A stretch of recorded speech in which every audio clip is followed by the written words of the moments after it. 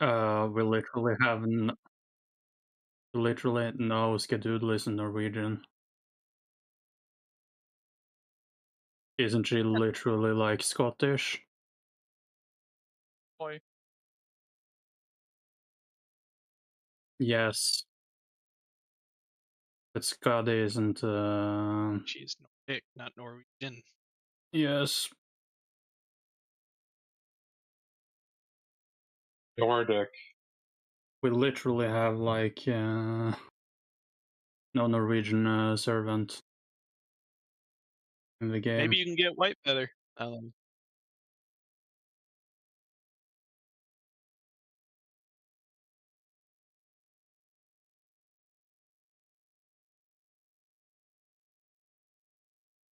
Wait.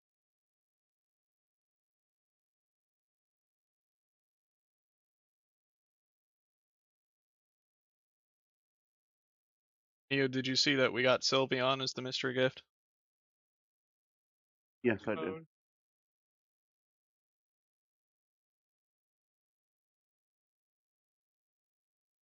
No, that's Vaporeon.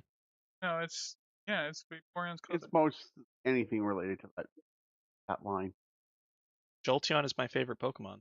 That back. Mikey.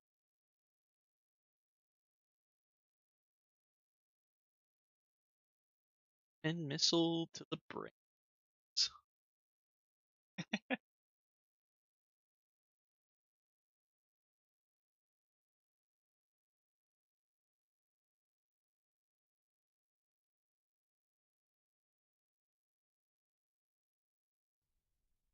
Now we know where we stand.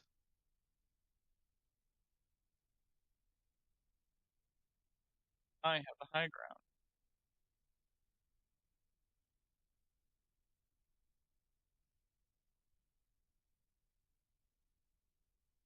Well, Bye.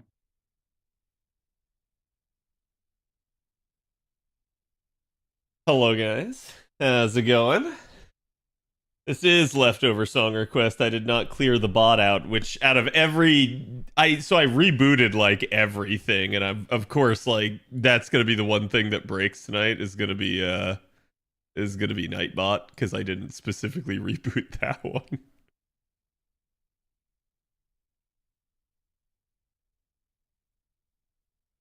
Okay, let me get today's tweet out. We should be good to go.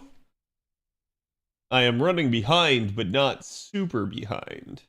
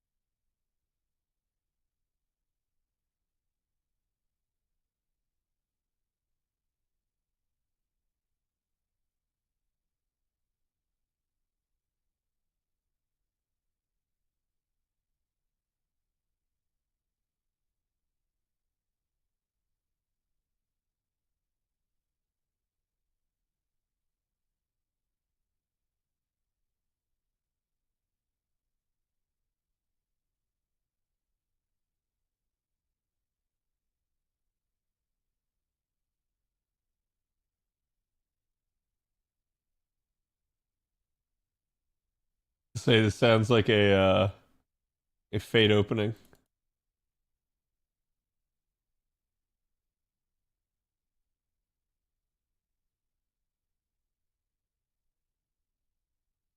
Okay, there we go. The tweet is live. Do me that favor, chat. Give it some love.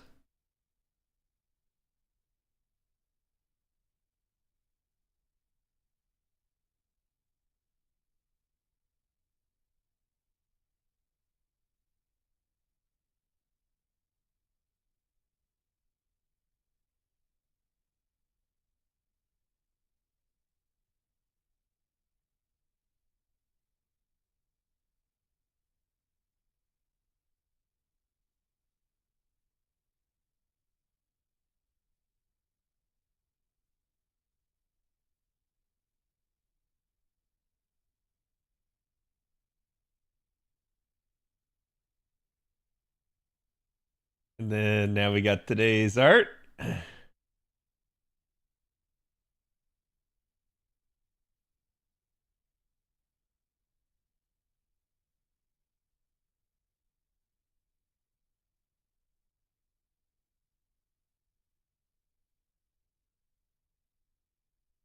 How's everybody doing today?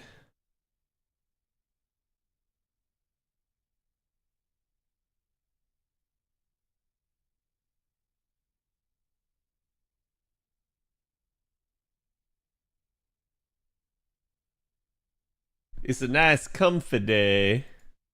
Okay. Let's get this party started.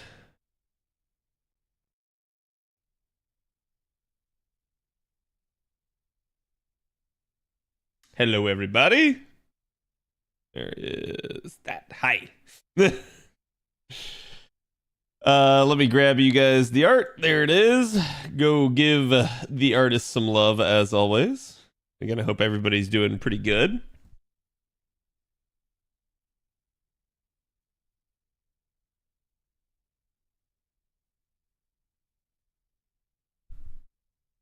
I guess we saw some BB action while doing a fight and JP's event. We did. I did see, I think it was All Might that posted, and I kind of agree with him. She's probably going to be a arts unit that has a lot of charge, which that's going to be an interesting thing, because that's definitely going to go against the grain no matter what it is. If it's either AoE, it's going to be competing against the likes of, Summer Kiara. And if it's single target, it's going to be competing against the likes of, OG BB. So it's definitely going to be an interesting, servant, regardless of how it ends up. Which, watch, chat, as she ends up being like an arts support or something. I don't think she will be. Her buff was, I think it was arts up and NP damage up, but definitely an interesting thing. It's a very nice piece of Lartoria art, as always. Her animations were flashy. I mean, kind of should be, right? This is not only BB we're talking about, but also a particular BB. And, on top of that, it's summer. On top of that, we're in Dubai. So you kind of expect some level of flashiness in that regard. I haven't done this new node. I assume this is the silver node, so I'm going to have to do some stuff here.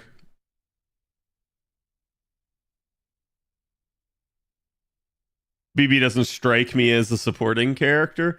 Yeah.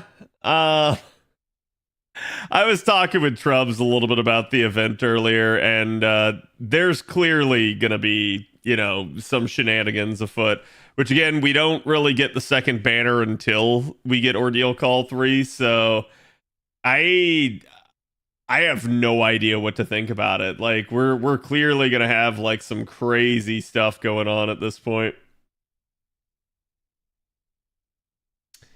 Okay.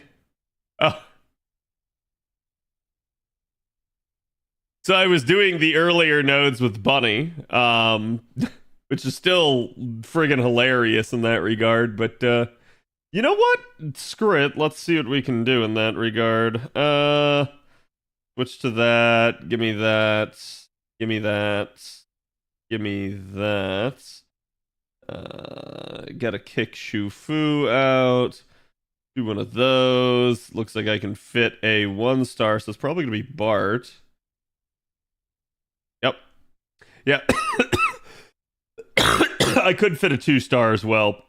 Literally, like, my JP 1 and 2 stars are not nearly as bonded as the other ones are, so I do have that working for me. But let's see if I can manage to get through the wave with all Buntorias here.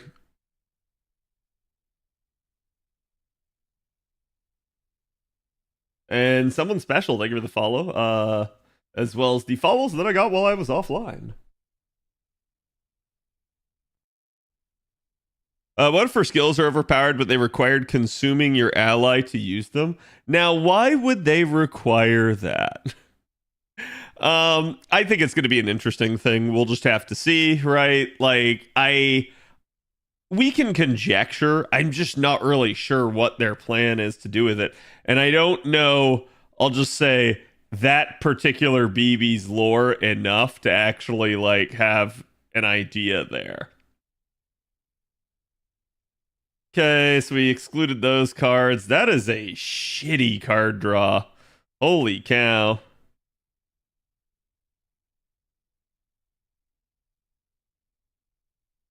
Let's do one of those. Gonna have to pray for some good luck here. In fact, I don't think I bother. I think I just take the NP because I don't think it's gonna work otherwise.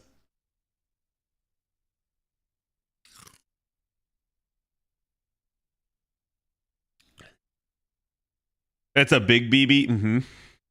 Tammy Cat looks so precious on the C. Yeah, I'm really surprised, honestly. Like, the C selection includes, like, servants that have even had, like, prior CEs before. So, if I'm disappointed about anything so far, it's actually been the CEs. It's not that their art's bad in any way. It's purely, I'm surprised at, like, who got chosen to be the CEs more than anything. But I guess like we kind of know now that a lot of their patterns involving summer are no longer really a thing. So it's not that concerning of a like outcome, right? Okay. Wow, this just keeps getting weirder.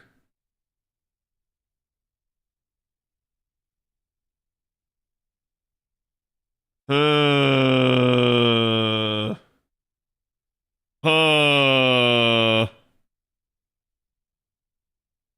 definitely pull one of these. But oh shit, I subbed for the wrong one. God damn it. I was not looking. Let's do that. That will kill. I'm gonna have to hope that does. And then I'm gonna have to hope that does. And it didn't. So there went my 3 turn. Feels weird, but I also have Merlin in the back line instead of Oberon to force this, so it just is what it is. Go ahead and card this out. There's no point in NPing with the final wave. Watch much of the Monster Hunter Wilds weapon videos. Yeah, I think I've seen them all. Like, honest to God, I've been at least visually impressed by a bunch of them. Like, we had, I think it was the bow one today. The bow actually looks really, really good. So I was kind of hyped for that. Also, Chad, is it just me or is this song like really low?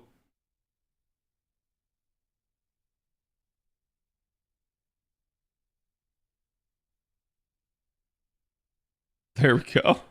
I couldn't even hear it. Not bow, Lance? Oh, just dual blades and Lance left, yeah. Well, I mean, do we know, like, are we gonna get a new one? Like, are we gonna, in any way, shape, or form, potentially get a new weapon with this Monster Hunter? I don't know if they said anything.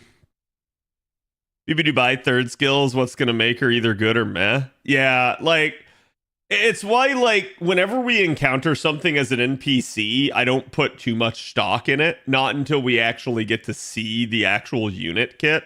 If they show up as a support that you can take, that's usually a better sign as opposed to, hey, you encountered them and you see some effects on them.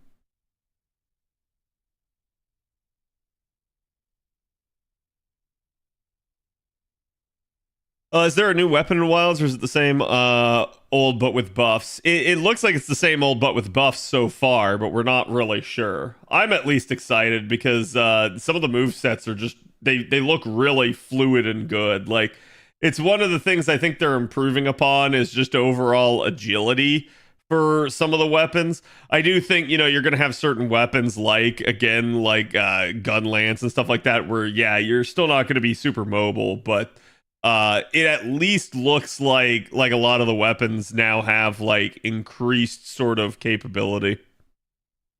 Noticeable speed ups, yeah. Hello, Shortcake, how's it going?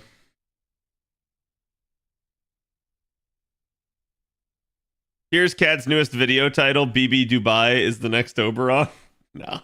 I mean, like, if I get a sign or an indication that that's the case, I will do a video like that. I have to also apologize, chat. I'm sorry I didn't get the seal video out today. And the entire reason I didn't is I totally forgot to upload it.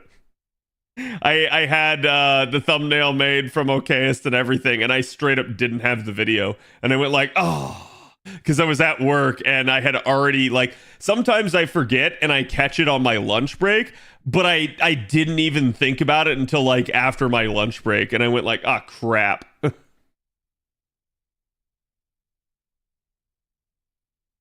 Luca. He's a fantastic guitarist. Happy weekend. Hello, Robo. Happy weekend to you too. Yeah, let me double check to make sure that was actually what it needed to be. Okay, it was.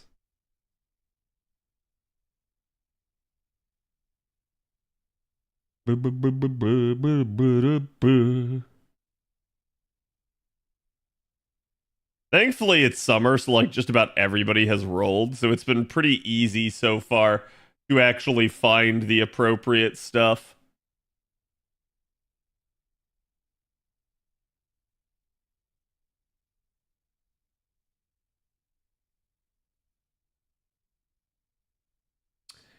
Just thinking about something.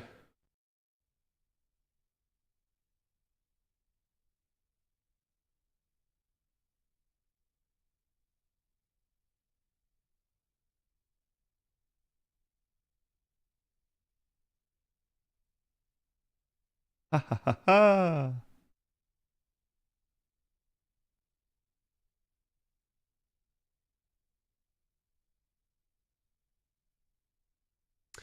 We got another Road to 7 announced for the 18th. Yeah, I mean, like, I've seen, like, the NA people are, like, trying to, like, hype it. Chad, Road to 7's boring. Y'all know. Like, everybody treated it as such when it was on JP. I don't know why people are, like, trying to get fake excited over it, because there's really not anything to be excited about. It's just straight up Road to 7. It will be interesting, at least for the recollections, than that one, because obviously, like, LB4 has some harder fights. And that's going to be more of the case, like, from here on out, pretty much. But yeah, I mean, it's Road to 7, so you guys kind of already know what the deal is with it. I'm excited for the voice actors. What do you mean? I guess. Excuse me. I gotta be honest, I haven't been watching the recap videos, mostly because, like, I don't need it, right? Like, I still remember the story to a large degree and everything. And honestly, a lot of the recap videos have a tendency to, like, miss stuff, which I find weird. Oh, hold on, chat. I don't know what that was. I don't know if that was the capture card or my monitor.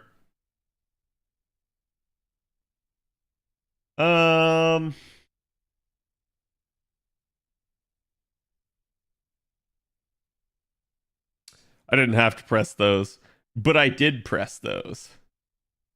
Just so that I could do that. And then so that I could do that.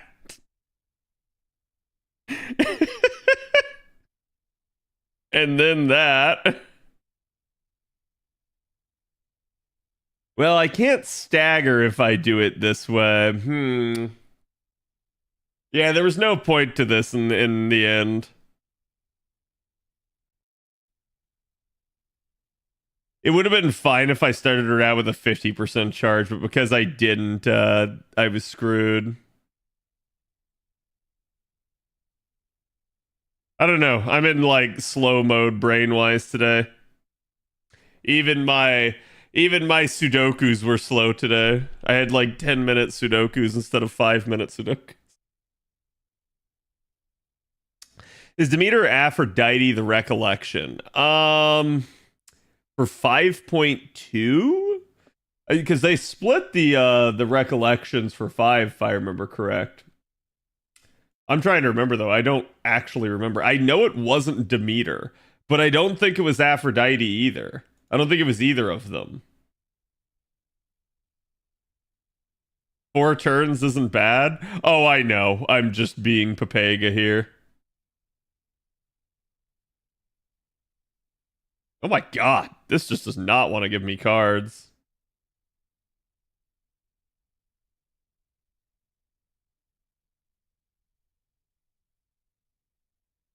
Okay, hopefully she's strong enough to crit that. There we go. Yeah, let me double check that for you. Okay, so there's Atlantis Road to 7. There's Olympus. The recos for Olympus were oh no. Oh no, it's the beast fight. And then Aphrodite. Okay, so she was one. And then Canis, interesting. Yeah. I do remember a lot of people dreading though that they were going to make Demeter the super reco and everyone was like, please don't do that." Just because that fight obviously has some annoying gimmicks for like duration. And that's kind of the interesting thing. They have occasionally given us a like, hey, this fight just low key kind of sucks, depending on what you're doing.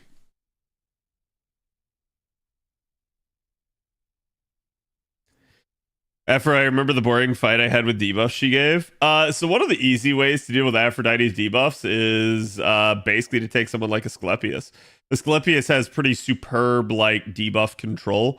Doubly so if you have someone in there like a Castoria or something like that. She just really is going to end up like working with the Asclepius and helping protect the party and keep them like cleansed. So that's a really, really nice way to like defeat her. Doubly so now, as you guys might have someone like Summer Charlotte who can actually be an art single target for you. So there are ways of kind of dealing with it, but yeah, it is a interesting fight nonetheless. Is Andromeda good? That's a difficult question. She's not bad. I think the issue that I have with her at this point is just the damage and the fact that she's quick.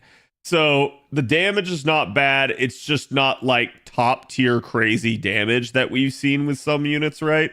And that's okay. Like it doesn't mean the unit's unusable or anything like that. So it's just one of those deals where like, yeah, I mean, you do have other units out there that outscale her. So it's up to you if you really want to be like the meta slave or if you want to just kind of go after, you know, a unit that you desire for looks alone or personality or whatever.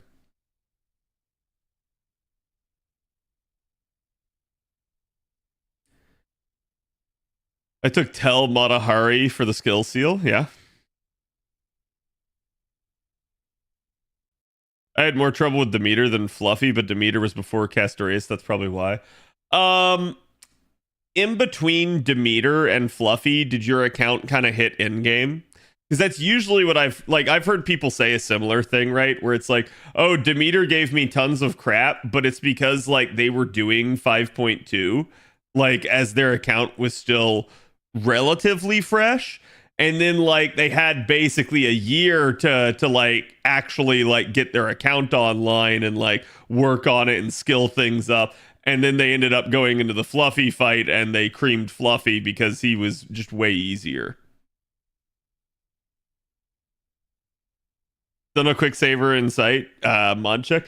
Yeah, I mean, I gotta be honest, I don't care. Right? It's the same issue as like as the Erish issue, right? Where it's like, okay, well, why don't we have an Erish? I don't know. And they went like way too long without giving us Erish. So much so that they had to apologize and even admit that they took too long. So what the hell are they going to do when they finally end up getting around to fixing Quick? Like, it's just going to end up being a really weird circumstance for them, I suspect. They're going to be like, oh yeah, let's totally finally fix it. And then they're going to be like, they're going to see everyone's reaction being like, oh, finally, oh. And then they're going to be like, oh, should we have done something about this before now? Yes.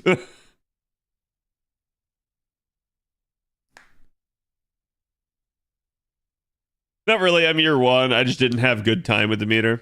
It can happen. I think one of the issues that like LB5 really does well for challenging accounts is LB5 is probably the first time in the game where you actually don't just need like to have a good unit of a class. You need to have multiple.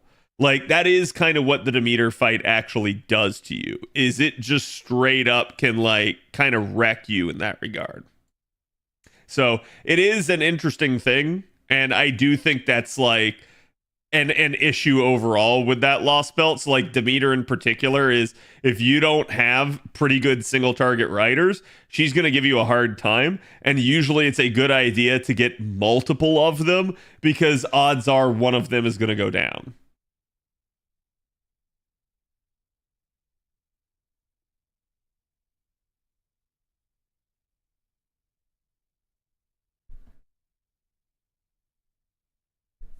Is the problem with quick that it's bugged or because they just make the units bad? So quick units aren't bad. The issue with quick, and we can kind of quickly compare this, right? But it's like you have arts, and I like to use this analogy a lot, but it's like you have arts, buster. Oh my god, that is not a B. Holy crap.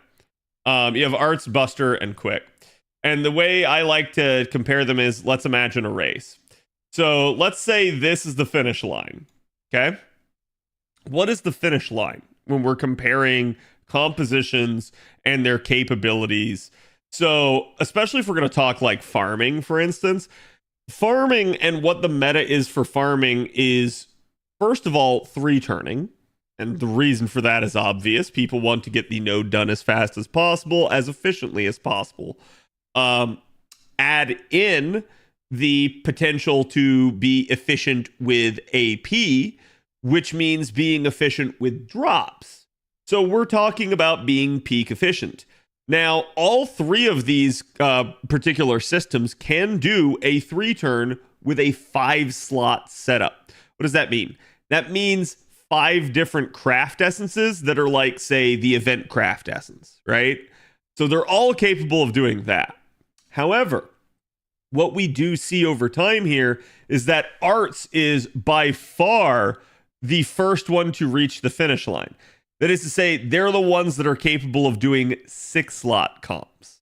They are very capable. They have multiple coverages for options in terms of supports. So you don't even have to take, like, say, double Castoria even to do this all the time.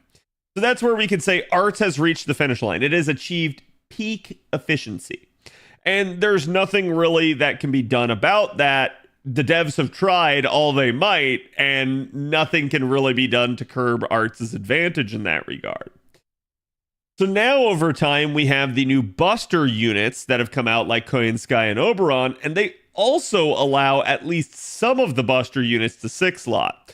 Furthermore, they bring Buster into a new era, in which case everybody basically can 3-turn with them. The only exception are Buster units that simply just don't even have 10% charge, which we did have for a while there, at least a couple of them, like, say, Iskandar. You have Summer Kuro kind of come into the game, and I guess she sort of enables that, but Summer Kuro is sort of her own beast in and of a nutshell, and a lot of people don't want to have to use Summer Kuro because she's extremely clunky to use. So in that regard, we can look at this and we can say, okay, well now because of the new Buster units, Buster has reached that finish line. So all that remains is Quick. And the only issue with Quick as a system is that Quick just simply lacks options. So what options does Quick lack? Well, for starters, it doesn't really have a good sustain support. It doesn't have somebody that's like, say, a Merlin type or maybe even a Castoria type. It's really good at either party protection or really good at increasing the livelihood of the party down in a long form fight. So that's already an issue right there. Quick also does not have any real way of breaking up charge increments because it's only 2 true supports. Both have what we like to refer to as block 50 charge. So block 50 is great. It's a ton of charge and you're getting a lot out of it. But the difference is we're comparing, like, say, Scotty's 50% targeted charge skill with, say, like Castoria's ability to have 30% and 20%. So Castoria can break that charge up. Buster does kind of have a similar issue, but Buster has more options on the support front. So they do have 30% chargers. They do have other units out there like Oberon that give 50 and 20. And again, you can still use other units in the quick system to try and achieve this effect. But the issue at play is they're not true quick supports. And so they're not going to be as strong as if you actually had a quick support that could do those things. So as a result, the quick system is still kind of not at the finish line. It's still pretty well mired in this 5-slot sort of setup for the majority of its units. You do have the occasional unit that can hit 6-slot, but they are usually the exception, not the rule. And honest to God, a lot of that really still depends on you probably taking like an Oberon or somebody in the back line. So that is definitely a issue for Quick going forward. It's lacking that same potential efficiency. It's not that it can't hit that efficiency, it can. It just requires a specific set of circumstances. So it's a really weird sort of issue, but Quick just basically lacks support options. The units themselves are not terrible, but if Quick does get more support options and it becomes more robust at both farming and challenge content, it'll be good. Where Quick does live, ironically enough, is Quick lives in the status of like RNG and critting.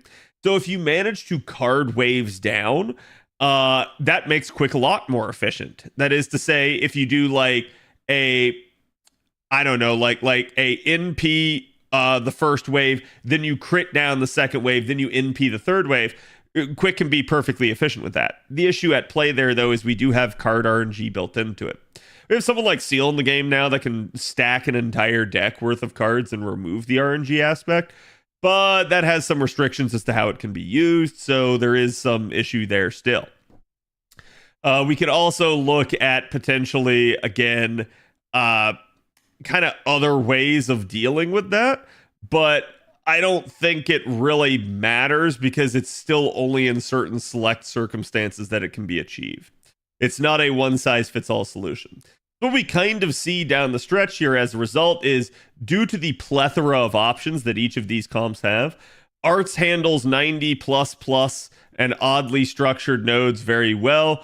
Buster handles 90++ and oddly structured nodes very well. Quick can, but it really depends on the unit, and it really depends on the node setup. If the node is not set up correctly, Quick can't, and that's its biggest issue right now. So I do think Quick just straight up needs options. It needs some like low star options. So we're talking like 3-star and lower type of supports. And we're basically talking about, we also end up needing, like, again, some sort of like survival expert for Quick in terms of its actual true supportive nature. I do think there are options, and again, people have brought this up before. It's like, well, why can't you just take a Castoria in a quick comp? Why can't you just take a Merlin in a quick comp? You can, but again, it's just you're robbing another card type's like support in order to allow yours to function. So it's naturally just not as synergistic or as strong. It's not that Quick's bad. It's purely that Quick lacks the option. Why don't they just give a Castoria type unit for Quick?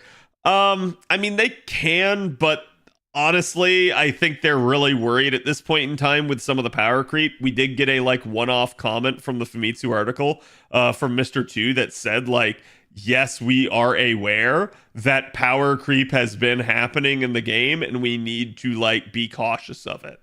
And I'm like, you think? Holy hell. It took you like, God, what, 3 years before you finally figured out that you had insanely power crept everything? I don't know. So it is what it is. I'm sure they're at least somewhat cognizant of like, hey, should we add another unit with solemn defense to the game? Should we add another unit that's a 70% charger to the game? Should we add another unit that has split charge or, again, does insane damage? So these are the things that I think they really worry about at this point in time. And they should. Like, I've had people before tell me, like, oh, well, it doesn't matter. We're, in a system that shouldn't require any sort of issue there, right? Like, whoop-de freaking do. We straight up, like, have, oh God, what was the point that I was getting at there? My brain just reset.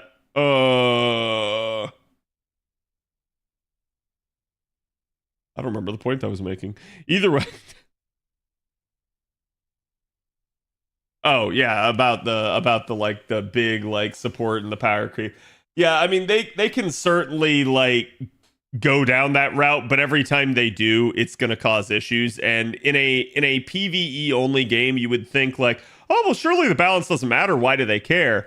It definitely does matter quite a bit. So that's something you got to be a little bit careful of. It's just one of those deals where, like, if they allow too much power creep, people don't roll for things. And the example I can give you guys is, like, for instance, chat, I'm a new player. I need a Lancer. Who should I roll for?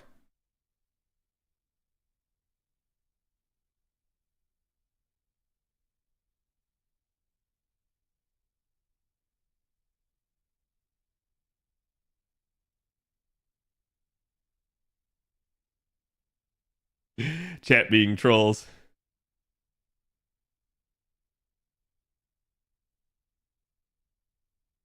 Erish easy. Erish has gotten a lot better, at least to her credit. But yeah, no, I mean, like, most people are still going to tell you Melisson. And the reason most people are going to tell you Melisson, part of that is going to be the popularity argument, which is why a lot of people are saying Erish as well. But the other reason that a lot of people are going to tell you that is because damage. And yet there's still yet another really good reason. And that really good reason is because she functions as both a single target and an AoE. So this is too strong. This is not good for the game's balance. This basically means that you have a one-size-fits-all solution, which ends up invalidating a lot of other options in the class. So balance does matter because ultimately, while people will roll for their waifus and husbandos, they still need a functional account. And when you have an option out there that's an easy suggestion because it is a one-size-fits-all solution for both single target and AoE needs, you done fucked up? It's that simple, right? Like, that's the issue that they're going to run into.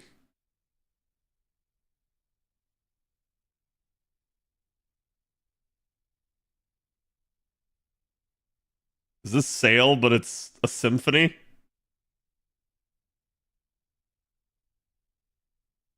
Or are they saying Bail instead of Sail?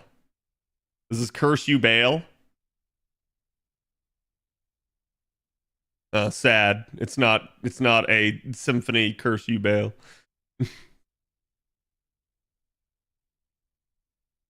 Black Grail 100% charge, a hell of a drug. Right, yeah. And I'm not saying this to like shit on Melisson. I'm just pointing out a simple logical conclusion. And that logical conclusion is that when you make one unit too strong for a class, you have issues. Another example of this that I can give you is Tiamat. Tiamat is so strong that she outdamages the vast majority of casters, riders, and assassins. And when that's the case, if I roll a Tiamat, why do I need any of these three classes? So we've got issues, right? We certainly can't have that sort of thing if we want to have a profitable game.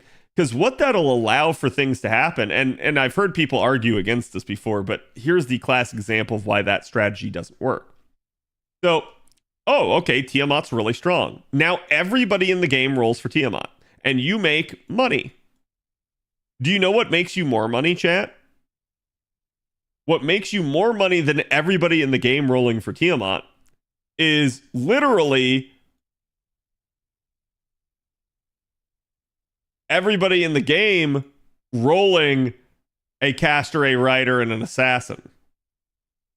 This will stack up to be more money than every single player rolling the one unit. So that's naturally going to cause issues. And it's not that simple. Like, people that roll Tiamat might still roll one of these classes. but there's definitely going to be a curbing of rolling. You will have gameplay only players, and you will also have players that just go, you know what? I like that unit. I was on the fence, but money's tight right now. I don't really want to spend it because I do have that Tiamat. So that is sort of the issue. What works better for the game in general is when you balance everything across the board. So that way, like, okay, and I've said this before too, right? Like, your best sort of solution is like, let's take a Saber, for instance. So let's take OG Saber, okay? If OG Saber does this amount of damage, that's, an interesting amount. You have no reference for it, so let me give you a second one. And then we said, I don't know, like, let's take Ibuki, for instance, right? And what if we said, hey, Ibuki does only this amount of damage? Well, no one's going to roll Ibuki, right? Well, for starters, there's always the waifu argument. But what if we, on top of that, tacked on a niche that in situations allows her to outperform Artoria? Okay, that's got some balance. What if we have another unit, let's say Yamato, Takeru, okay? And let's say if Takeru is very similar, Takeru ends up having like 2 niches that allow for even more potential damage, right? Like, this actually does have a balance issue with it, because it is perfectly okay to do this sort of thing, where in certain situations, unit number 3 is the strongest, in others, unit number 2 is the strongest, and when neither of those situations apply, unit number 1 is the strongest. That means it's a good strategy to have multiple of these units. And that way they make more money. So I've said this before, but like, splitting everybody into niches actually is the smartest thing that they've done. They're going to end up getting the most money out of doing that, rather than having a unit that, say, does this amount of damage naturally all the time versus all the other units doing, say, like this amount of damage. Everyone's going to roll that unit. And that's the issue that you have. Is that why Kukulkan got her skills like that? Oh, no. Listen, what I'm telling you is Kukulkan is the unit like that. She is that unit. Kukulkan's another one of them. And it's stupid. She shouldn't be that strong. Like, it actually does. Like, chat, how many of you guys want to roll Voyager right now? How many of you guys want to roll... Well, I mean, I guess Hokusai again is going to have that waifu argument, right? But, even with the buff, Hokusai, I don't think is still going to challenge someone like Kukulkan. So, it's an issue, right? Like, there is going to be that argument no matter what you do of like, hey, do I actually need to do this? Wait. Oh, it was the card lock. I was going to say, did I just actually random draw? Is Arcuid like this? So Arcuid kind of like was, but what made Arcuid really strong, and you guys can actually go back to my servant analysis where I talk about it. So when she first comes out, her damage is good. But over time, we've had so much power creep that Arcuid's damage wasn't one of the top ones anymore. And so as a result, what really truly stood the test of time with Arcuid is that Arcuid was an insanely good, simple, fast clear for things. If you didn't have the damage for a node, okay, maybe you don't use Arcuid, but Arcuid still was a very simplistic, just double Koyanskaya with an Atlas type setup. So you could do a lot of really easy, like, fast farms with her, and that made her nice. But when we had the Fifth Append get added in, if you have Arcuid's Fifth Append, boom, there you go. She actually does do a whole lot more damage now because of that. It's not like, oh man, like we added 50% damage, but it did add like 20%, 30% more damage to her. So it was a significant leap, and this does put her back sort of in the upper echelon of units. What niche should Arturia have if she if she was made nowadays. Honestly, they don't really need to give her a niche, right? Like, not every unit needs to have a niche. It's just units without a niche should usually do more than units that don't have, or that do have a niche. Because the units that do have a niche, the niche should propel them beyond what the unit that doesn't have one is. So if that situation comes into play, they deal more damage. If that situation isn't in play, they deal less damage. And that is a situational balance, and it is good.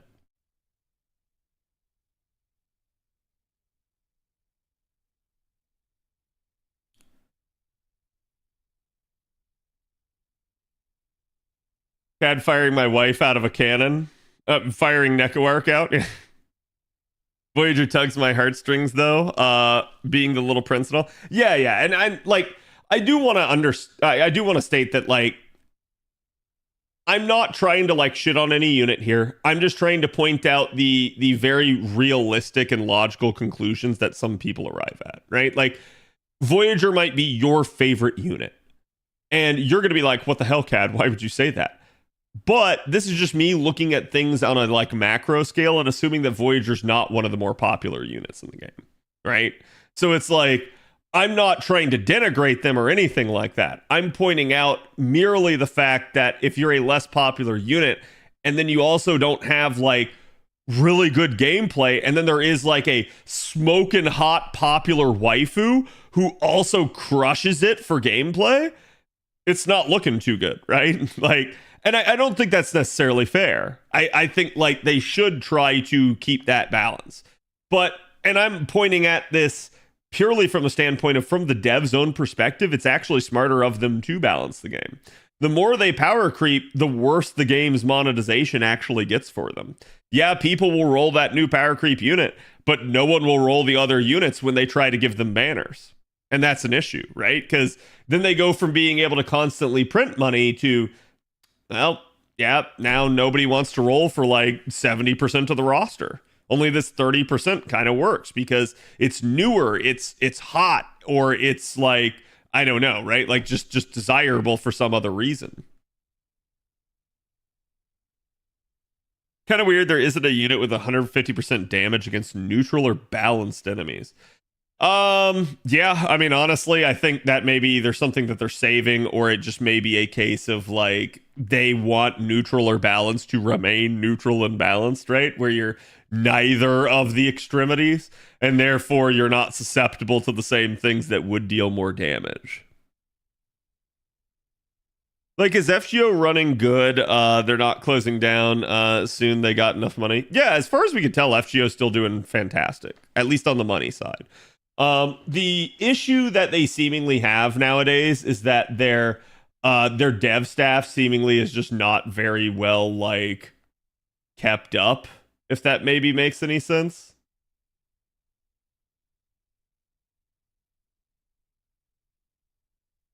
So like, we do wonder from time to time if they're actually getting enough like what's the word I'm looking for? Like if they're actually getting enough like investment back into them. That does appear to be an issue.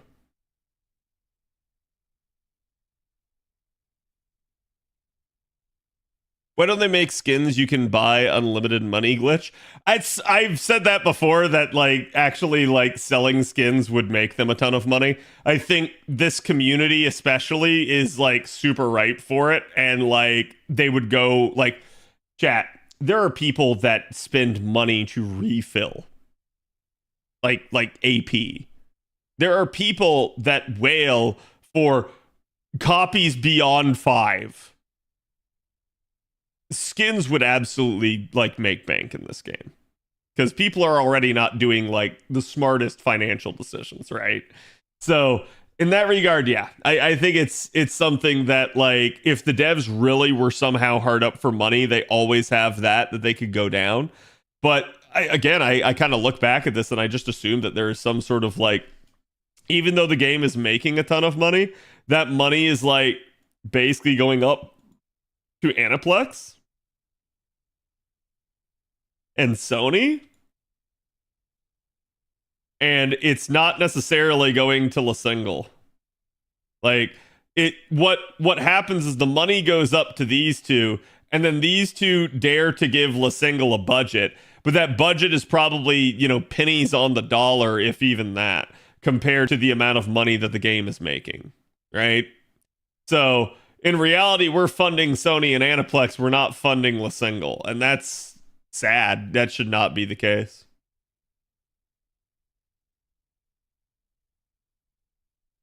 Damn, I need to save for Arc then. I mean, you don't have to have Arc. The one good thing about Arc is that Arc is, you know, a moon cancer, and not only are you getting a ton of moon cancers with this event, but I mean, also just moon cancer throughout the stretch of the game has not been like, it's been one of the least used classes. And this is something that I find really funny, right? Because like we can look at this all we want. We can see that over the past 2 years now, the devs have been putting a lot of emphasis into things like the extra classes. But the issue with that is it doesn't matter because we still have 7 years of content where that wasn't the case, and it was the 7 base classes. So they can do that all they want, but I'm not sure it's actually making like a difference, right?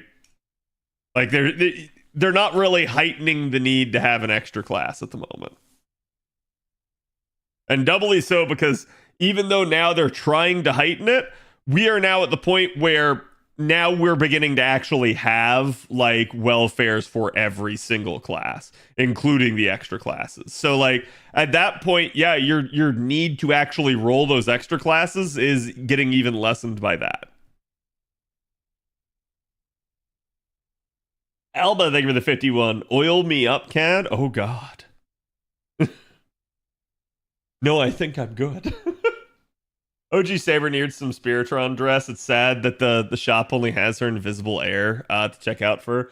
Yeah, and I'm actually not the hugest fan of the Invisible Air. Like, don't get me wrong, it's iconic, but I certainly like having the capability to actually, like, you know, utilize my like my Excalibur and be able to see it, right?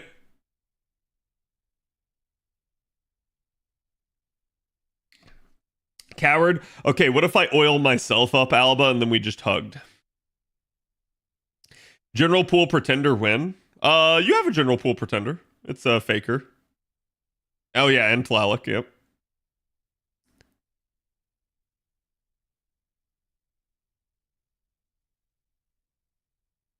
Oh god, that was a I've got to look at that. Let me make a note for myself here, chat.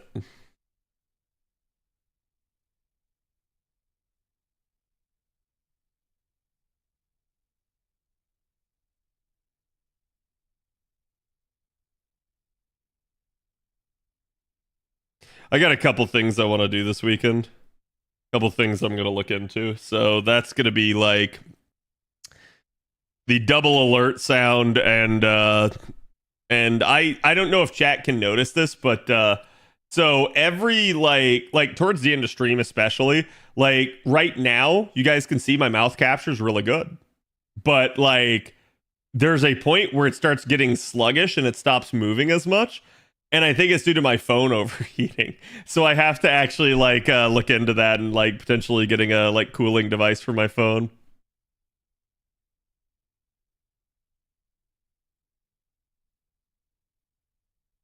This game went what 7 or 8 years after BB's release before getting a second single target moon cancer. Yeah, I mean what? We still don't. Well, yeah, okay. Seal is now one. I was gonna say we still don't have one, but my brain is already on the fritz.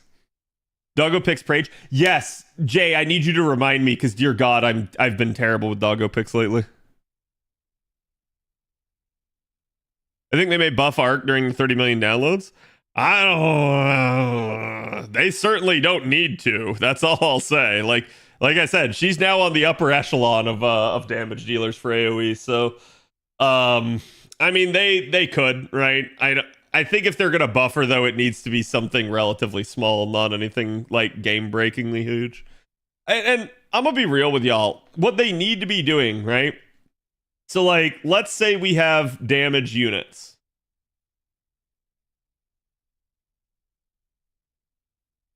Okay.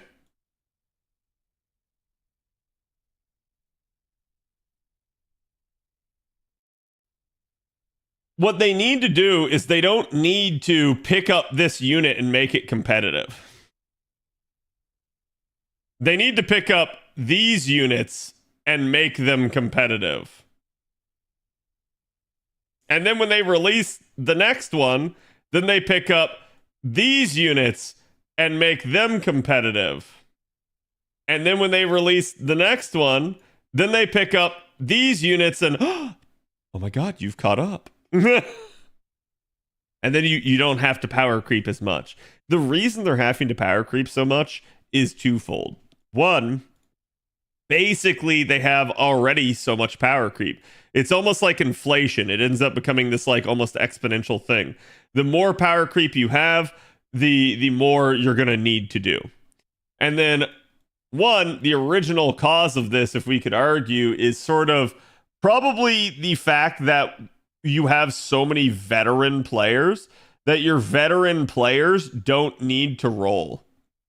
So one of the easiest ways to get them and to entice them to roll is to power creep, right? So like, let's say I have Artoria and my Artoria does good damage. Well, one of the easiest ways to get me to roll a new unit is to release a unit that is stronger than Artoria. And then I might go, oh crap, well maybe I need that unit. I mean, I'm not going to do that, but like, hypothetically speaking, okay? But that is a thing, right? Like, so you will see some players go like, oh, okay, well, yeah, maybe I need that new unit. In fact, I get these questions all the time. Like, I let's say new unit comes out. Somebody comes into my chat, Cad, do I need to roll this unit? It's that simple. And in a lot of cases, they're veteran players. So it's just the way that some people think. Oh, here you go, chat. So my mouth is kind of doing it now. You guys can see it's not reacting as much, and it's getting a little bit sluggish. And so I'm actually having to like refresh the connection on it so that it actually gets a little bit better.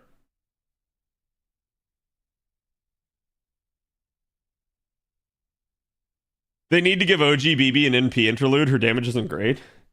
Didn't they? I feel like they did. Did OG BB not get an NP interlude?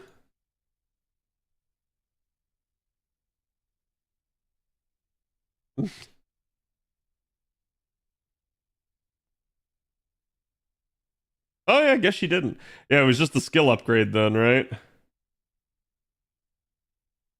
Yeah, she gets even more party charge, arts performance up. I was gonna say, I know they increased her damage, but yeah, I mean, honestly, she could use it. I do understand that the devs don't want the welfares to be powerful. I think this is another logical conclusion. So the welfares are all like pseudo 5 stars. But the issue at play here is that they actually truly make them stronger than a 5-star. They're giving away a unit that's better than the unit that you need to be gotchaing for.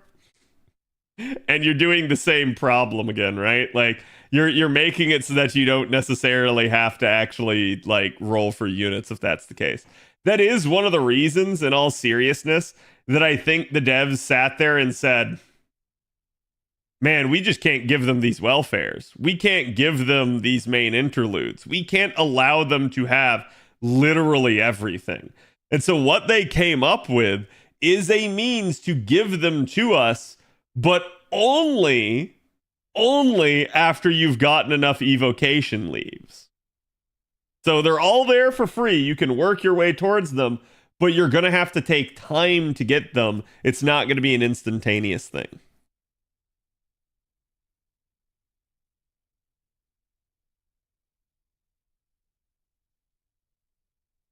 Iori exists. I mean, Iori does exist, correct? I could see her have an NP interlude before the end of the event. BB? Yeah, I think it'll depend, right? Like, I could see that as well, but we'll just have to see. I do think this entire event is BB-centric. I do think it's going to be Sakura 5-centric. I do think there's a lot of stuff going on here, and I will not be surprised if by the end of Ordeal Call 3, you have all the Sakura 5. But we'll see. What is you listening to right now? Bale. We're listening to Egon curse Bale from the Elden Ring DLC because chat loves that line.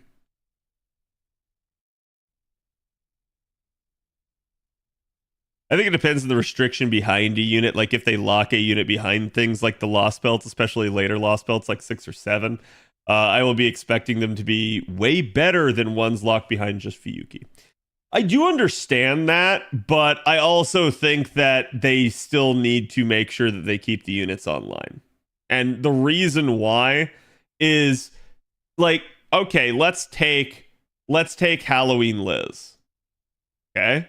Halloween Liz is a welfare from the very first Halloween event. She is an AoE caster, and her damage is poop. That is the simplest way to explain it. Okay? So what's the problem with Halloween Liz? Well, her damage is poop. It's not that Halloween Liz should be doing more damage than, say, like Ask. It's that Halloween Liz is A, not even remotely competitive, and B, would struggle to ever do any high level content, 90 plus or plus plus. That's your issue.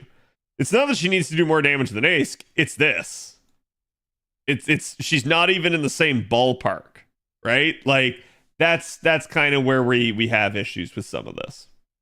So they need to pick up the older units and say, hey, you know what? Maybe you need to actually be able to function.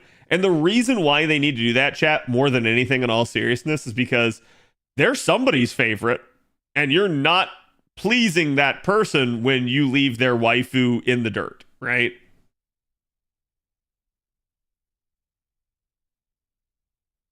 I love how Egon hypes you up in the monologue too. It's funny because I saw a ton of people with the bow preview today for Monster Hunter Wilds. They were doing the curse you Bale line. They're like, is this Bale post? I'm like, yes, excellent. Perfect. Let's buff Ryder Kentoki. I mean, I think you could, right? But like, obviously, if we're going to buff the welfares, we need to certainly make sure our 5 stars are better than them. We need to make sure that there's actually a reason to roll the 5-star. I think people have too much focus on farming that I believe Quick seems more designed for challenge quests. See, I don't think so, right? Like, and hear me out on this. I do know for a fact that who uses Quick the most are our min turners. However, I'm going to just go ahead and I'm going to take this and I'm going to throw this in the trash. And the reason why is simply because I don't consider min turning for any sort of balance purposes. It's not me saying like, oh, min turners are evil or anything like that. It's me simply saying that yes, min turning is a thing, but it is a more restrictive player-made challenge that didn't exist like in the actual game. The game does not force you to min turn. Players choose to. So that's where it really does pop off. There are certain challenge comps like Van Gogh comps, for instance, that can be really good in challenge, but Quick still has that card RNG aspect, and it still really does lack that actual survival down the stretch. So that is the issue that I have with it overall. I do think there are certain Quick units, though, that are good for it. But yeah, it's like, I don't think it necessarily is going to hold a candle to, for instance, and I'm just going to go ahead and throw this out here, the Invincible comp, which both Arts and Buster really do well. Quick can do an Invincible comp, but it's not like that great. Okay. Now, is that a fair assertion that to like say like, oh, well, you know, that's bullshit, Cad, because the Invincible comp is like this just easy cheese. It's like, yes, it is. That is exactly why I say like those are just dominant for things like challenge. They're not a one-size-fits-all solution. They don't do every challenge. But yeah, dear Lord, like they just have all the tools in their kit and in their various supports to actually be able to handle anything the game throws at them. Super dumb question to ask, but is there a way in the future of NA for someone to acquire Saber Alter Santa? Yes, it is quite literally going to be in the Evocation Festival that we were talking about. So Evocation Festival, it sounds like an event, right? It's not. It's a permanent feature added to the game. And what it does is it actually allows you to acquire old welfares. So NA doesn't have it yet. We're actually going to start getting it next year, and you will, like, not right away, but they will come in waves and batches where you'll be able to acquire the older welfares, and she'll be one of them. That's actually how I got mine on JP. Taking the minimum amount of turns to finish a node, yeah. So, like, when we start talking about, like, oh, 3 turning, that's a thing. But, chat, do keep in mind that there are some CQs that, like, can't be 3 turned. Okay? So, what min turning does, it's sort of like, hey, can I do it in the least amount of turns possible, in the most efficient way possible? And that's where, like, quick actually really does, like, pop off. 1, because quick is extremely crit oriented. And 2, because quick is card RNG. So if you get the correct RNG and everything synergizes perfectly, yeah, you get a min turn. You get insane performance. For instance, both like God, what? My brain. Both Achilles and and Okida are both fantastic for that sort of thing. I don't know why. I could literally picture both of them, but my brain could not spit out their name. We had a discussion the other day in which people wanted to buff Halloween shooting with a 30% battery. My issue with that buff in particular is that she'd overtake the other single target SSR casters with that, especially in niche, and she's free. Yeah, though I will agree, while that is an issue, Avalon, that 1, she probably does need a charge skill, and 2, if she surpasses them, then maybe the SSRs need buffs. And I do think that's the case, right? Like, we've talked about this before, but, you know, obviously things like our single target archers need some attention, but I do think casters are kind of right there as well. We've had, like, upgrades to, again, like Ilya and Sanzang, but they haven't really been damage upgrades for the most part. They've mostly been, like, charge performance or, like, support performance type of upgrades. The SSRs to get buffs before her. Yeah, and that may be a thing. Like, I'm okay if they want to go, like, hey, you know what? Let's buff the welfare, and then the welfare is, like, temporarily stronger than the SSR. I don't have issue with that. I think the issue that I have with this, and the reason that, like, say you might have issue with it, right, is that the devs have not been on top of their buffs. They have been extremely slow to buff units that need it. And so, like, it's a matter of trust at this point. Like, do we trust them to actually get around to it in any sort of timely manner? Or are we just going to have, like, 5 years of the welfare being the better unit? And a classic example of this is Semiramis. Do you think someone like Izumo needs a buff? In the same vein that we were just talking about, but otherwise no. An MP5 welfare out damaging an MP1 SSR. I am too, as long as it's close. If it's not close, we have problems.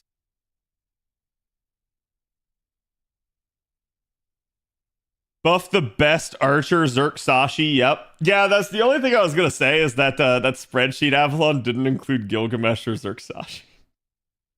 And don't get me wrong, I know, like, we only went for the top, but, like, yeah. She in the mud. Yep. Somebody needs a buff bad. She has for a while, right? And that's not like a stretch of the imagination by any means. Semi has only ever had, I think, the 1 upgrade, and it didn't really do a lot. Iori was a bit crazy, frankly, for welfare. Iori is good, but Iori is also overstated. Like people sit there and, like, again, Iori's crazy. Not really. Again, we can absolutely out damage him, but it is a thing. Yeah, like where I've started to notice the craziness. So, like, for instance, we went over Seal yesterday, right? And I talked to you guys about how, like, her ability to swap cards and her 50% charge, that's really all she needed to be good, right? Just that. So then we start seeing, oh, well, she gets charged per turn.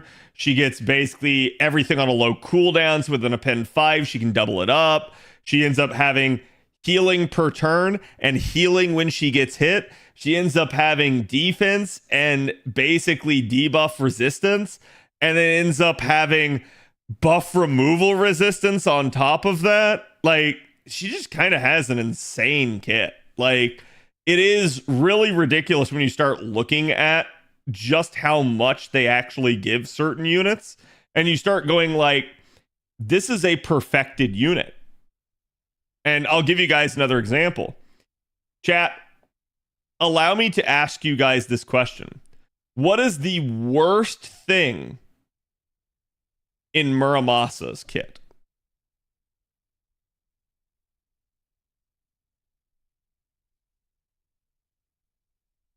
And this is actually going to be pretty astounding to you. His damage. Yeah. Yeah. It's actually his damage. Muramasa is so freaking offensive, you cannot stop him. So that's where, as we start to look at like how many things they give a unit, and then you go like, okay, well, how do we make another unit better than this unit? Well, the only way is damage. And that's where, like, I still remember, like, okay, well, Takaru came out and Takaru at damage Muramasa. Muramasa fans were angry. Basically, we started getting buffs to some of the Buster units. Muramasa fans were angry. And I'm sitting here just going like, no, it kind of needs to happen. Muramasa literally does everything. So when you have a unit that has that many bells and whistles on them, it's very difficult to ever surpass them. Again, you could look at a unit even like Kiara. Kiara has just repeatedly, and I'm talking OG like Alter Ego Kiara.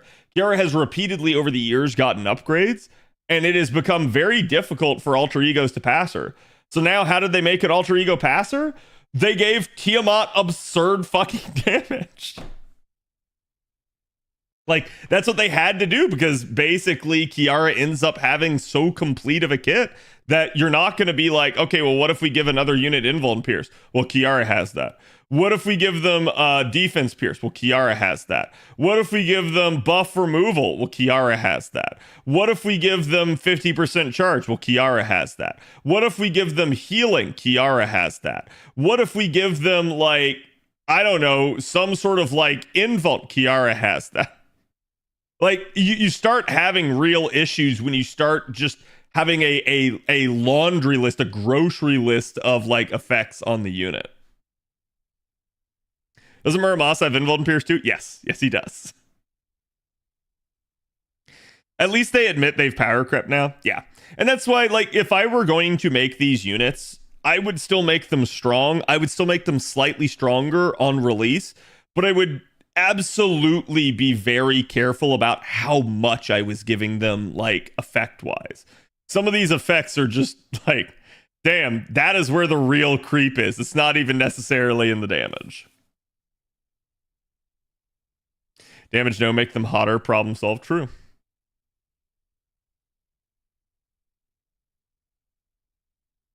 Did they give all the year resistance to Kiara or what?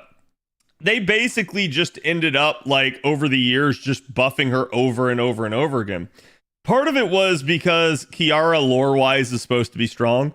The other part of it was because when Kiara first came out, she had low damage and she did not loop in spite of having the 50% charge, unless you had her at, like, I think it was like NP2 was usually what you needed in order to actually hit those break-even points.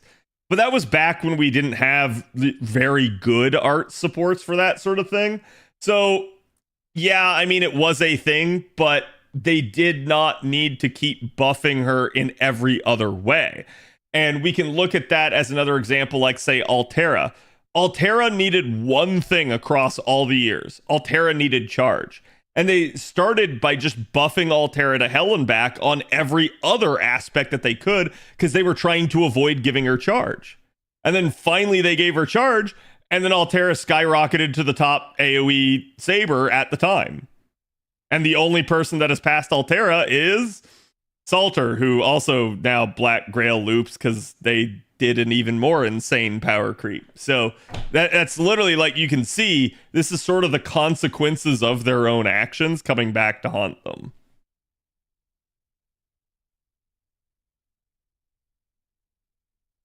Kiara's a skill monster. Yeah.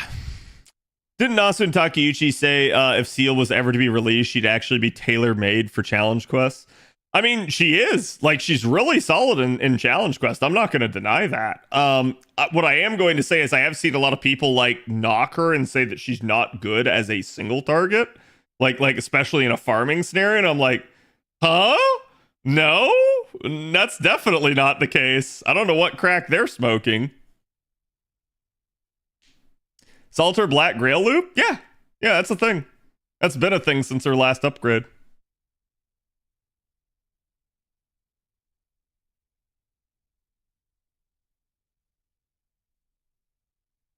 Salter is insane with a pen 2 and 5. Actually, you don't need a pen 5. A pen 5 doesn't really do much for her. It's so let me go back and look, because I actually did figure out an append 5 loop for her.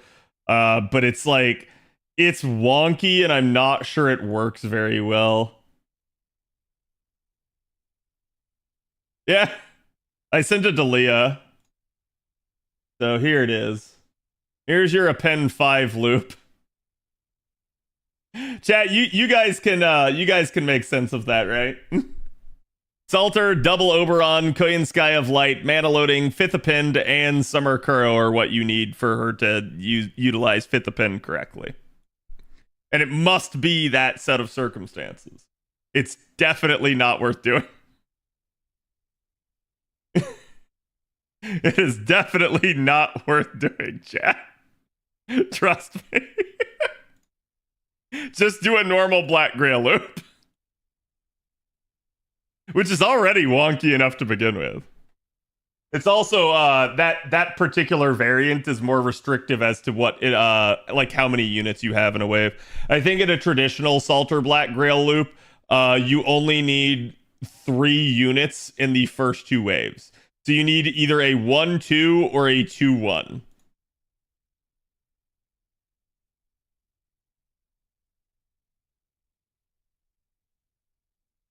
I had Altera on the bench until they gave her battery. Now she's one of my farmers. Oh yeah, no, like Altera's damage is actually pretty nuts.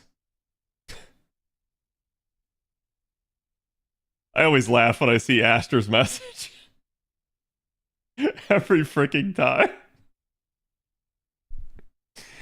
I'm not touching all those buttons. Yeah, I don't blame you, right? Like, there's just no reason to do that. People have too much farming in their mindset.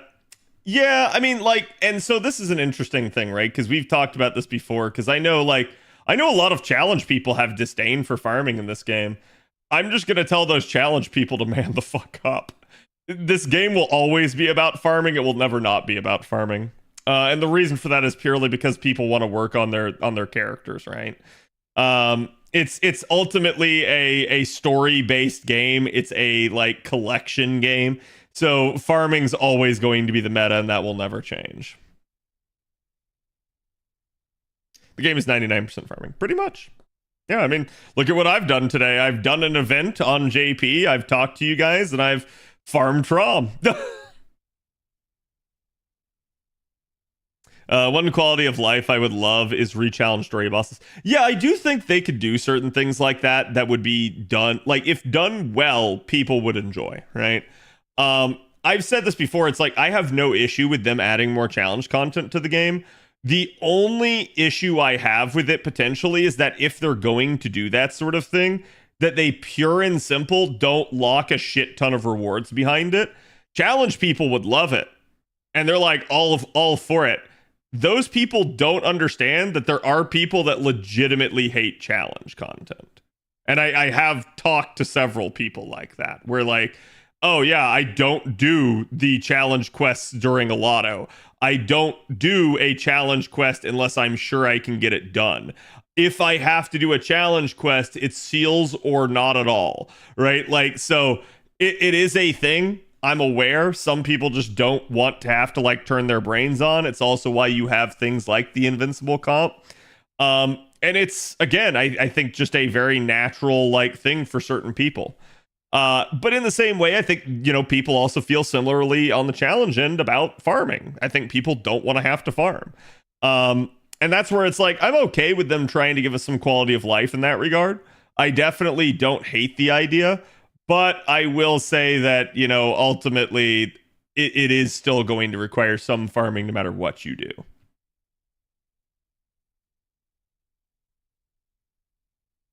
Asking again, what's the benefit of doing the main interlude final battles for Oku and Seraph if I've already completed them in the past? I think if you've already completed them, you don't have to do them. There may be an actual like end reward for the main interlude. I don't remember off the top of my head.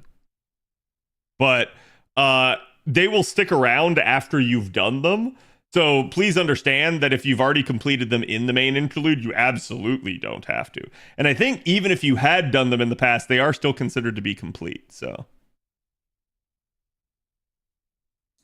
there are challenge min turns with level 1, 2, and 3 units of some Zerkers, etc. Yeah. And that's why, like I said, like, chat, I know people want to consider min turns because they're cool, but no, we absolutely cannot allow any sort of min turning, like, specific type of mentality to ever impact the game's balance. And the reason why is because, yeah, exactly that. Like, there's just no way you can allow something like that to be considered to be the norm, right? It's the same thing as being like, oh, well, everything in Elden Ring should be 200% harder because some dude ran through at soul level 1 and killed everything with a torch. And it's like, listen, there are legitimately really good people out there, but no, that is not normal. Min turning's a luxury. Exactly. Yeah. That would alienate the vast majority of players. Right. And that's something I think a lot of people don't understand in general when they start like offering up these sorts of opinions. And I'm not trying to like point out anyone in chat being like, how dare you or anything like that. I'm just saying like when you get people that are like, hey, the game needs to be this way because I did this extremely self-imposed challenge and then I expect everybody else to follow suit. No, you literally you can't do that, right? Like, it's just not going to go well with the vast majority of players that are not playing by that same set of self-imposed rules. Like, for instance, I once saw a player that insisted on never using a duplicate servant. So, like, this comp would be impossible technicality for that player. And it's like, that gave that player really unique viewpoints on the game, but also at the same time, those viewpoints were largely just considered to be invalid. And the reason why is, again, self-imposed restriction, right? Like, I don't know, you don't have to use doubles, but why would I like think like nobody should be able to use doubles, right? Like that's equally going to end up being a problem. It's like expecting permadeath in Pokemon because you play Nuzlocke. Right, yeah. And it's like, look, I'll be real with y'all. I'd be okay with like, hey, we've got a Pokemon game. Let's have a permadeath setting in the options that is optional that you can turn on. That's a-okay. But being like, no, the game must be permadeath is like, no. That's gonna cause some problems. Like at that point, that's a go off, create your own game type of deal. If that's the thing you really want to see. Hold funerals for all your Pokemon.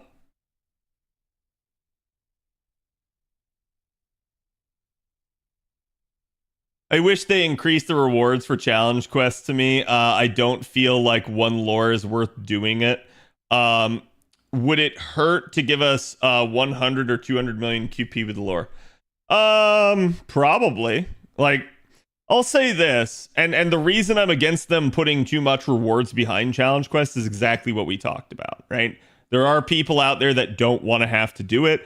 The more rewards you put behind it, the more you increase the anxiety for those players, the less they're really even gonna like want to play the game at that point, because they're gonna feel like they have a gun to their head that they have to do it. Like they're gonna feel like there's so much FOMO locked behind a challenge quest that if they don't do the challenge quest, they're just screwed.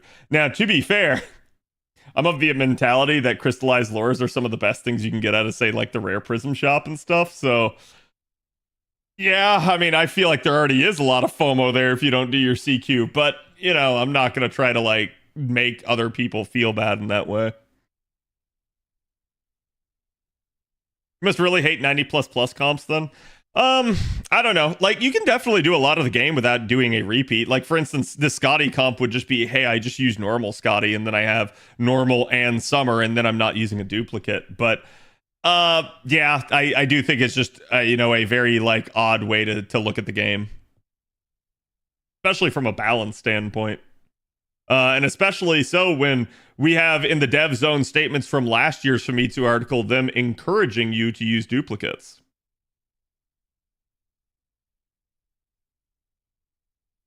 Maybe it's because I'm a newer player and lores are precious to me, but one lore for a CQ is a major prize of mine. It is. It really is. Like, I think usually the people that don't view lores as being that essential are usually people that don't farm a lot. They perpetually don't have the resources because they don't farm.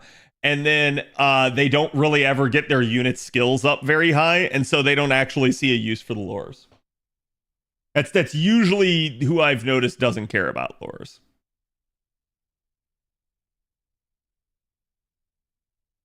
Grail for love, lore for gameplay. Yeah. I mean, lore for love as well.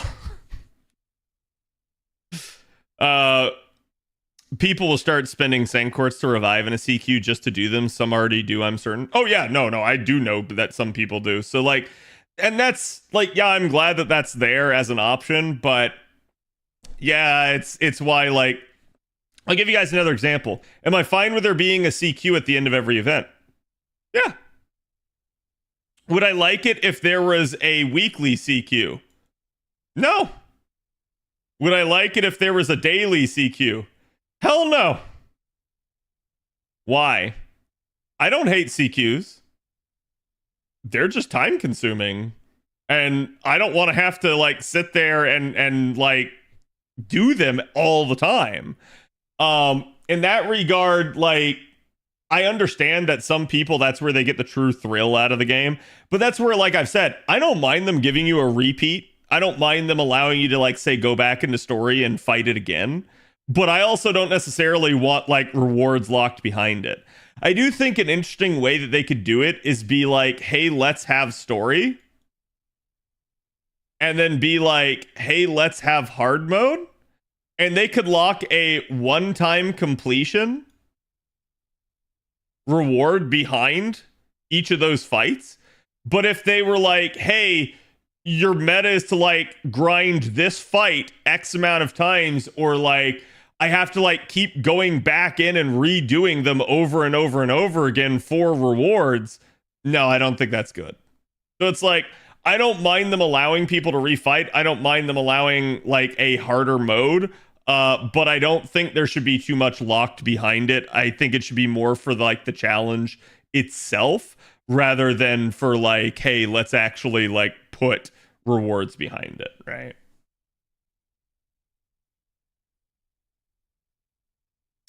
Thank you, Trups. Yeah, I actually have a couple links I need to look at myself. But that was something that I had noticed.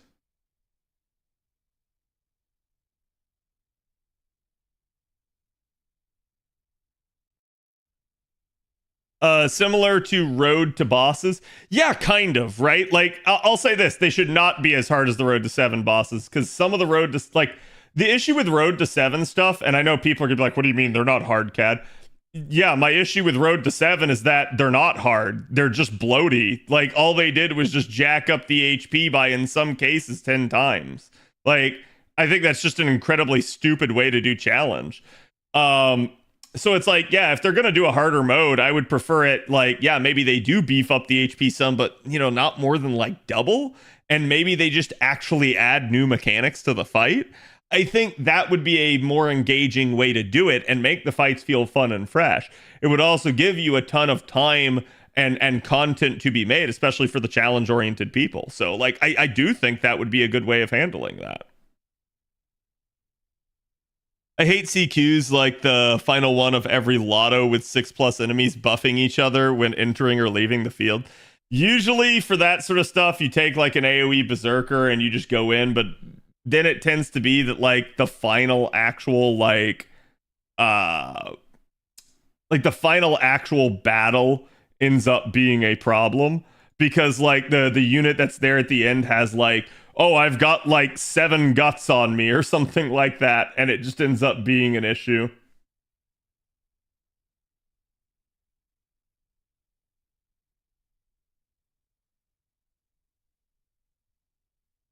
Not good at making big number. Yeah. I like the honor fights in Baldur's Gate 3. Yeah, I think that's the honor mode fights are a classic way of here's how you do difficulty. It's the same fight as before plus new mechanics. That's it. That's all you got to do. And that's smart. And it does change the dynamic in some of the fights.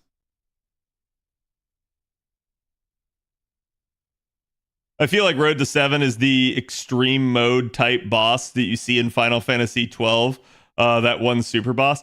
Yeah, and that's like I said, to me, once you have the strategy down, increasing the health by like 10 times just means that, you know, oh, okay, well, I killed the 1 times health, I killed the 2 times health, and for like 8 more iterations, I'm just sitting there bored as you've wasted my time. So that's why I don't like them. I don't want my time wasted. And that's why, like, chat, I haven't done any of the super recos with you guys on NA. I did them all on JP with my shittier account, so I know I can do them all on NA, and I just simply don't want to sit through them. Some of the fights, like, legitimately take just a crap ton of time, so I'm like, nah, I'm good. I've already proved I can do them. And it's really funny, too, because like I said, when they first came out on JP, I actually didn't see a lot of people actually doing them, so...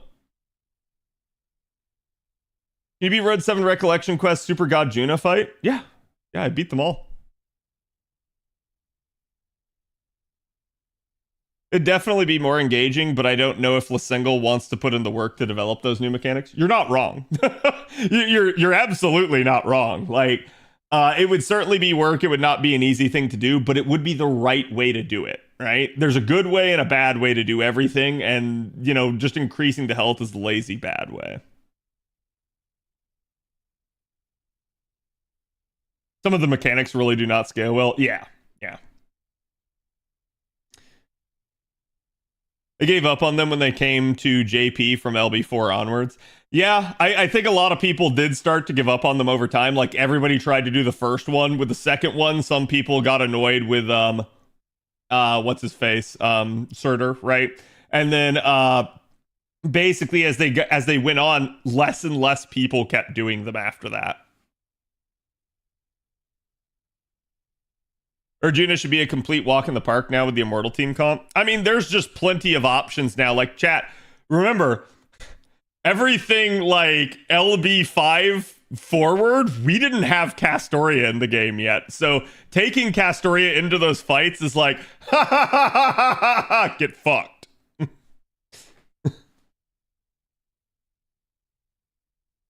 Morrigan was ridiculous for me at the time. Yep. My biggest problem with challenge quests, I basically did none of the Tesla Fest challenge quests because I saw there were 31 of them immediately and just said I went nope back to farming boxes.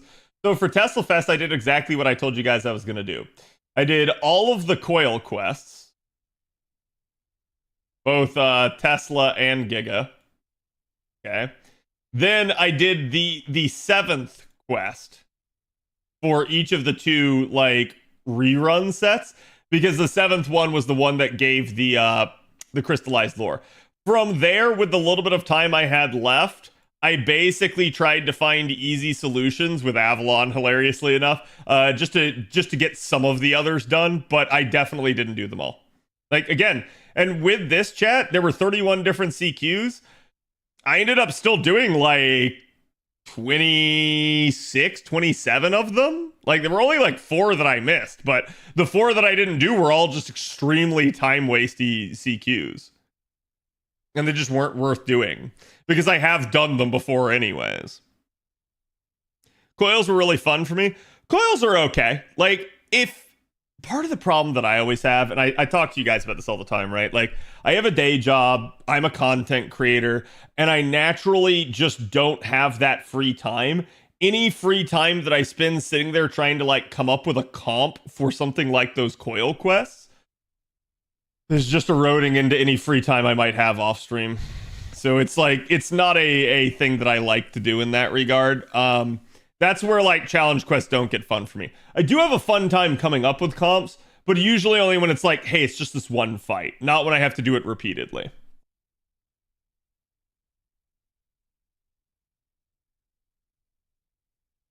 You're insane, Avalon. I mean, to be fair, Avalon basically had gone through all of them himself and does enjoy that sort of thing. So that's perfectly fine. Like, I'm not going to yuck someone else's yum, right? And I'm not saying that I don't enjoy it myself should I have the time. It's just one of those deals where, like, over the years here, I've just had less and less time to do it.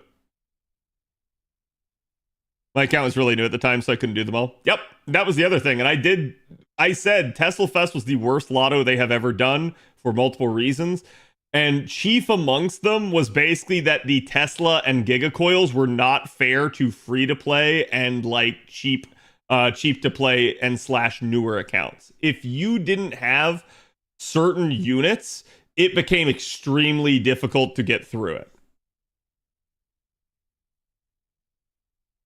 John's question, Lotto should never mix like that. Oh, I agree. Yeah, I mean, we don't need to beat that dead horse, but like, I do think it's an issue that they seemingly reversed course and like tried to do that, right? Anyways, let's talk Dobrynya. Let's get that dubstep.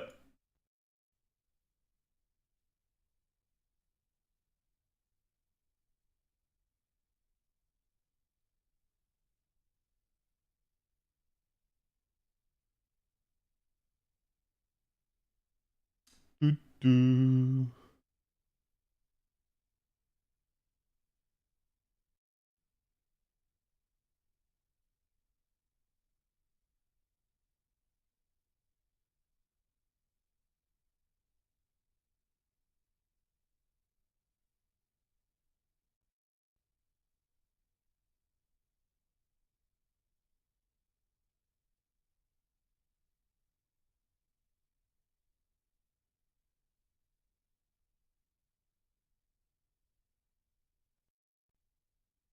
Okay.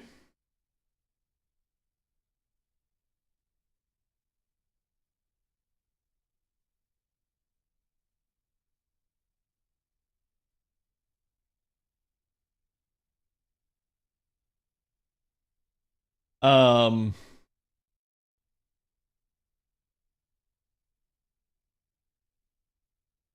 Oh crap! I got the OG and not the Lancer.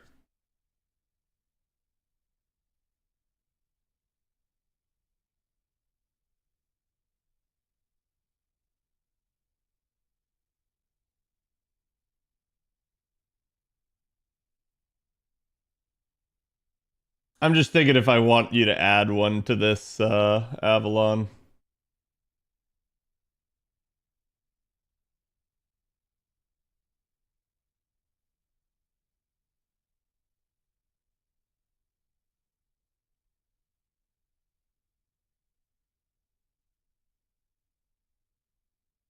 Um.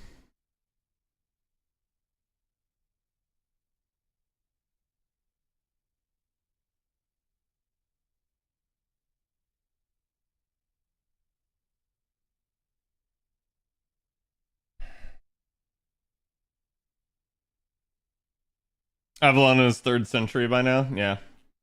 He's what, bicentennial man or whatever.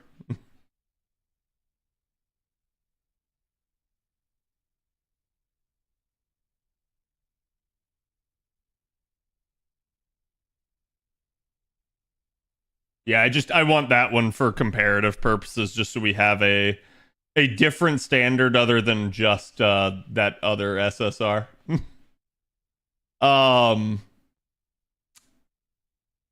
Okay, so let me quickly look at one other thing.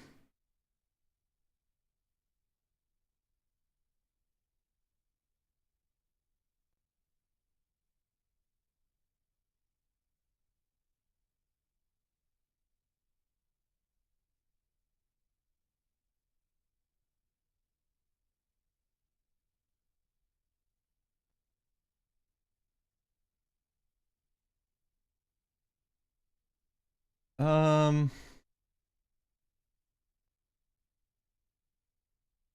time.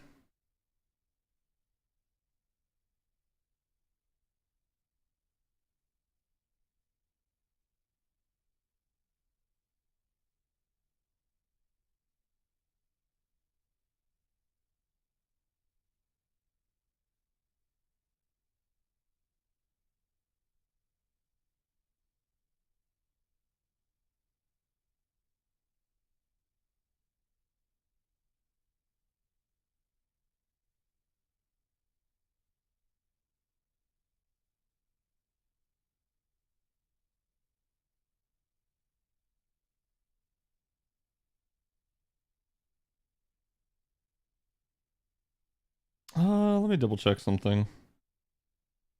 We got Holy Night Supper in the shop now on JP, didn't we?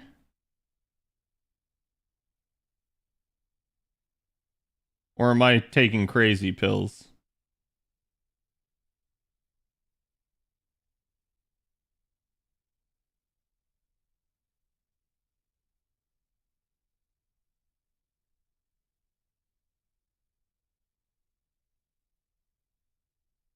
We do, yes. Can you not buy it if you already have it? Is that what's going on?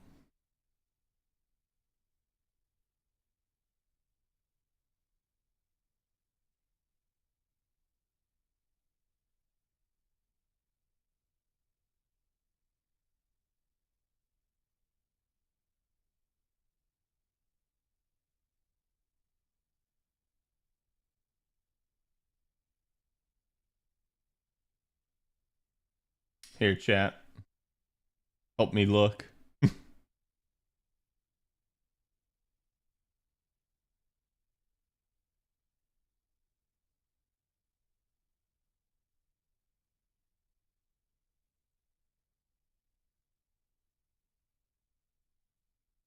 Other shop is a rare prism?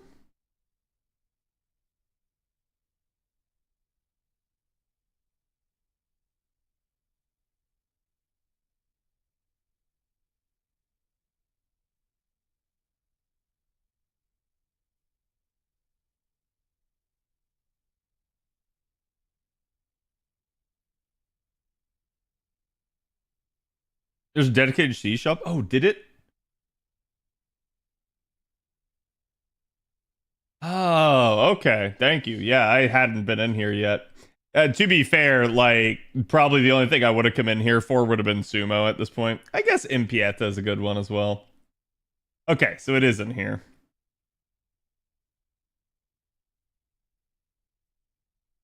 Yeah, sorry, I tabbed Carp and not Sumo earlier. Okay. Oh.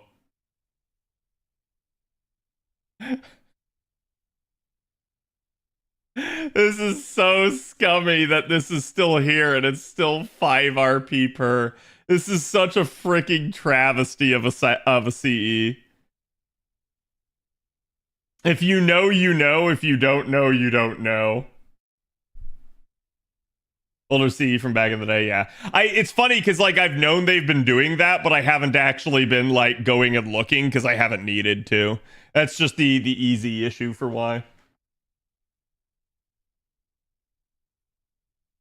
Summer Carmilla CE so sexy. Yep. Already bought it. Good.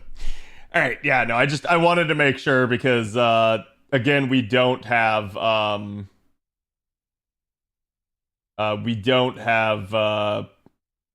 whatchamacallit in the shop.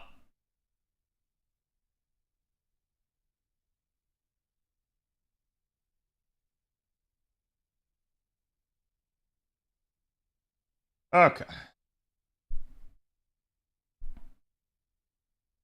Royal icing? I don't know. Avalon, would royal icing work? Or do we explicitly need the NP gain? No, okay. That's what I figured. So that's why I stuck to just those two, because you gave me sign, and I know that means that with the moon will work as well. All right. let's go ahead and let's talk shop, right, chat?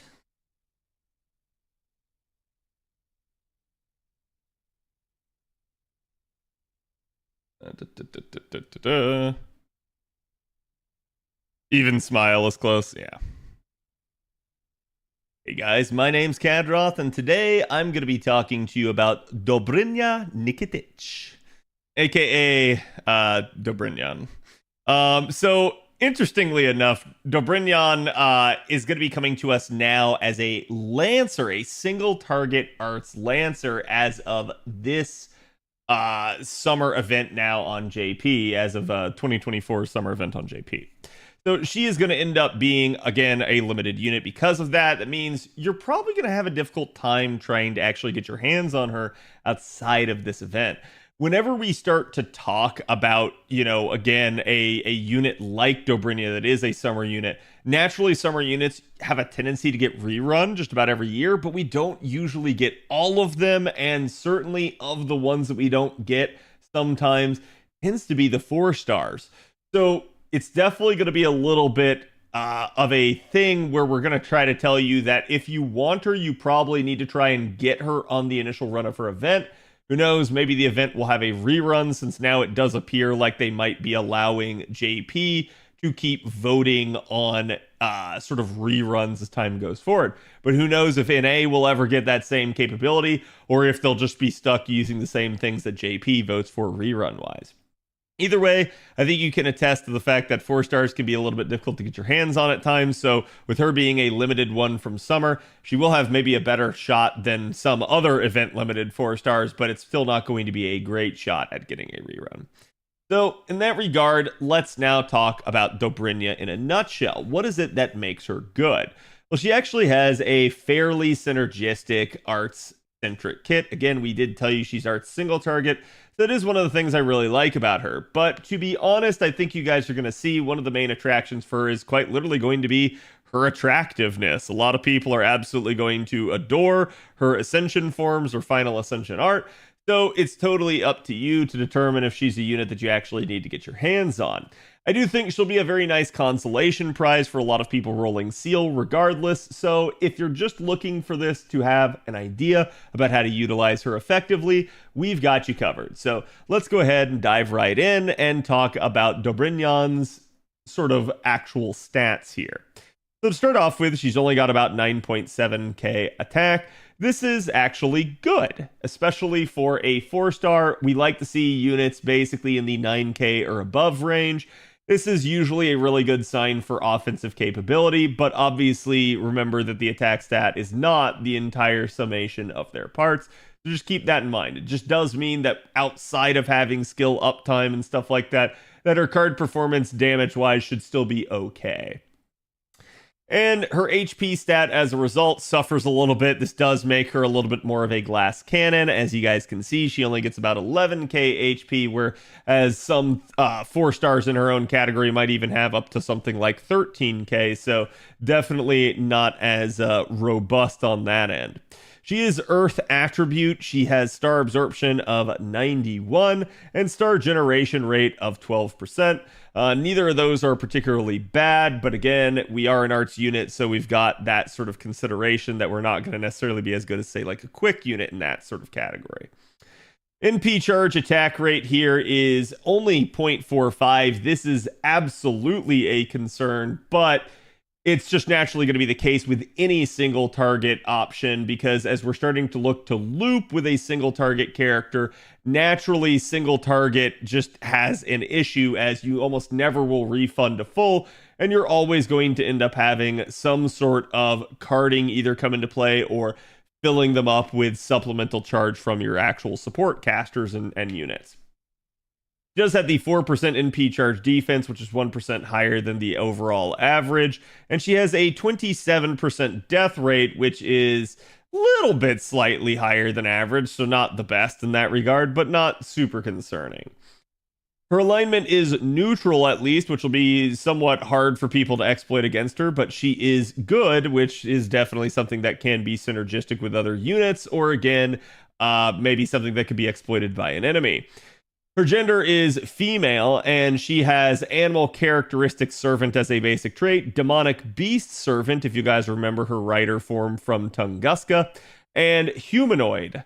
From there, she also gets loved one, which is the Brynhilder's beloved trait, non-hominidae servant, riding, normal servant, 7-night servant. That's going to end up being your Draco based thing. Summer mode servant, weak to Inima Elish, and yes, even wild beast. So she does have quite a bit of traits there that can be utilized effectively or exploited against. Her deck, as we already mentioned, she is an arts unit, so she does have only the 2 arts cards. Maybe a lot of people would have hoped for a third. Obviously, getting 3 arts cards nowadays on JP is a little bit of a rarity because it is such a powerful deck for just refund purposes. But they do at least give her the 2 Buster cards so that she will have that capability of carding hard. And again, she is a non-standard Lancer deck in the fact that she does have 2 arts cards, because normally a generic Lancer actually has 2 quick cards, 1 arts, and 2 buster. She gets the double arts with one of them replacing the quick, which is going to work a little bit better for her in that regard. You can see her hit counts are all above average, with the exceptions being the buster and the extra attack being right on average. So nothing too concerning in that regard. And given the fact that we do have 2 4-hit arts cards, it does at least put this 0.45% NP charge rate here into a little bit of perspective, as that's still going to perform quite well. Taking a look at her active skills here, we start out with the first one being an increase to her arts performance for 3 turns by 20%, as well as a charge of her own gauge by 30%. This does make her at least a 30% charger right off the bat just from this. That's going to be nice. It's going to make you want to lore this skill, and I do highly recommend it. And then the arts up only being 20% is a concern because it's not a very powerful steroid, but naturally let's look at the rest of the kit before we give you guys a sort of total feeling on that one. Still, for an arts unit to have a 30-star bomb here is definitely a really, really nice thing. Having this is going to be super valuable for her because it's difficult for a lot of arts units to actually get stars into the comp. With her being a Lancer, she's not going to be the worst for star soaking, but she's not going to be the best either. So at least at 30 stars, that should be enough to kind of flood the party a little bit and make sure that she has a decent chance at critting. The only downside is this is attached to both the steroid and the charge skills, so that means you're not going to have a lot of leeway as to when you use this for star purposes.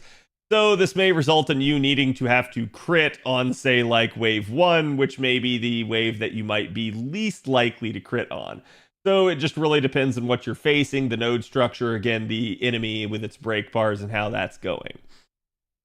All this on a 6-turn cooldown is at least kept kind of average there. When we get to her second skill, you can see we get a little bit of a double up effect. So we have an increase to her own attack for 3 turns by an additional 20%, and then an increase to her own critical damage for 3 turns by 30%, and then an increase to her own damage against dragon enemies for 3 turns by 50% as well. This is a 50% power mod that harkens back to her rider form that is also a little bit of a powerhouse against dragon enemies. So it's definitely a nice thing for her to have. It does make her at least could be useful if you do manage to encounter the oddity of an archer dragon. They do exist. There are a couple of them out there. But certainly not that regular of an occurrence. Still an interesting one nonetheless. And again, don't forget you could utilize this against something like, say, a Berserker, and that would still actually be really nice.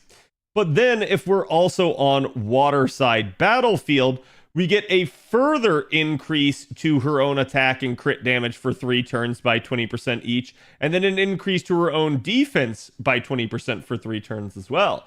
So we do get sort of a double up on this skill where on normal circumstances, it's just looking at like a 20% attack up, whereas if you're on waterside, it's now 40. So that is definitely a good thing. The other interesting aspect to this is that the effect if you're on a waterside battlefield doesn't scale as you level the abilities. So it's just naturally maxed out in that sense. Now, We're going to get to the third skill here, and you guys can see this is going to gain her critical stars every turn for 3 turns. So basically, she has a nice sort of built-in 3-turn fragment of 2030 craft essence just naturally in her actual kit.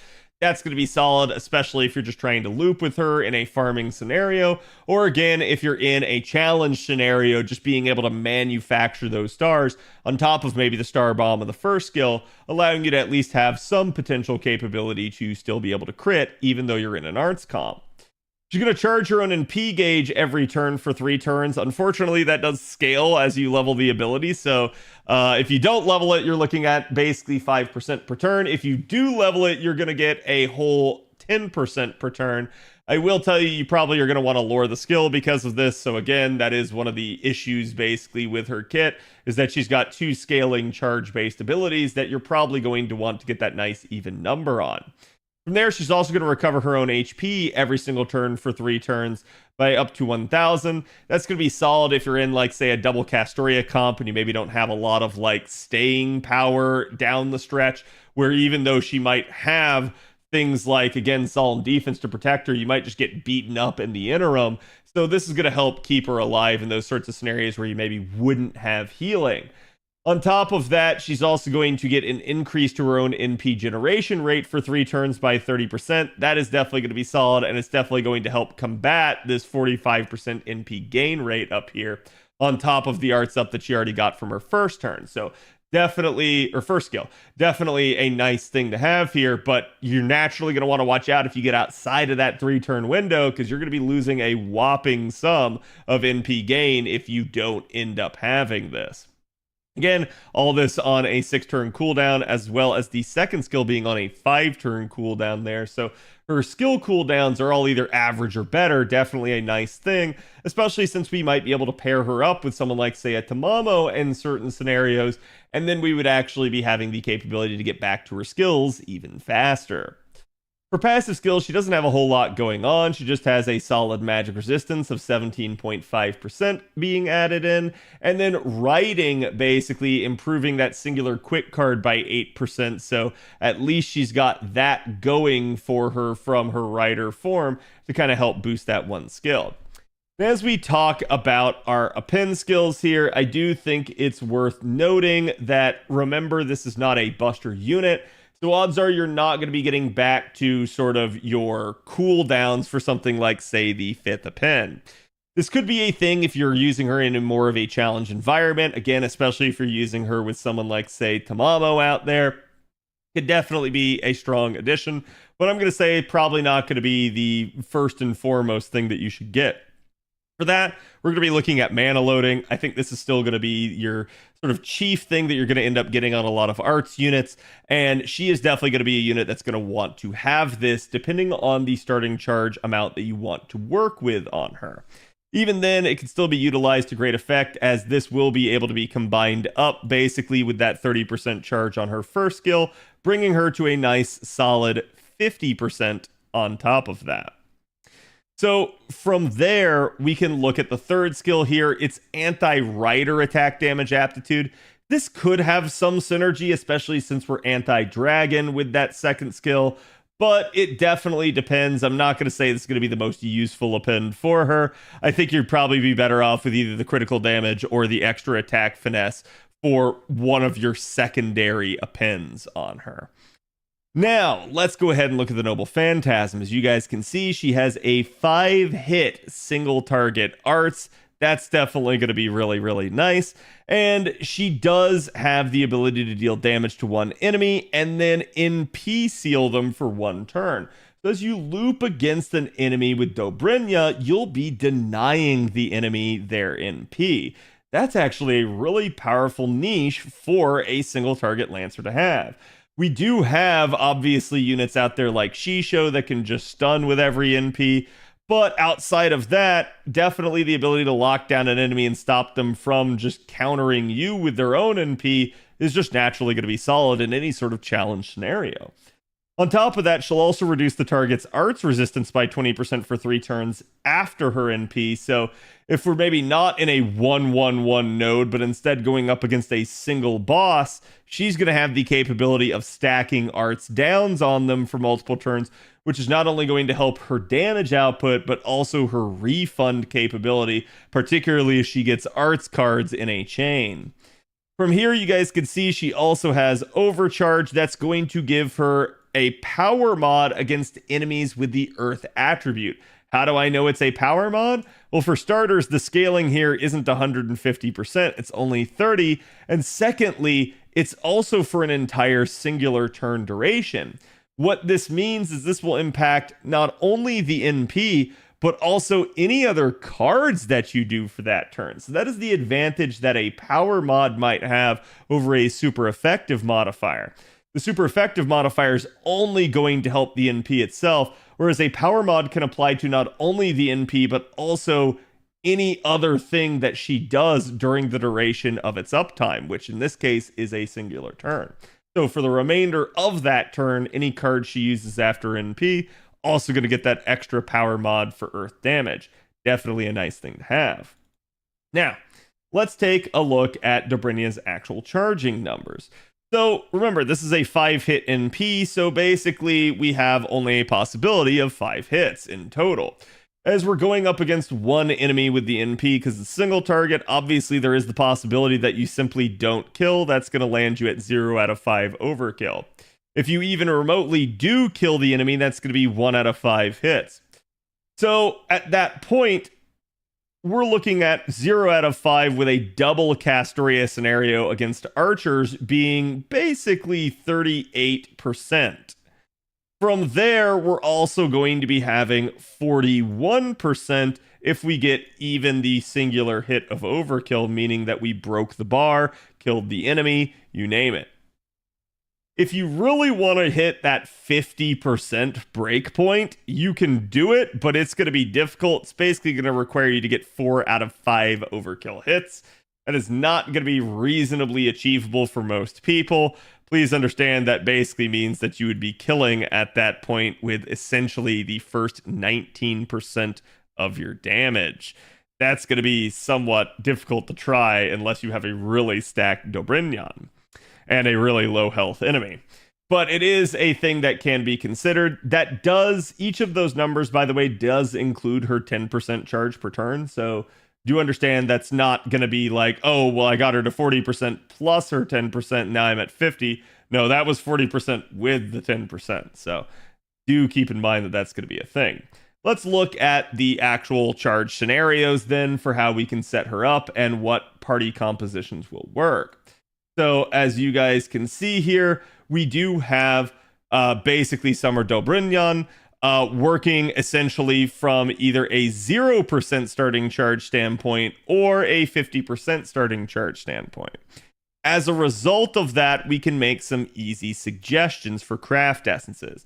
Something like Ocean Flyer is going to be your really consistent 50%er. You're going to get good solid damage out of this. Not a whole ton of refund, but at least you had that starting charge to really help that out. It's also all attack scaling, and it is a welfare CE, so you do have that going for you. But in case you don't have something like Ocean Flyer, there's always something like Holy Night Supper, which is now permanently added to the JP Craft Essence shop. So you guys can purchase it with mana prisms. It is a very, very strong C from back in the day, and it's not specific to any card type. Also, it does scale NP damage quite nicely there, so you do get that nice synergy with Oberon if you're using him as a third support. So again, a really, really decent supplement for something like Ocean Flyer. If you do want to start out from 0% charge, you can already see we recommend something like Sign of a Smiling Face. It's also all attack scaling, but this one's a gotcha CE, so it's going to be a little bit more difficult to use. At MLB, it's going to give you arts up, NP gen, and NP damage. Each one of those is going to be really nice for Dobrynya. But what she's really after is going to be these top two, basically the NP generation effects of these, because that's what she's going to really need in order to have enough refund to start out from a 0% starting charge standpoint. That's why something like, say, Royal Icing might not work in effect, and so you're going to be having to look for other decent options.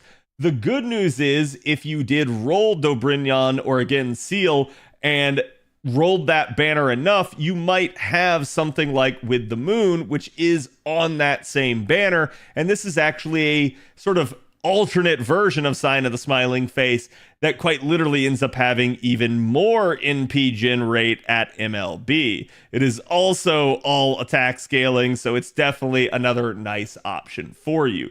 Either of those should work if you're trying to do this 0% starting charge. Again, if you're going to do this, though, we do require you to get at least 2 out of 5 overkill hits. That's certainly doable, but it will depend on, again, like the health of the enemy, because, again, this is something like Wave 2 that we're requiring it for. So how this one's going to work is we're going to have a double Castoria with Oberon setup. We're going to start out at 0% charge technically, but we will have a maxed out mana loading append. So we're truly starting out at 20%. We're going to pop Dobrynya's first skill there, get her up to 50, and then basically utilize all of one Castoria's skills, pop the arts up from the other Castoria, and then be able to fire off that NP the first time. As from there, we'll be at 100% charge. We will refund basically 30%, then get the 10% regen from her skill there. That's going to end up bringing us basically to 40%. We're going to utilize all the remaining charge skills of the remaining Castoria. That's going to bring us up to 90. And then from there, we're going to pop Oberon's first skill. That'll bring us up to 110% charge. Fire off the NP one more time. Remember, you do need the 2 out of 5 overkill hits, so that's going to be a bit of a thing. But from there, you're going to be looking at basically refunding again to a very nice amount here, basically 39%. So the 10% charge right there should be just enough to get her up to 49%. Plus the 50% from Oberon is enough to be at 99%. And as long as you are at 99%, you will round up to 100. So you are A-okay in that regard, but that is absolutely spicy and cutting it very close. Just make sure that you're actually in a scenario that this can work. Don't, try to utilize this against something like, say, Berserkers, because that's going to be a lot spicier. Now, do keep in mind, this is sort of a, auto loop, if you will. That is, we're not relying on any sort of card performance, so this works, but naturally, if you really want to make it work, or you find yourself in a scenario where maybe you're, up against break bars or something like that, where you'll get to actually card after the NP, then there you go. You're actually going to have enough to maybe even start out with something like Black Grail if you play your cards right, but do understand that there is some RNG involved with that, and you might not see any Dobrynya cards until the third wave, so it is what it is, or at least the third turn. Again, in that sort of scenario, if we're a little bit more concerned about our NP refund, we can start out with the 50% CE. We don't need the append in that case. We're just going to go ahead and do a Dobrynya starting charge of 30%. Do basically both Castoria arts ups, but only one Castoria's NP gain, 20% charge there. That's going to be 100%. She's going to fire off the NP, only refund 26%, get regen of 10% to bring us up to 36. But then from there, we're going to utilize the rest of all of the Castoria's skills. That's going to basically end up putting us at 116%. Fire off the NP one more time, get basically 40% charge back, and then utilize all of Oberon's skills for that. So we don't get Oberon's 20% charge there as fast, but we do naturally still have the ability to do this without something like carding. So there is that potential possibility. It's just going to change the way card structure works and charge structure works. So it's totally up to you to determine which one of these scenarios is going to work best for you. Naturally, you can do things like slap on an invuln Pierce as well if you're in a challenge environment. Just make sure you're taking something that's either going to provide good damage or good refund for her. So let's talk about Dobrynya's damage numbers. So with this is self-buff only, and you can see there's a lot going on here, and part of the reason for that is we've got a lot of buffs that can potentially end up helping out. So this is self buff only, so it's not including things like your supports. It's not including things like a CE. It's not including things like a Mystic code or a command code. It's just Dobrynya's own numbers against a neutral target. So again, totally up to you, but you will probably have a little bit better numbers in an actual effective scenario. So as we start to look at this, we can see even an NP1 is going to be doing a respectable 33k here. Maybe not the strongest, but certainly we have a little bit of scalability. As we start to look towards water side, that's going to, if you remember, get you an additional 20% attack up. That's going to end up helping out quite a bit there. We also have the Earth Power mod on the NP. That can help out a bit. Remember, this is just a modifier from the normal there, not including water side. And then the Dragon Power mod as well, giving even more damage. Then the capability of combining Earth with Dragon, getting even more damage. Then the capability of combining Water side with Earth, getting damage. And then Water side with Dragon. And then Water side with both Dragon and Earth. And naturally, you've got a whole lot of options here for things that she can do a little bit more damage. So the good part with Dobrynya is she has NP Seal. She has things like multiple niches that can come into play. And all of this is not including things that, you know, like might be brought by a support. So it's definitely really nice that she has these options. With that in mind, let's take a look basically at our two scenarios. This is going to be Summer Dobrynya basically with an Ocean Flyer, so our 50% starting charge scenario, as well as that on the water side battlefield. So I'm just going to quickly zoom in here and let you guys absorb the numbers basically as we start to go across. Then we've got the same thing, but with NP2 here. And then we also end up with the same thing, but with NP5 over here. Oopsie. So again, it's definitely got quite a bit of scalability in terms of the niches that she has. And the damage numbers are not like world breaking, but they're also not bad. From there, we could start to look at something like Sign of a Smiling Face. This is your 0% starting charge scenario. Obviously, if you're using something like Black Grail, the damage numbers are going to get better, but we can't, you know, force that scenario without at least a little bit of card RNG.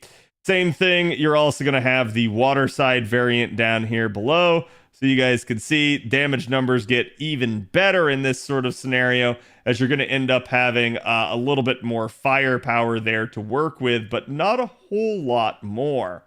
And again, it's not going to be that appreciable of a difference. So if you're really worried about it, I highly recommend just going with the 50% charge. That way, you know, you'll have that extra bit of charge to work with. Nobody's ever complained about having too much charge in that regard. But now let's go ahead and compare these numbers to, say, her competition. So we can look at, you know, someone that's definitely going to be considered competition, which is Nagao Kagetora.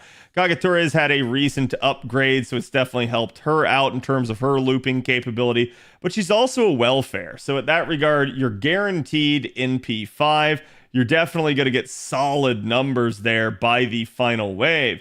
So as we start to look at, again, the Ocean Flyer numbers here at NP1, we're maybe not doing so hot.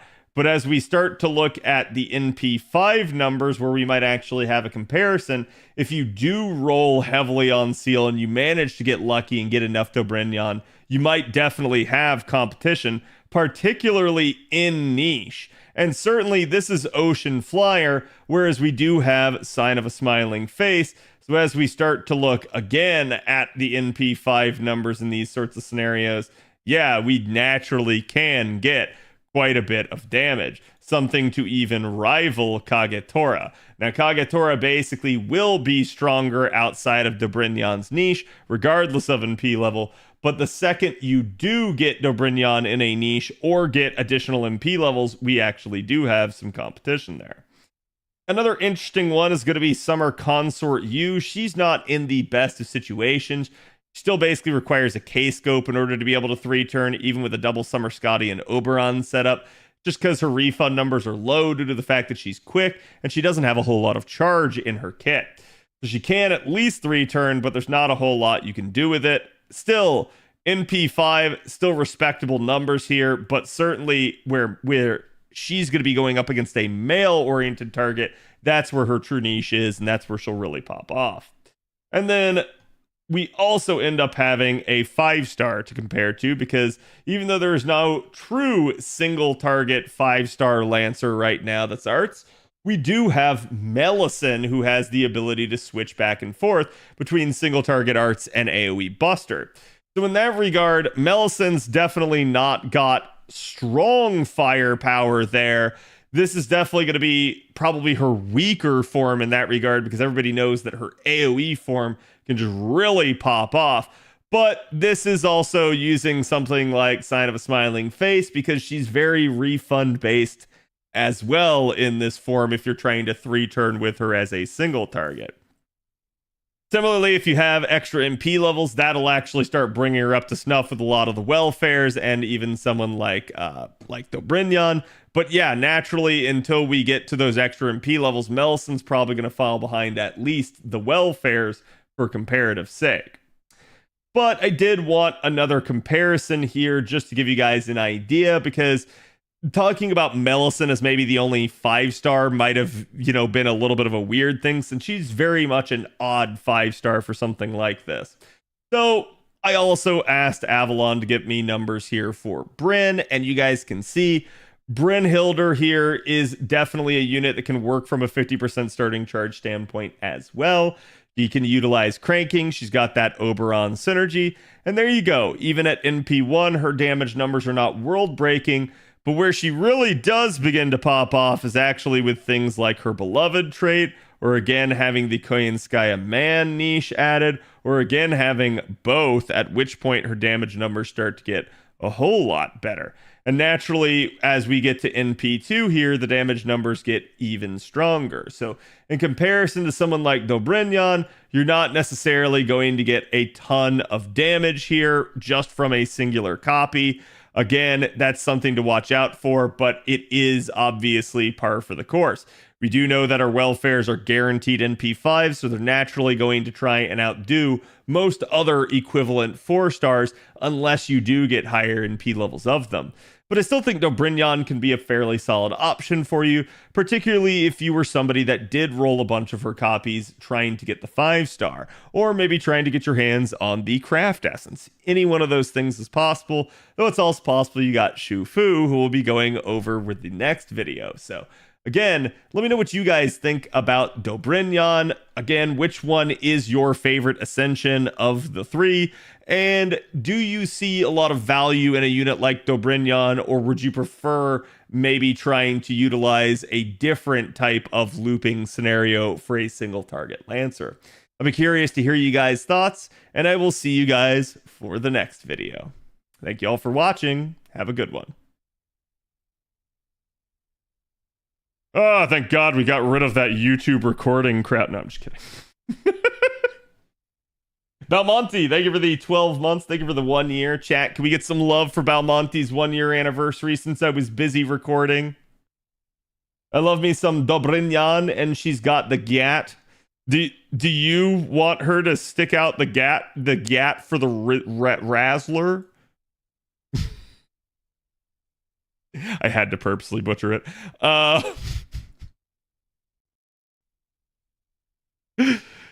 It's the only way that I can say that with any amount of seriousness. Plus, you can always fall back on AoE Buster if needed. Yeah, that's like, I've had people tell me like, oh, well, I can do Melisson single target. And I'm like, I gotta be honest with you, I'm not sure why you ever really would. I would probably just sit there and loop Melisson as a Buster unit, and I'd still get comparable numbers, especially early on. But then, by wave 3, you're doing way more damage, so. It cost me physical pain, Cad. Well done. Yes! Killing Jay 1 brain cell at a time. Did you mention her NP being banned on YouTube? I gotta be honest, I still don't really feel like that's actually the case, but it is what it is. Sometimes using her single target is still worth, yeah. You guys got to remember too, a lot of Noble Phantasm videos actually do get claimed all the time. One for like, yes, there are risque videos, and two, quite naturally, like Aniplex and Lasengel do often. Well, sorry, I say Aniplex and Lasengel. It's usually Aniplex and Sony. Both will claim videos that are just raw gameplay footage with no additional input.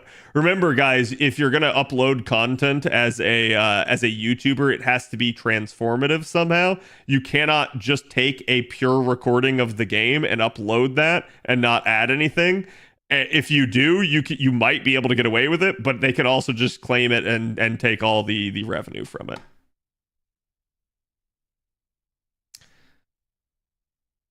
You almost reaching 600k with K-Scope. Would love to see what she could do with a more proper C after the buff. Yeah, I mean, I would love to see her basically end up getting like a 50% starting charge standpoint at least, right? I feel like that would be a lot better for her. But man, I feel bad for Tamamo if that's the case. Holy crap, Tamamo Lancer would just be like destroyed at that point.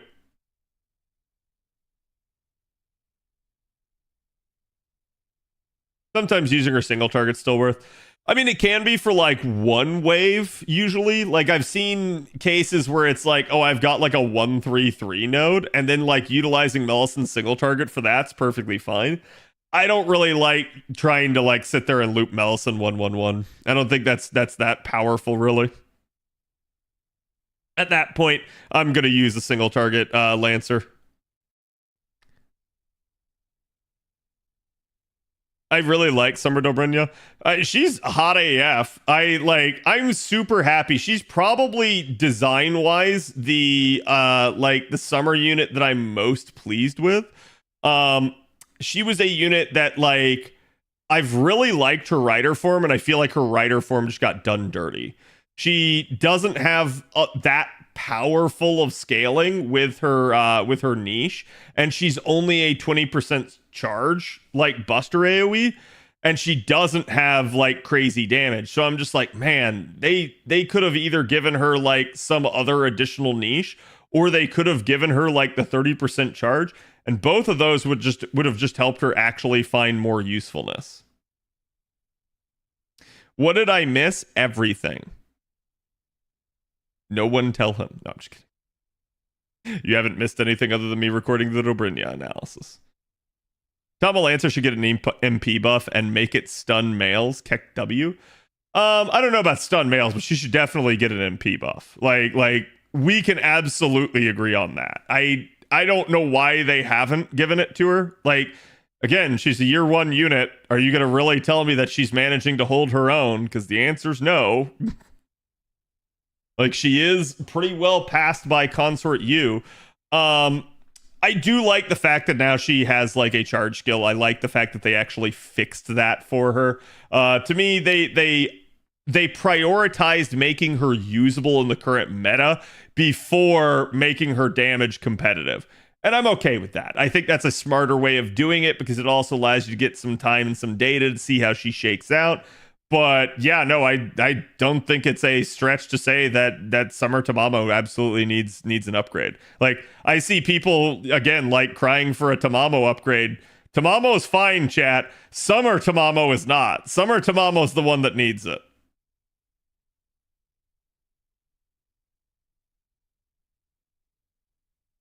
Now they just need to get off their asses and fix her up. Yeah, I mean that's kind of the issue in general, right? Like we all know, like we can go down the list and be like, this unit needs an upgrade, this unit needs an upgrade. Like, chat, I could literally sit here with you and just go like, all right,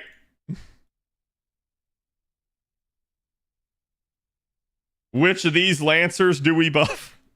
And I'd be sitting here and I would probably tick off like 70% of them. That's the hilarious part. So like, which of these Lancers do we buff? Yeah, that needs a buff. That needs a buff. This is okay. I think it's definitely in an interesting situation. This is okay. This is okay. That needs a buff. Honestly, that needs a buff. This definitely needs a buff. This I'm okay with. That doesn't really need a buff. Honestly, if this needs anything, it's just a damage buff. Yeah,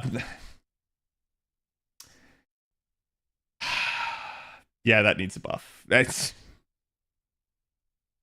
honestly, this could probably use a buff. He is limited. I'm gonna say that does. Oh dear God, I'm not even gonna get into that one. That needs a buff. That needs a buff. Vlad doesn't, in my opinion. I think Vlad is good at what he is, but I think a lot of people don't realize what he is. That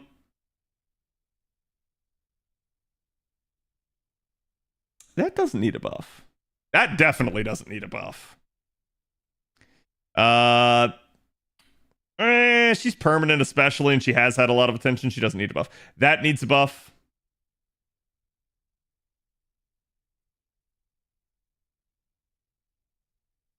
That needs a buff.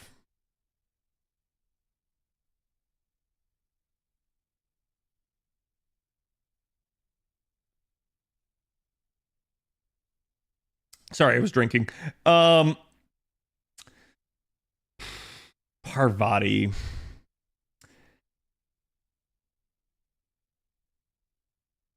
Yeah, Parvati needs a damage buff. That needs a buff. That does not. That's actually in a good spot now. Possibly too good. That needs a buff. That definitely needs a buff.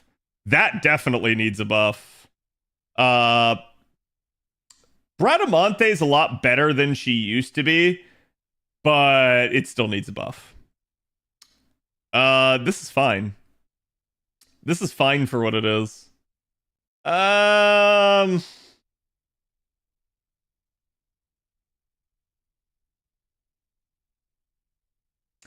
feel like she could use a damage buff, in all honesty.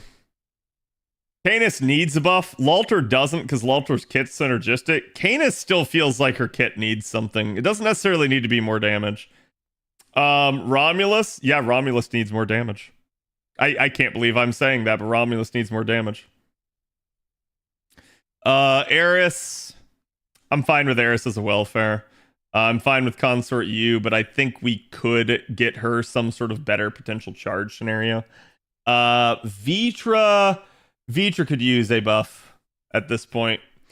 That's the absolute leader and definitely does not need a buff. It needs a nerf, but we can't nerf.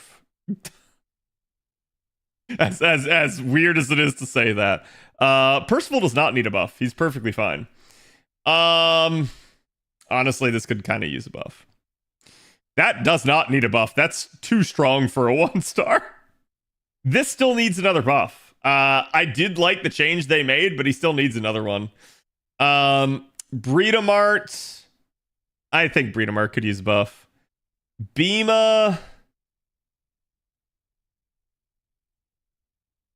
Let me remember Bima.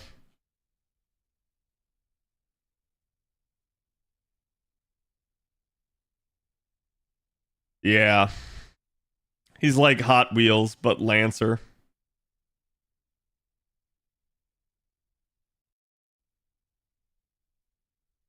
Oh. No. No.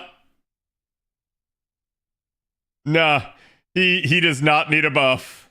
He can get dumpstered for the rest of eternity when he has buff removal, and he will still be fine.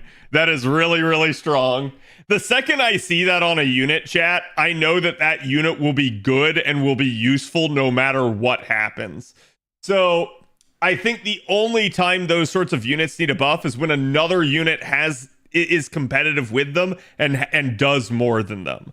That's the only other time that they actually need it. And Dobrynya is too new to need a buff.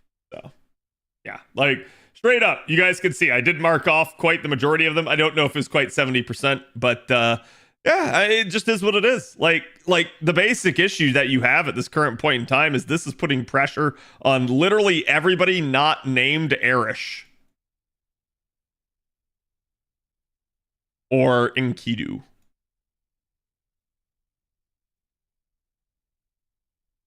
That's the issue that you're having. Mary Anning needs a buff only to buff Fate Stay Night Saber. Honestly, that would at least be like an interesting thing, right? Kind of like the whole Consort Yu and Shufu thing. I'd be okay with something like that. Same thing with like you've got like Nobukatsu and stuff. So we do have like other units out there like that. Where?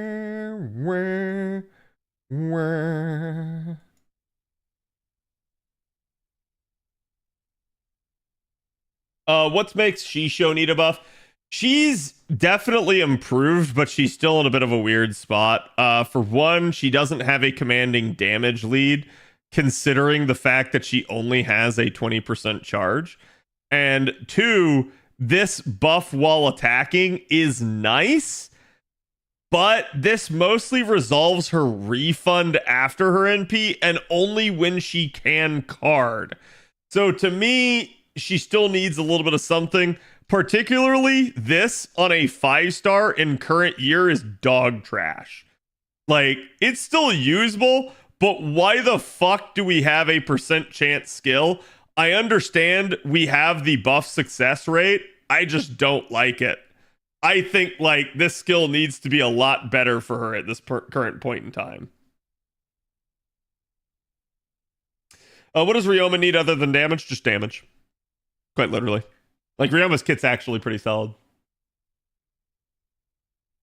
How does Erish Black Grail loop as a double Oberon? It's 5th append. Let me think about this, because I always struggle to think about it. But basically, she has the upgrade to her first skill that reduces skill cooldowns. So again, you can see that's on a 6-turn cooldown. This is on a 6-turn cooldown, and this is on a 6-turn cooldown. So all of her cooldowns are low. This is also her 50% charge skill. So the interesting part about this is, and remember that she does get Blessing of Kur to give herself attack up, basically. So that's definitely a nice thing. But she basically starts out, I think it's like, what? She uses her 50% charge skill. That basically puts it on a 5-turn cooldown. She... from there ends up popping her, because again, that's with 5th append. From there, that she ends up popping her first skill. That puts it on a 4-turn cooldown.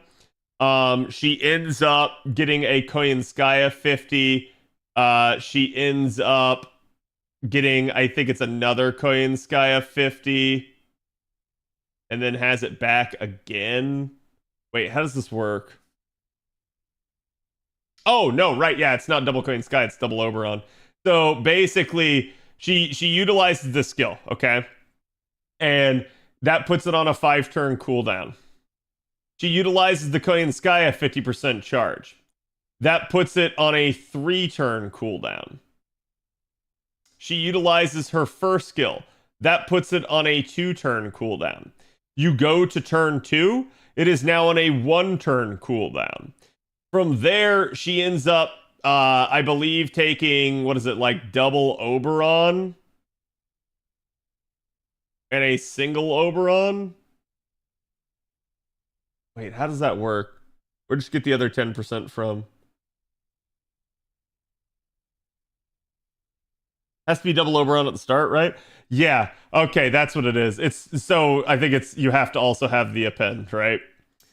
So yeah, this 20%'s right there. Her 50% charge skill. Either way. Sorry. This is the problem with this new 5th append and how you have to think about it, right? You got to think outside the box. Because I had already realized, okay, well, she's 10 shy if I do it that way. So from there, okay, so it's on a 6-turn cooldown because you've lured it. You had the append 5 plus append 2 at least unlocked. So from there, you're going to pop her 50%.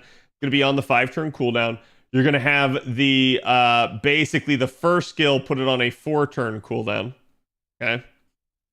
You've got double Oberon on your front line, so they each contribute 20% charge plus the 10% mana loading. That's 50% plus her, again, middle skill that you had already used. So now she's at 100 and she NPs. You go into turn 2. You're at a 3-turn cooldown now because you went a turn. From there, you utilize basically one of the Oberon's 50% charges. You basically just end up having to plug him out. And you're going to bring in the... Oh, no, I'm sorry, you don't. What you do is you do double Oberon 50% charge. So then you go to turn 3. This is on a 2-turn cooldown. You technically lose 40% charge, but Erish has no refund as a buster unit, so you don't care. So she literally just stays at 0. So now you're on a 2-turn cooldown for your 50% charge. From there, you pop both Oberon 3rd skills, plug one of the Oberons out, bring in Koyanskaya. You have 50% charge from the Koyanskaya. That is the additional -2 cooldown reduction. You have the 50% charge from the first skill getting back, and boom, there you go. So your biggest issue is that for your first 2 turns, your damage is probably not going to be the best, but you're utilizing a Black Grail, so it's not going to be the worst either.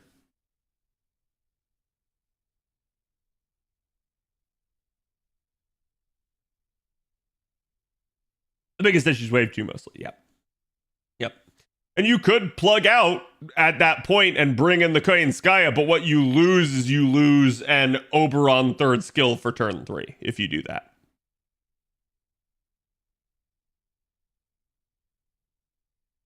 She also has a niche which can help. It can, and at least it's one of the like wide niches. It's Earth attribute, which again, not everything is going to end up having, but it is certainly one of the wider ones in the game, if you want to consider that, right? Like, there's a ton of servants that have it, but realistically, your biggest issue is you're going to be looking more for like one of these, right? Like, you're going to be looking for an Earth attribute like enemy, because you rarely see servants in Wave 2, so that's where like that sort of thing's going to happen. And again, you all know you want it to actually be that, so that's perfectly fine. The biggest issue is getting 2 appends. Yep. Though I'm sure everyone has that, right? Like, surely you guys all NP5'd your Erish because she's your favorite waifu, right?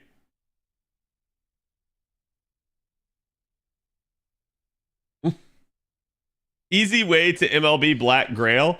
Okay, so first thing you want to do, and this starts at a young age, okay? You really want to make sure you get good grades in high school. That's going to help you out a ton. Because from what you're going to do from there, you're going to utilize that to be able to go to college.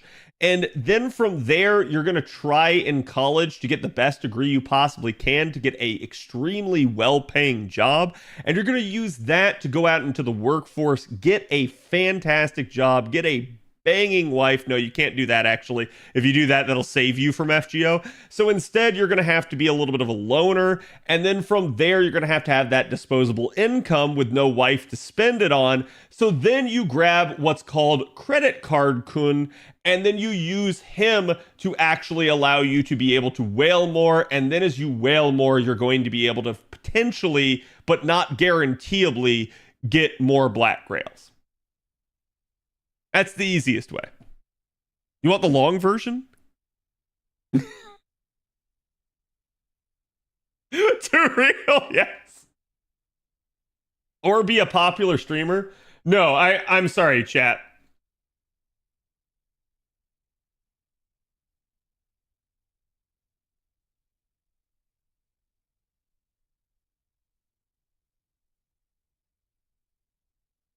Where is it?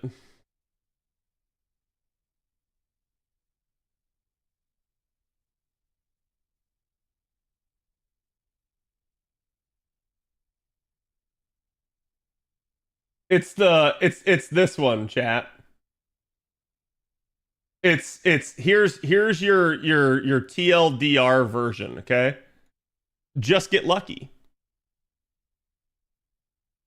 Just get lucky.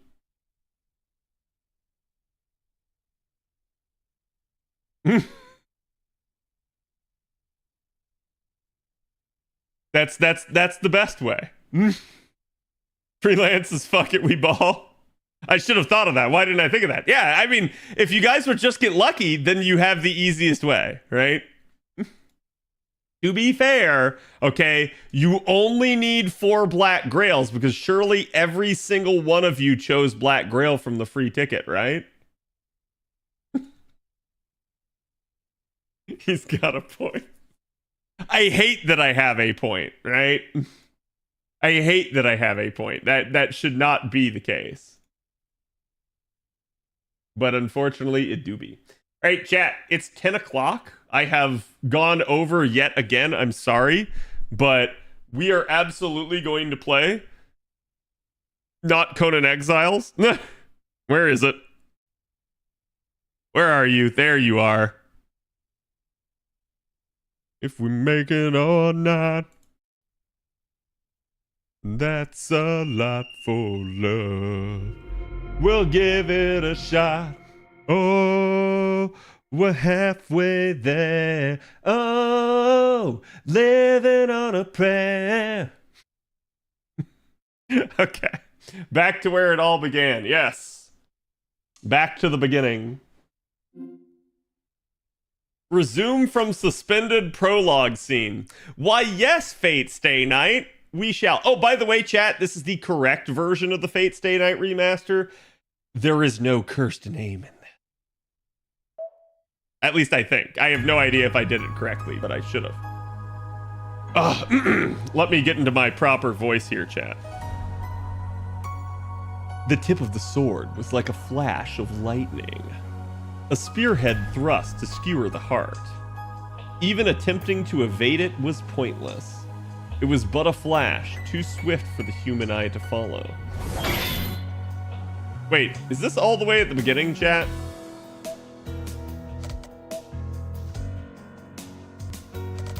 Nani the fuck?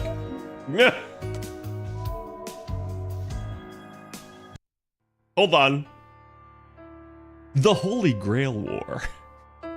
It's a grand ritual that's been repeated for hundreds of years. A fight to the death between 7 participants, of which only one can survive. It's said that a Holy Grail exists in the land of Fiyuki, and that a number of mages fought over it in the past. Their one and only objective was to obtain the relic called the Holy Grail. However, the Grail's origins are unclear. We're sure it isn't the we're sure it isn't the chalice that held the blood of God, but its power is fearsome enough to be compared to the genuine article. That's right. They say the Holy Grail can grant any wish. Only one person can possess it. The Holy Grail can only grant one wish for one person. Despite that, 7 mages are needed to summon the Grail to this land. 7 collaborators to create one miracle. So as you might imagine, it was only a matter of time before they started fighting over the Grail. So like many conflicts, it started as a competition over property rights. Ah, it's the real estate market, okay. So it's literally like somebody going like, hey, it's free real estate. The 7 mages equally use the power of the Holy Grail to summon their respective familiars, then do battle over the Grail itself. Only one mage can obtain the Grail. As a result, 7 people who started as colleagues ended up in a ferocious battle to the death. That's the gist of the ritual known as the Holy Grail War, a struggle for ownership between mages. The mages chosen by the Holy Grail are called Masters, who use the blessing of the Grail to acquire powerful familiars known as servants. Oh my god, that is really fast. What the hell? Go slower. 2 things serve as proof that one has become a master: the summoning and command of a servant, and the mark of command spells to compel the servant's servitude. The first goes without saying. The archer I summoned yesterday, no, a few hours ago to be exact, is Rin Tosaka's servant. As for the second, a master must closely guard the command spells that control one's servant. This is probably the most critical aspect of being a master. When I summoned Archer, symbols appeared on my right hand, namely command spells. Stigmata bestowed by the Holy Grail upon the summoning of a servant that mark one's new status as a master. A massive amount of magical energy is compressed into these seals, whose power is fleeting rather than long-lasting. They disappear once they're used, and as their shape suggests, each mark represents a single use. In other words, one only gets 3 shots. A master who has used up all 3 command spells can no longer control a servant, and is as good as dead.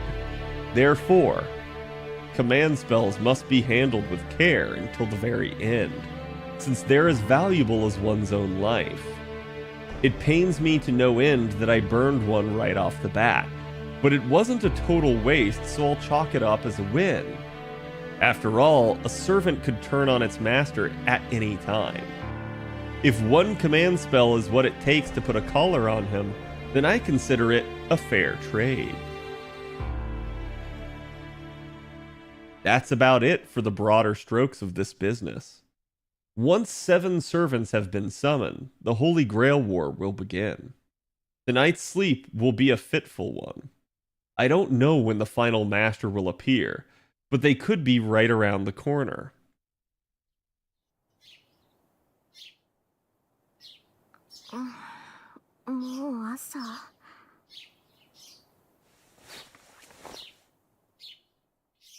I feel sluggish. My bleary gaze goes up to the window, only to see that it's already bright outside.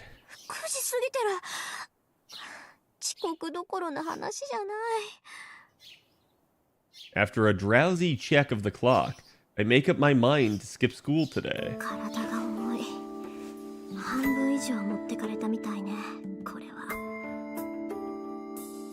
Sitting up in bed, I heave a long sigh. Not being a morning person isn't enough to explain why I feel so dull.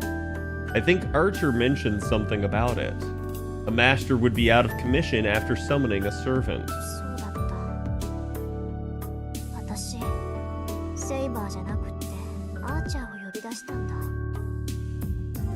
I remember it all clearly now. I'd rather not, to be honest. But it's not as if denying the facts will let me do it over.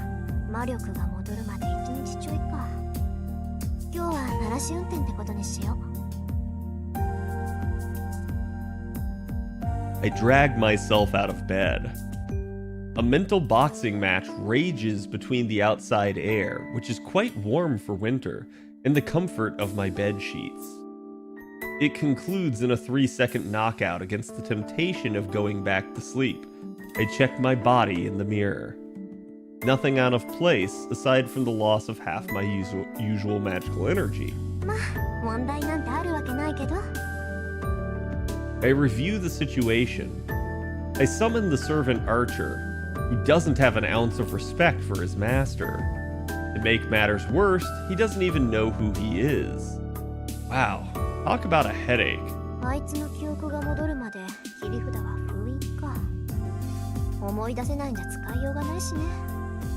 I'm odd to give Archer his proper name, but that would spoil it. Servants are strong familiars all on their own, but what makes them truly formidable is the secret weapon they each possess. Frustratingly, Archer claims to have forgotten what his is.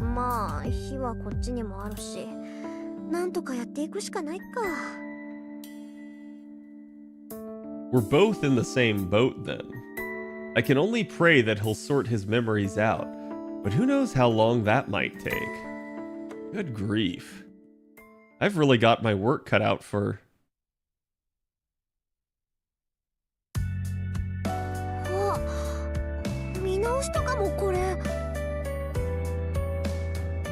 The parlor is completely back to normal. I thought he'd maybe just clear away the detritus. But the room is so spotless, I can't help but be impressed. He must have felt bad for wrecking the place. I doubt he would have gone to the trouble otherwise. See, this is a funny thing. I doubt he would have gone to the trouble otherwise. You ordered him to do it, Rin! I guess I ought to commend him for being a more decent guy than I...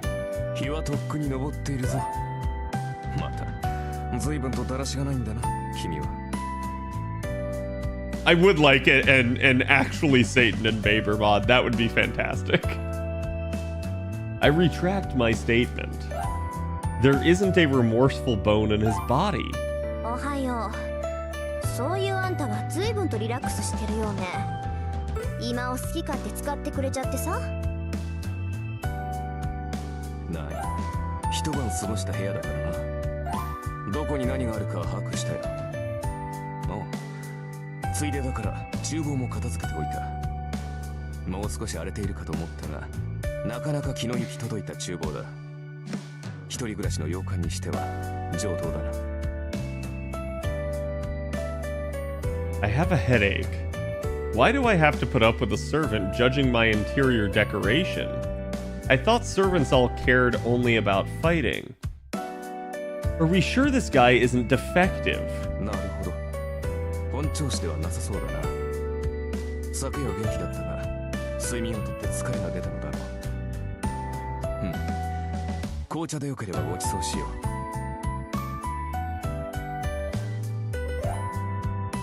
Acting like he owns the place. Without missing a beat, Archer produces a teacup and fills it with the expensive reddish tea he's been brewing.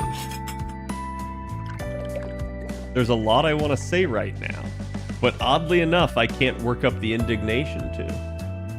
The way he does it all is so refined. I've got to admit he might be rather cultured.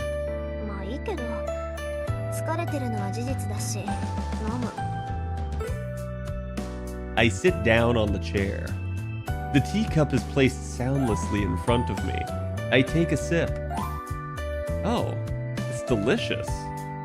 I expected as much, since it's my favorite Chinese tea, a spring harvest hongcha. I'll be upset if it didn't taste good. On that note, I'd normally be upset if someone used my favorite tea leaves without asking. It makes me mad, but the tea was brewed so exquisitely that the pleasure it brings overcomes my anger. ちょっと、何笑ってるのよ、あんた。何、感想が聞きたかったが、その顔では聞くまでもないと思っただけだ。I set the teacup down with a forceful thud. もったいない。熱いうちに味わった方がいいぞ。私が気に障るなら消えているごちそうさま。結構よ。私は茶坊主が欲しくてマスターになったわけじゃないわ。あなたもね、頼みもしないことをする必要はないわよ。が。そうか。確かに私も茶坊主になったり後片付けをするために契約したわけではない。ええ。Oh, whoops. 私が求めているのは戦力としての使い魔よ。家事をこなすサーバントなんて聞いたことがないし、する必要も特にないわ。ん？特にはないとはどういう意味かな？別に好きなようにとって結構よ。それよりあなた自分の正体を思い出せた？ Archer shakes his head in the negative. That doesn't bode well. If he can't remember after a single night, then his memories probably won't return easily. There are some measures I can try today, but... わかった。あなたの記憶に関してはおいおい対策を考えとく。じゃあ出かける支度をして、ハッチャー。召喚されたばかりで勝手もわからないでしょ。街を案内してあげるから。出かける支度？いや、そんな必要はないだろう。出るのならばすぐに出られるが。あのね、そんな格好で出歩くつもり？どう見ても普通じゃないし、他のマスターが見たら一発でサーバントってわかるじゃない。私、自分から私はマスターですなんて言いふらす気はないんだけど。ああ、そういうことか。それも問題はない。確かに着替える必要はあるが、それは実体化している時だけでね。サーバントはもともと霊体だ。非戦闘時には霊体になってマスターにかける負担を減らす。ああ、そっか。召喚されたって英霊は英霊だものね。霊体に肉体を与えるのはマスターの魔力なんだから、私が魔力提供をカットすれば。自然。我々も霊体に戻る。そうなったサーバントは守護霊のようなものだ。レイラインで繋がっているマスター以外には観測されない。もっとも会話程度はできるから偵察ならば支障はないが。わ、便利。それじゃあ本当に他のマスターを探し出すなんて難しいんだ。I do find it really interesting that like this is one of those rules that across all the years has not really been broken. Same thing with the command seals. Like, yeah, we have like FGO where you have a ton of command seals, but like the rule of 3 is still kind of a thing. ああ。だが、 And the only exceptions to that are like, well, y'all know. それと同じで、サーバントもサーバントを Hello, Katana. How's it going? 優れた魔術を知るサーバントならば、遠く離れたサーバントの位置さえ把握するだろう。Archer has it in 1. Masters are supposed to be capable mages. And the more magical energy the mage has, the better they are at detecting traces of magical energy. As far as I know, however, there isn't anyone else around with that degree of power. で、あんたはどうなの？他のサーバントの位置、わかる？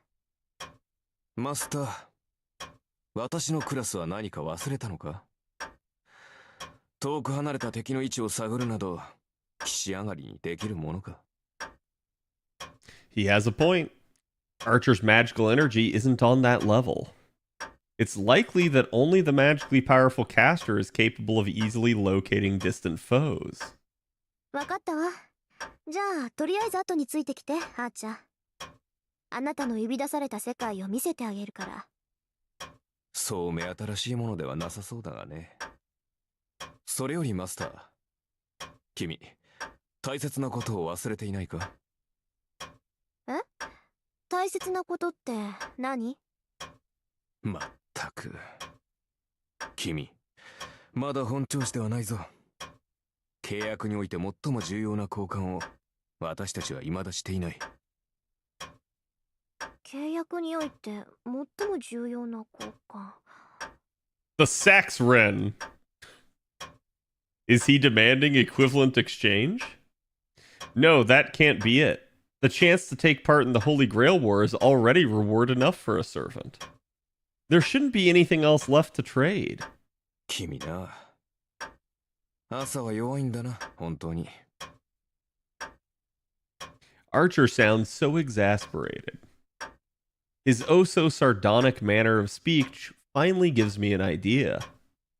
Come to think of it, he's never once called me by my name. ああ、しまった。名前。思い当たったか？まあ、今からでも遅くはないさ。それでマスター、君の名前は？これからは何と呼べばいい？ Archer sounds sulky. Oh man, he really is a decent person. I'm sure of it now. After all, there's no tangible benefit to exchanging names. Servants are forcefully bound to their masters by command seals. While names are key to contracting with a regular familiar, there's no need for a master and a servant to be so intimate. But it's important to Archer. He's clearly trying to establish trust between comrades in arms, regardless of the command spells. 私、遠坂凛よ。あなたの好きなように呼んでいいわ。I answer in a clipped tone, unwilling to let slip any admiration. He'll probably just call me something impersonal like Master or Hey You, which works out just fine for me. Except, Archer chews on Rin Tosaka for a moment. それでは、リンと。ああ。この響きは、実に君に似合っている。He says something really forward. He hitting her with that riz.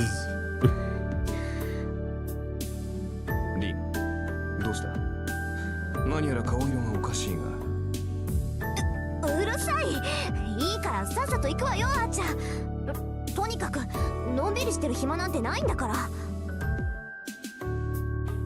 I turn on my heel and storm away, huffing. This is so infuriating. I'm not even sure why. Damn that Archer. Did he say that just to mess with me? ありえる。こいつなら絶対そうだ。 Yeah, I'm sure that's it. Must be all part of his plan to get me all flustered. I'd better be careful. Gotta work with this wise guy from here on out.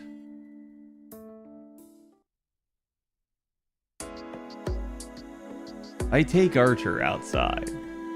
Miyuki City, my hometown, is broadly divided into two halves. There's Miyama, which is left over from the village the city grew out of, and Shinto, the developing modern region across the river. My house is in Miyama, the old part. Miyama itself is split into two areas. The European-style neighborhoods originally inhabited by immigrants from abroad, and the old Japanese-style houses, set against the mountainous backdrop. Both areas are situated on hilltops along the outskirts of town. The street dividing the two residential areas is fairly normal by comparison. How normal, you ask? This normal. This is the crossroads of Miyama. On one side lies the road going up the hill to the European neighborhoods where I live. Opposite is the road to the Japanese houses, and between them is the path leading into Shinto, where my school and the shopping areas are, as well as Ryudo Temple in the mountains.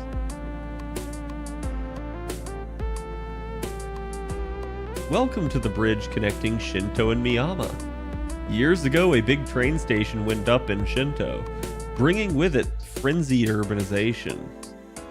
They may belong to the same municipality, but Miyama and Shinto couldn't be more different.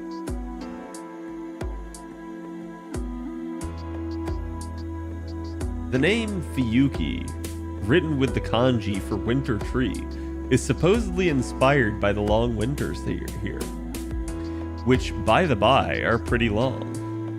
Despite that, temperatures are warm. February here is only about as cold as the very start of winter elsewhere. I bet if you randomly started digging, you'd turn up a hot spring or two. Though of course, our temperate weather disqualifies this town as a hot spring resort location. We've got an odd climate, where the mild winters suddenly turn to springtime bloom come April.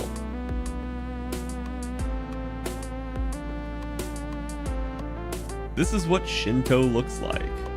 A number of tall buildings have been erected as if in a hurry, giving the hastily developed city a distinctly artificial feel. It all happened in the last decade or so, too. 10 years ago, there was a large fire that wiped out a residential area. Someone built a bunch of glass and metal buildings on the depopulated land. There's a large fire. Wonder how that happened. And here is the center of it all.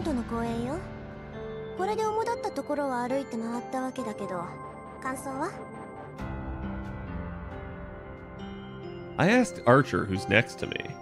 Of course he's invisible. 広い公園だ。だというのに人気がないのは何か理由でもあるのか。やっぱりそう見える？まあ、ここはちょっとした曰くがあるから。 Yeah, Archer, don't you remember this? I look out over the park. You'd think that a wide open space like this would have children playing in it, even on a weekday. But instead, there are only a handful of people. The place feels dull and lifeless. 10年前の話よ。この辺り一帯で大きな火事があったんだって。火は一日燃え続けて、雨が降り出した頃に消えたんだとか。その後町は復興したけど、ここだけはそのままなの。焼け野原になって何もなくなったから公園にしたらしいわ。Archer says nothing, but I can tell he sensed something odd even if I can't see him. そうよ。ここが前回の聖杯戦争決着の地。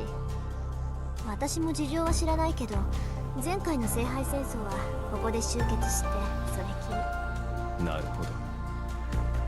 それでこんなにもここは怨念に満ちているというわけか。わかるのそういうの。サーバントというのは霊体だ。そのあり方は怨念、猛襲に近い。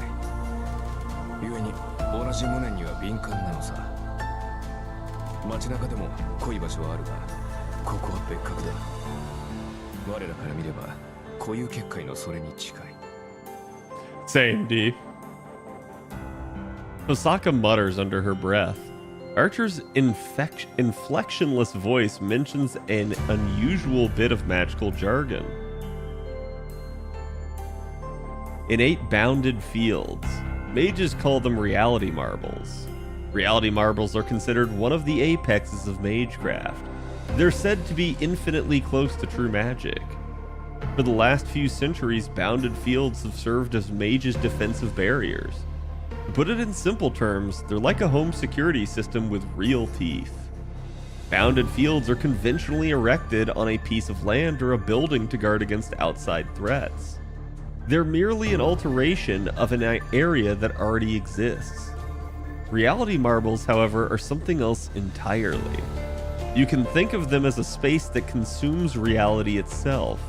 When a mage materializes their imaginary world, a representation of their mind, and overwrites the real world with it, we call the resulting field a reality marble. It's a large area magecraft that twists, no, rebuilds the world according to a mage's wishes. リー、どうした？ちょっと意外だったから。固有結界だなんて、アーチャーのくせに珍しい言葉を知ってるなって。なんだ、知っていてはおかしいか。だってそうじゃない。固有結界っていうのは魔術師にとっては禁忌中の禁忌、奥義の中の奥義だもの。アーチャーであるあなたが知ってるなんて筋違いよ。Yeah, Jujutsu Kaisen's heavily based off Fate. I shoot a quizzical gaze in his general direction. In reply, I feel an incorporeal sigh. リン、 The hell was that rhyme? 英雄とは剣術、魔術に長けたものを指す。アーチャーだからといって弓しか使えないと思うのは勝手だが、私以外のサーバントにそんな楽観は持たないでくれ。Yeah, surely only archers use bows, right? Oof. That does make sense when he puts it like that. わかったわよ。今のは軽率な発言だったわ。次からは気をつけるからこれでいいでしょ。リン、ズバリ言おう。君は優秀だが、それゆえに他人を過小評価する欠点がある。成人するまでには強制したまえ。何気に失礼なこと言うわね、あんた。But break my habit? He's talking about me like an unruly racehorse. いや、失礼。別にリンがジャジャ馬だと言ったわけではない。単にイメージ通りの表現を使っただけというか。Sudden Uma Musume. なおさら悪いわ。Wait, chat, does that mean that Uma Musume is a Fate reference? My right hand suddenly flares with pain. ちょっと黙って、あーちゃん。The command spells on my right hand hurt. They're throbbing, almost like a dull alarm warning their owner. 誰かに見られてる。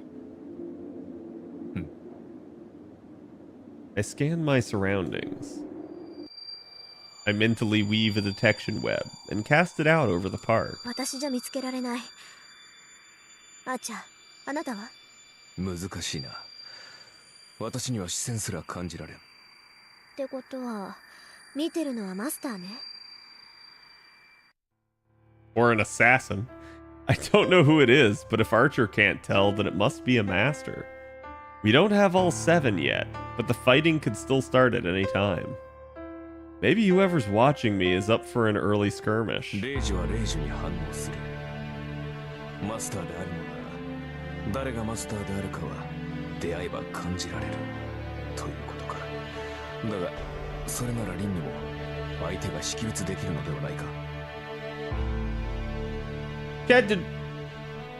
And you don't have to answer who, but do we ever find out who this is? Because I'm trying to remember myself. ええ。けど光栄の術者なら自分の魔力ぐらい隠し通せる。いくら霊樹同士が反応するって言っても、その霊樹だって魔力で発動するものよ。大元であるマスター自身が魔術回路を閉じていれば見つけることは難しいわ。厄介だな。ではこちらはいいように位置を知らせているということか。でしょうね。まあ私だって家探しすれば魔力殺しぐらいは見つかるだろうけど。必要ないと。そうだって隠さなければ向こうからやってきてくれるでしょ。Oops. Archer doesn't respond. Maybe he's irritated with me. 何よ、自信過剰はいけないって言いたいの？ I ask, a little defensive, thinking of our earlier exchanges. Archer mentally brushes the question aside. 君はそのままが一番強い。小物には付きまとわせてやるがよかろう。I can feel the smirk in his tone.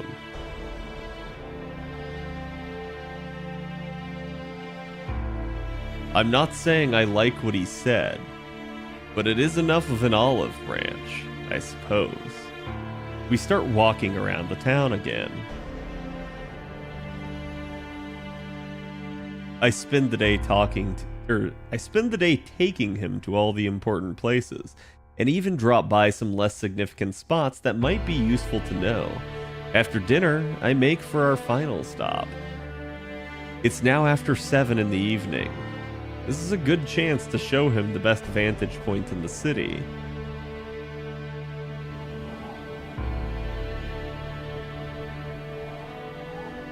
The wind howls. We're atop the tallest building in Shinto. The commanding view of the city makes for a fitting end to our tour. どう？ここなら見通しがいいでしょ、あーちゃん。将来君と付き合う男に同情するな。よくもまあここまで好き勝手連れ回してくれたものだ。The irony. 何か言った？あーちゃん。素直な感想を少し。と確かにいい場所だ。初めからここに来れば歩き回る必要もなかったんだ。何言ってるのよ。確かに見晴らしはいいけど、ここからわかるのは街の前景だけじゃない。実際にその場に行かないと街の作りはわからないわ。Yeah, to be fair, they don't really talk about the whole command seal feature like that very often after this. そうでもないな。アーチャーのクラスは伊達ではないぞ。騎兵は目が良くなければ務まらん。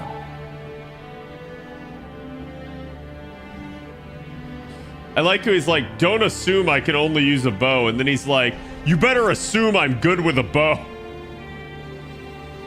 そうなの？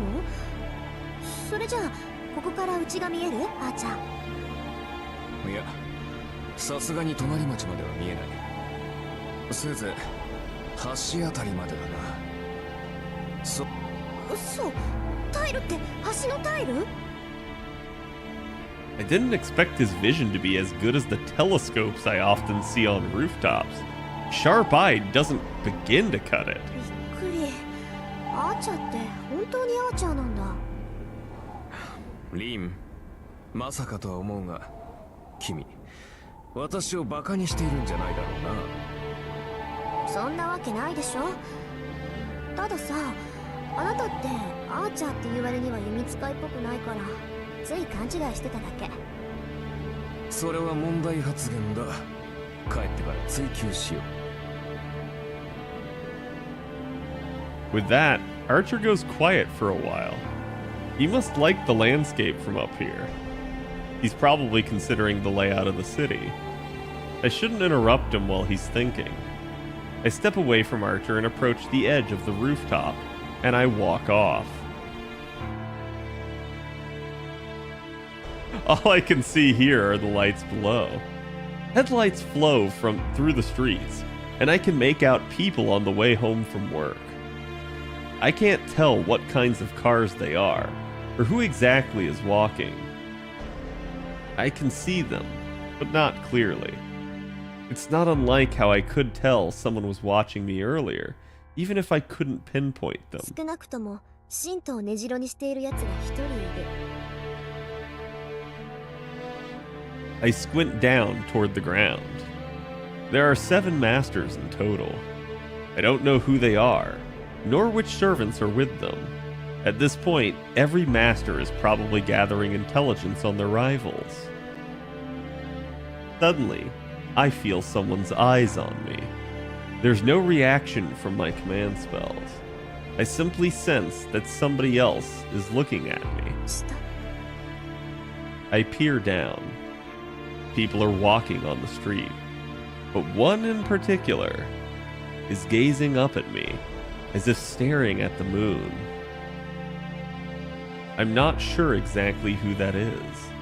I can't say for certain, and yet I know exactly who. I see, chat, I would just like to point out, like, this is like Exhibit A for Nasu's writing style. Oh, god damn it. Like, I'm not sure exactly who that is, yet I know exactly who.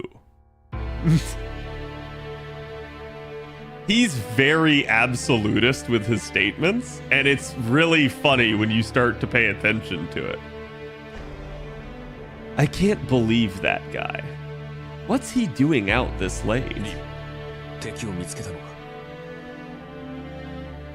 Archer calls out to me.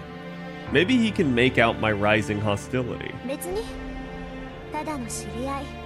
私たちには関係のない一般人よ。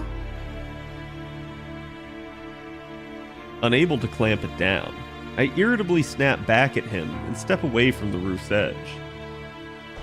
He couldn't have seen me from the ground. I'm sure it was just a coincidence. I haven't given myself away. And yet, my mage sight is screaming at me for allowing an eyewitness to catch sight of me.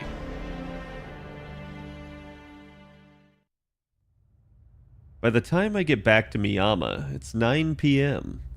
Unlike Shinto, Miyama is mostly residential. After 9, there isn't really anyone outside, and the streets are silent as if it's much later at night. こんなところね。街の作りは大体わかった？ああ、町のことならわかる。あとはおいおい掴んでいくさ。なら今日はここまでね。私もまだ本調子じゃないし、家に戻って休みましょう。It's because the Japanese language has a lot of like flowery words basically and really colorful descriptions.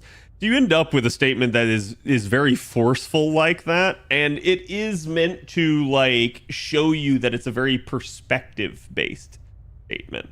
So it's like it's Rin's own internal thoughts. But yeah, you do get some hilarious stuff, and what's actually going on there, she's going through a logical progression. It's just you have to know that that's what's going on. I start up the hill at a relaxed pace when I notice someone up ahead. あれ、さくら？ Uh-oh. Now would not be a good time to run into her. リン、何を隠れている？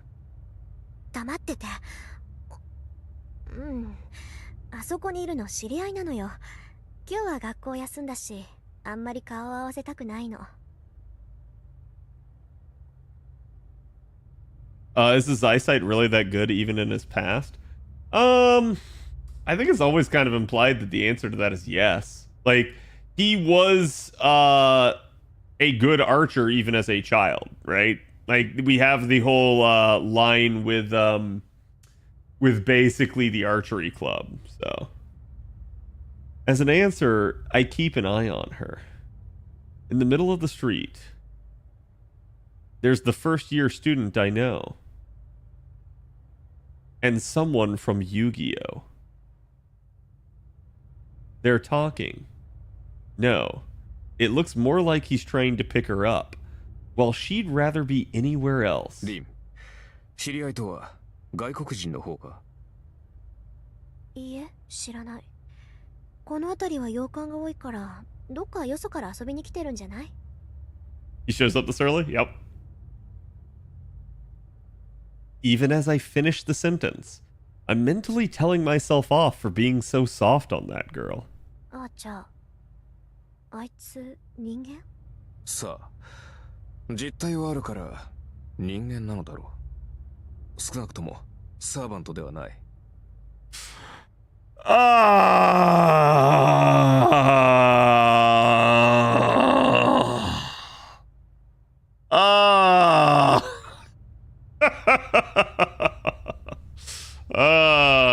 Yeah, sure, Archer. そうよね。マスターでもないし、ただの血は喧嘩か。Though even I know that she isn't the sort to get caught up in something like 二 that. 人とも言ったな。女は坂を登っていく。男は The blonde-haired man descends via the street we came by.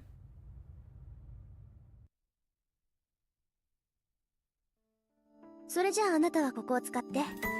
私はもう眠るけど、何か質問はある？とりわけ重要な疑問はない。すぐに戦闘を仕掛けない君の判断は正しいよ。今夜は魔力の回復を行うべきだろう。ええ。それじゃあ明日、今朝の紅茶をよろしくね。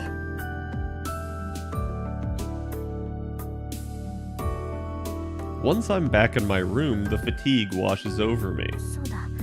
眠る前にきれいに連絡しないと。That annoying priest left me a message. By now, he's probably sent for the backup mage.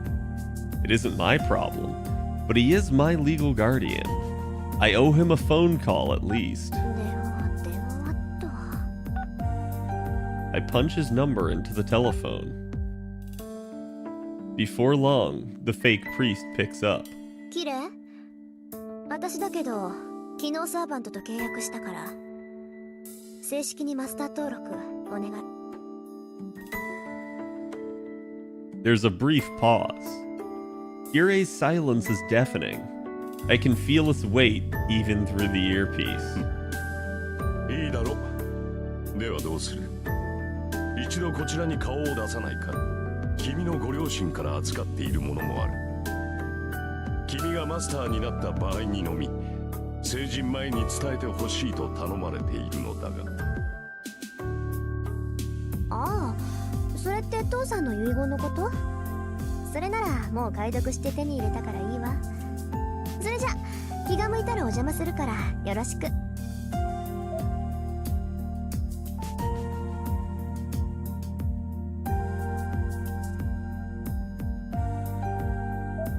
ああ、それって父さんの遺言のこと？待てリン。マスターになったのなら。I hang up before he finishes. If I have to listen to Kirei's nagging while I'm this tired, I have a feeling my magical energy will drain away instead of recover. さて、 Hello, こ Fox. れで準備は終わりっと。 Yorokobe Shonen. All that's left is to sleep. Once I open my eyes, it'll be a brand new day. 10 years ago, my father fought as a mage in the Holy Grail War and lost. Now it's my turn to risk it all for the same prize. Thank you for the resub, Fox. Appreciate it. Hope you're having a good one.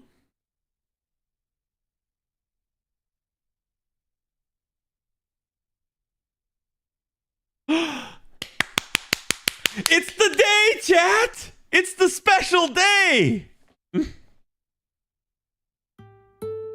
It's the bestest day ever! And after breakfast, I lay out my plans for the day. 何？学校論に行くだと。ええ、何か問題あるかしら、あーちゃん。問題はないが、しかしそれは。 Archer looks reluctant, but doesn't protest. After spending a whole day with me, he probably understands now that Rin Tosaka doesn't go back on her word once she's made up her mind. I can sense his disagreement even if he doesn't voice it, but I have also learned that Archer has a sincere side beneath all that sarcasm. He won't whine about a decision he's accepted. Yep, he's loyal and awkward like that. That's why my intuition says, at least after watching him yesterday. リン、マスターになったからには常に敵マスターを警戒しなくてはならない。学校。そんなことはないけどね。I keep accidentally hitting enter too fast. 私はマスターになったからって今までの生活を変える気はないわ。それにマスター同士の戦いは人目を避けるものでしょ。それなら人目につく学校にいれば不意打ちされることはまずないと思うけど。そうか。リンがそう決めたのなら私は従うだけだ。だが霊体化して君の護衛をするぐらいはいいのだろうな。まさか学校に行っている間はここに残れなどとは言うまい。当たり前じゃない。学校に限らず外に出るときはそばにいてもらうからね。マスターを守るのもサーバントの役割なんだから頼りにしてるわ。それを聞いて安心した。信頼に応えるのは騎士の務め。せいぜい期待に沿うとしよう。だがリン、もしもの話だがその安全な場所に敵がいたとしたらどうする？ Good question. 何？学校にマスターがいるかもしれないってかて？ I don't know, is there? そうだ。確かに学び屋には生徒と教師以外は入りにくいが、すでに内部の者がマスターだとしたら厄介ではないのか。それはないんじゃないかな。この町には魔術師の家系は遠坂とあと一つしかないの。そのあと一つっていう家系は落ちぶれてるし、マスターにもなってないし。マスターになっていないとどうしてわかる？ Good job, Archer. あのね、うち以外に魔術師の家系がいるんなら真っ先に確かめるのは当然でしょ。そいつマスターにはなってなかったし、あっちの家系の後継者にはマスターになるだけの魔力がないから無視して構わないわ。Ah, famous last words. そうか。つまりリンの通う学校にはもう一人魔術師がいるのだな。そういうこと。だから他のマスターは外からやってくる連中が大半のはず。そんな連中が学校にまでやってくることはないでしょう。まあ今の段階ではな。だが Basically all but one. Yeah, I mean, well. もし学校に君が知らない魔術師がいたとしたらどうする？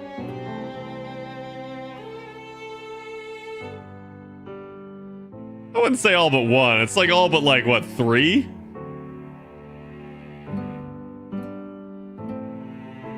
だからいないってば。魔術師っていうのは他の同業に敏感なの。1年も同じ学校にいたらね、どんなに隠してても魔術師の存在は感じ取れる。 And yet you only now got your command spells. 断言するけど、うちの学校に魔術師は2人しかいないわ。そのうちの1人が私で、もう1人はマスターになるだけの力がない魔術師見習いなの。わかった？アーチャーの用心はただの杞憂よ。そんなこと絶対にありえないんだから。だからもしもの話だ。物事には常に裏目が存在する。本来ありえざることが起こるのもまた運命だ。 I'm so glad that Archer's got his head in the game. もしそういった事態になった場合、私に八つ当たりをするのだけは思いとどまってほしいと言っているのだ。Archer chuckles dryly. His smug attitude mocks me. Already makes me want to do exactly that, but I'll be late for school if I let him keep pushing my buttons. そんなことあるわけないじゃない。もしもの話っていうのは起きないからもしもの話なのよ。もしそんなことになったら、その時は私の見通しが甘かったってだけなんだから。よし、確かに聞いたぞ。それでは行こうか、リン。君の学び屋まで30分。そろそろ出なければ間に合わない時間帯だ。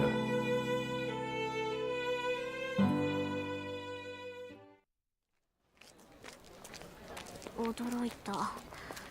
もしもの話って本当にあるのね。ああ、私も驚いている。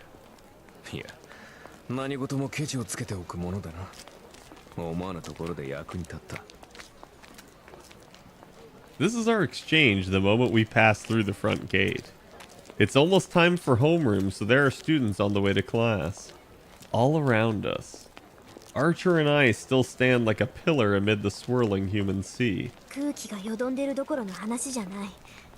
これ、もう結界が張られてない。完全にではないが、すでに準備は始まっているようだな。ここまで派手にやっているということは、よほどの大物か。とんでもない素人ね。異常を感じさせる結界なんて三流だもの。やるんなら仕掛ける時まで隠し通しておくのが一流よ。Maybe he's a third-rate mage with a fourth-rate magical circuit. で、君はどちらだと思う、リン？さあ、一流だろうが三流だろうが知ったことじゃないわ。私のテリトリーでこんなゲスなもの仕掛けたやつなんて問答無用でぶっ倒すだけよ。I let out an indignant huff as I crossed through the grounds. As a mage, there's no sugarcoating it. I won't be satisfied until whoever made this bounded field gets what's coming to them. I ain't gonna sugarcoat it, chat. On my way back from the music room after second period, I spot a first year floundering in the hallway. She looks like she could use a hand with the large stack of documents she's carrying. 手伝うわ、さくら。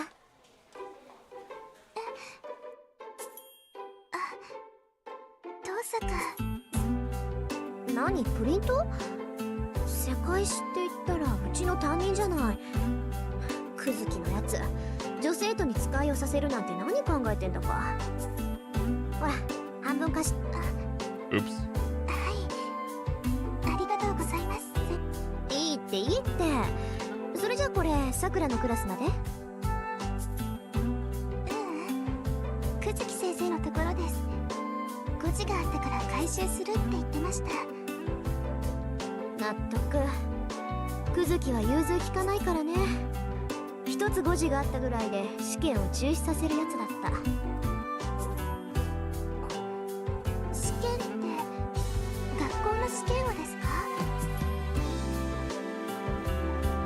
そう、あれは去年の中間試験だったかな。みんながガーッとマークシートを塗りつぶしてる時にやってきてね。誤字があるので正しい問題ではなかった。よって試験は中止。後日改めて行うってあの調子で淡々と言ったのよ。私たちも驚いて。 Oh my god. 久月先生らしいですね。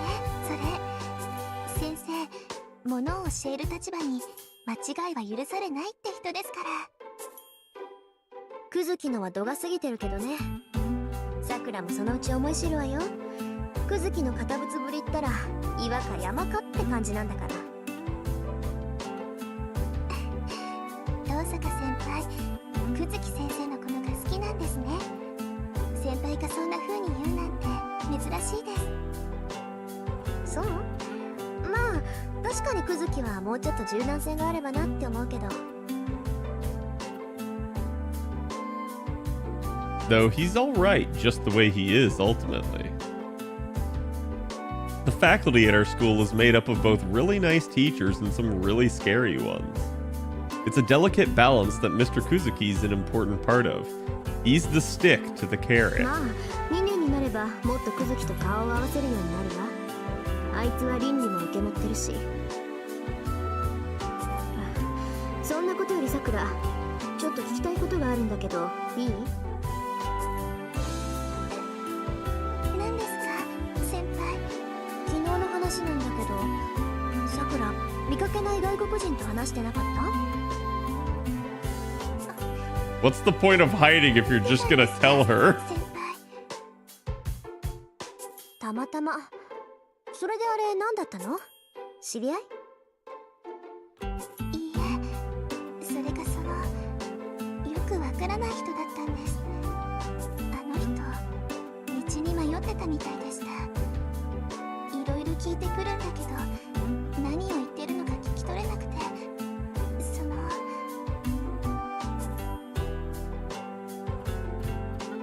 Ah, and that's when she slipped away. そうか。ごめんなさい。少しだけ気になったから。いえ、構いません。その、ここまででいいです、先輩。あ、そう？それじゃあまたね。I returned the printouts to Sakura, but before I head back to my classroom, I find myself stopping. さくら、最近はどう？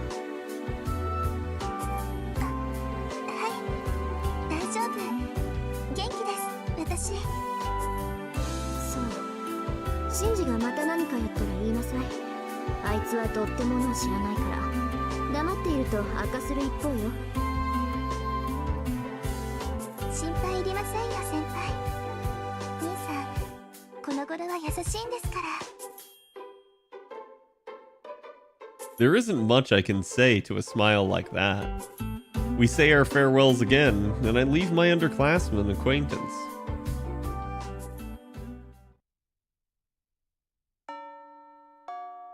The school day is over. The classroom's steadily empty, and the campus darkens by the hour. The crimson sun will set soon. Once night falls, there won't be anyone left around. 始めるわよ、あーちゃん。まずは結界の下調べ。どんな結界かを調べてから、消すか残すか決めましょう。I speak to my invisible partner. I feel him nod in acknowledgement. Bounded fields are meant to protect their casters. You can consider them a terrain-based magecraft formed by weaving magical energy into a net and applying it to the earth to affect the inside of the field. There are countless types of effects they can have, ranging from wards that isolate an area from the outside world to avoid detection, to fields that limit the type of magecraft that can be activated within. The most offensive type suppresses biological functions inside the area of effect. And that's what's been applied to the school grounds. While it isn't finished, everyone in the school will collapse once it's activated. Something like that wouldn't work on me, though. Bounded fields are, after all, targeted at the area I'm in, not me specifically. Such indirect magical interference won't affect a mage with magical energy flowing through their body. Similarly, the electrical charges that flow in the atmosphere won't disturb the electrical currents within my body. That means the bounded field has some other purpose. Whoever it is that put this thing here isn't trying to defeat a master with it. I don't want to believe it, but they're targeting all the people within the school. There's only one possible reason for that. It's a thought I can't stomach. After checking all around the campus, I finished my search on the roof. It's thoroughly dark outside now. The school gate shut at 6 p.m., and it's now 8 p.m. Archer and I are the only ones left, and Archer's in his spirit form. これで7つ目か。とりあえずここが起点みたいね。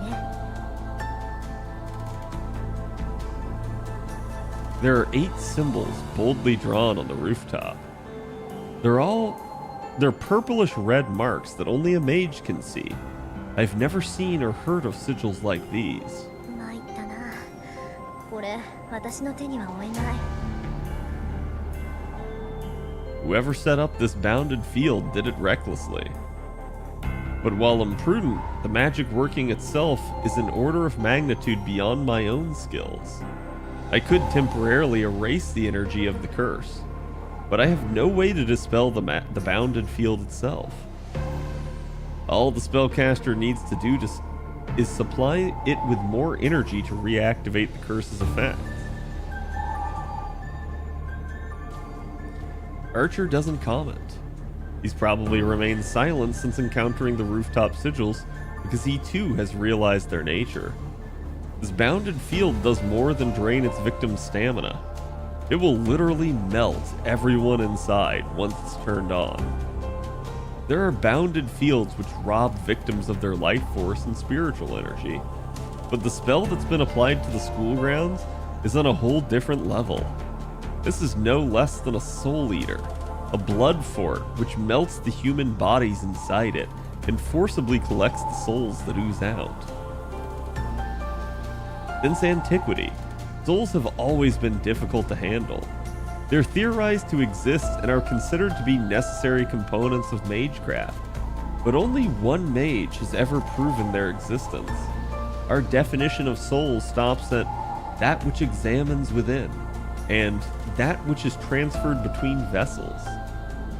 To not only extract souls, but then capture them in one place, it defies comprehension. What's a mage supposed to do with a bunch of energy we can't even convert? So if I had to think of a purpose for it... アーチャー、あなたたちってそういうもの？ It comes out colder than I intended. ご推察の通りだ。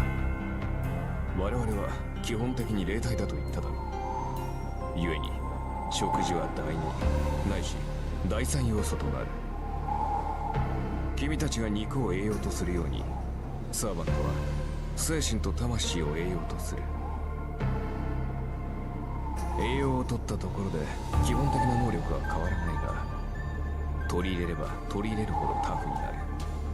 つまり魔力の貯蔵量が上がっていくというわけだ。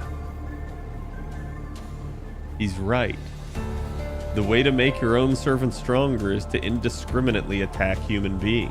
マスターから提供される魔力だけじゃ足りないってこと？足りなくはないが、大いに越したことはない。実力が劣る場合、弱点を武士で補うのが戦争だろう。周囲の人間からエネルギーを奪うのはマスターとしては基本的な戦略だ。そういった意味で言えばこの結界は効率がいい。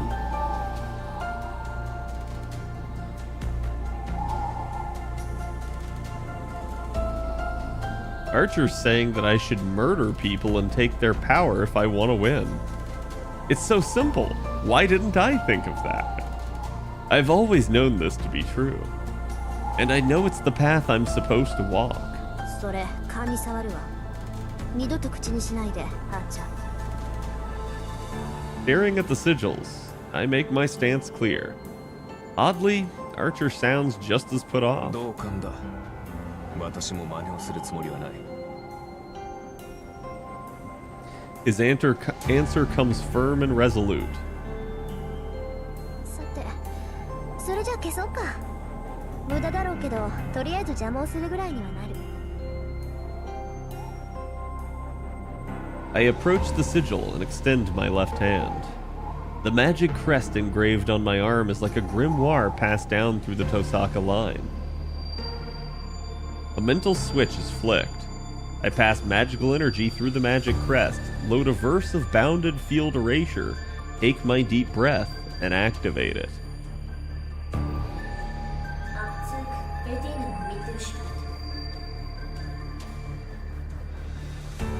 I then send a pulse of magical energy via my left hand. That should wash away the sigil for now. なんだよ、消しちまうのか？もったいねえ。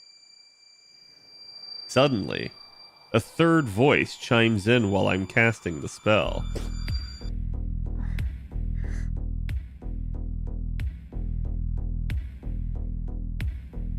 I whirl around.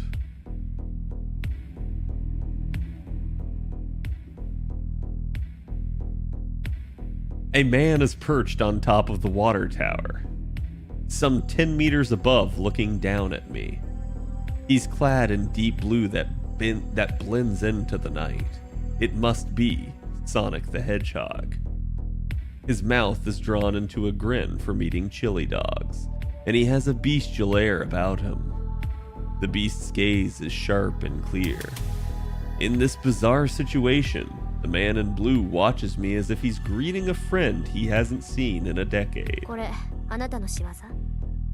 いや、小細工を浪するのは魔術師の役割だ。俺たちはただ命じられたまま戦うのみ。だろ？そこの兄さんよ。His tone is lethal, yet carefree.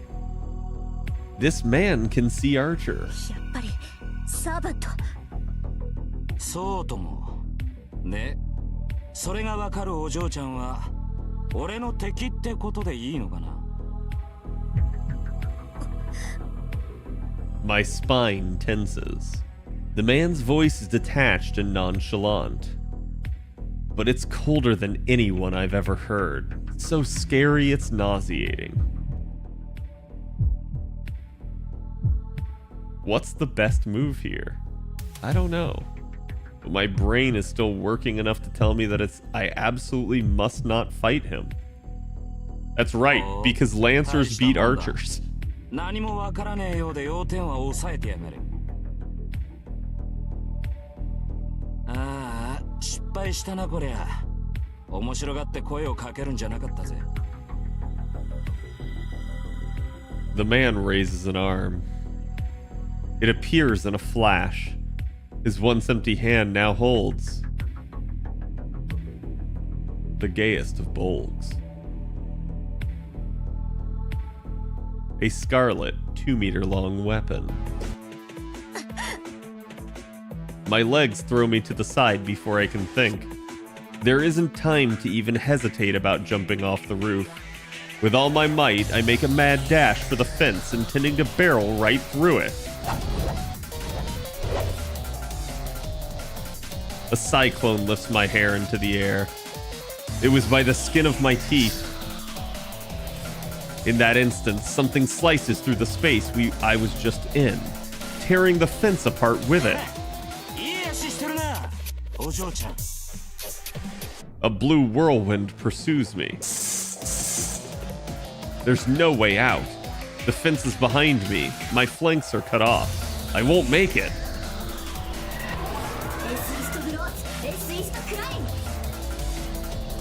I react swiftly. My magic crest surges to life so I can weave a single count magecraft. The spell lightens mass and manipulates gravity. Light as a feather, my body bounds into the air. And I jump over the fence to plummet off the roof.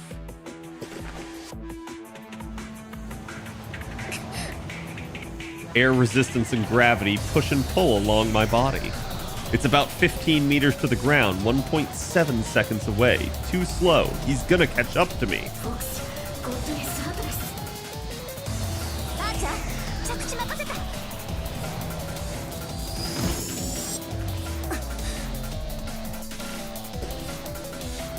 I let Archer absorb the shock of the landing and break into a dash as soon as we touch down.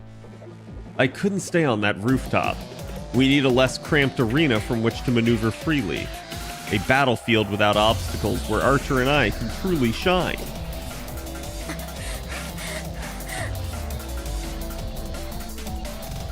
It takes me less than 7 seconds to escape the roof to the schoolyard. A distance over 100 meters crossed at the pace no normal human can manage, much less clearly see. And yet... いや、本気でいい足だ。ここで仕留めるのはいささかもったいなさすぎるか。Against the servant, it's wasted effort. At the same time I draw back, Archer materializes before me. It's a cloudy night. Archer's hand grips a short sword that faintly reflects the moonlight. The man's lips twist into an ominous sneer. いいね。そう来なくっちゃ。話が早いやつは嫌いじゃない。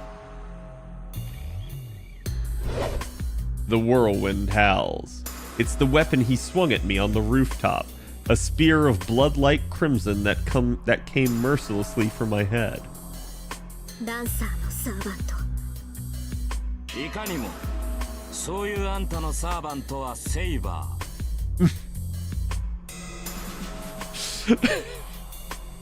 Oh god, I love this, and especially when you've watched freaking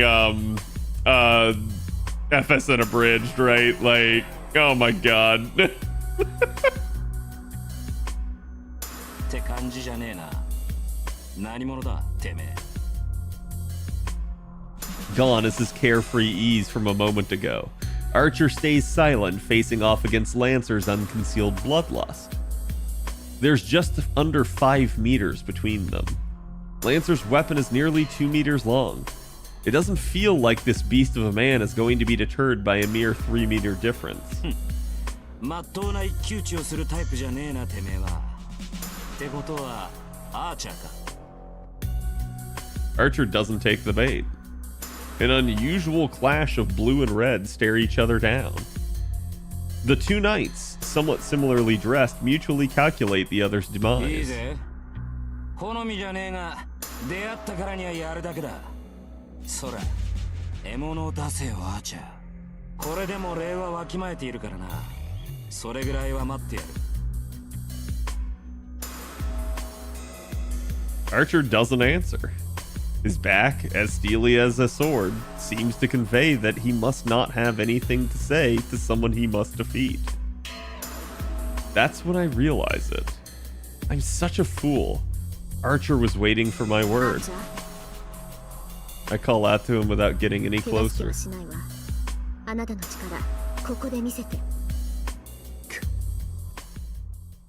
Was that a laugh? The Red Knight surges forward, his lips curled in response. Wind swirls. A scarlet bullet flies forth, blade in hand. A blue spear thrust intercepts him. If the charging archer is a gust of wind, then the spear tip that rises to meet him is a divine storm. Streaking blades, elegant parries. Archer is put on the defensive, fending off the swift thrusts with his short sword. The man in red stopped in his tracks, his advance denied by the enemy. He can't even breach the 2-meter coverage of the spear. A polearm wielder can control his opponent's range. Lancer with nearly 2-meter reach needs to simply engage his foe whenever he comes within range.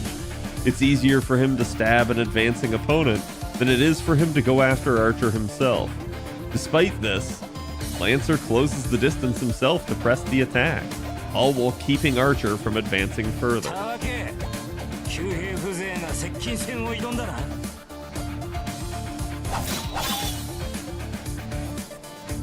Lancer's snarl is fiery. With each thrust, Lancer closes in, the assault never letting up for a second. Moving in too close is suicide for a spear wielder. The advantage of a spear is the ability to control the enemy's position. Lancer shouldn't have a chance if he keeps closing in. But that's only according to conventional wisdom. Unerringly, unceasingly, Lancer's spear seeks to pierce Archer's throat, shoulder, forehead, and heart. The strikes are too swift to even leave an afterimage. Archer is forced to parry, block, or evade every move of the spear. Any strike, if true, would be a mortal blow. Still, Archer is a servant, even if he specializes with the bow. He won't be brought down so easily by mundane attacks.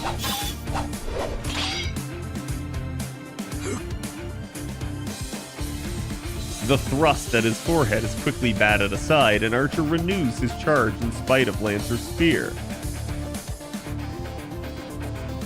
One might think that swordplay is all there is to Archer's attacks, but he's exploiting a weakness of spear tactics.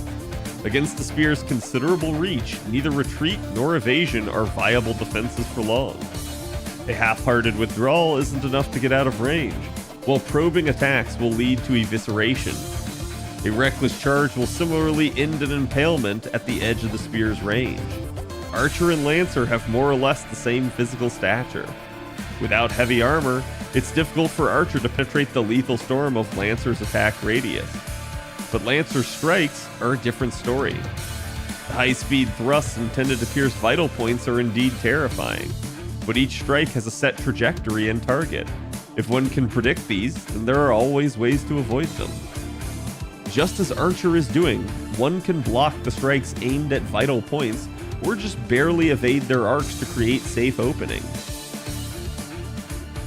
Lancer probably underestimated him as a ranged specialist. The advantage of a long weapon is the generous range at which one can engage the opponent.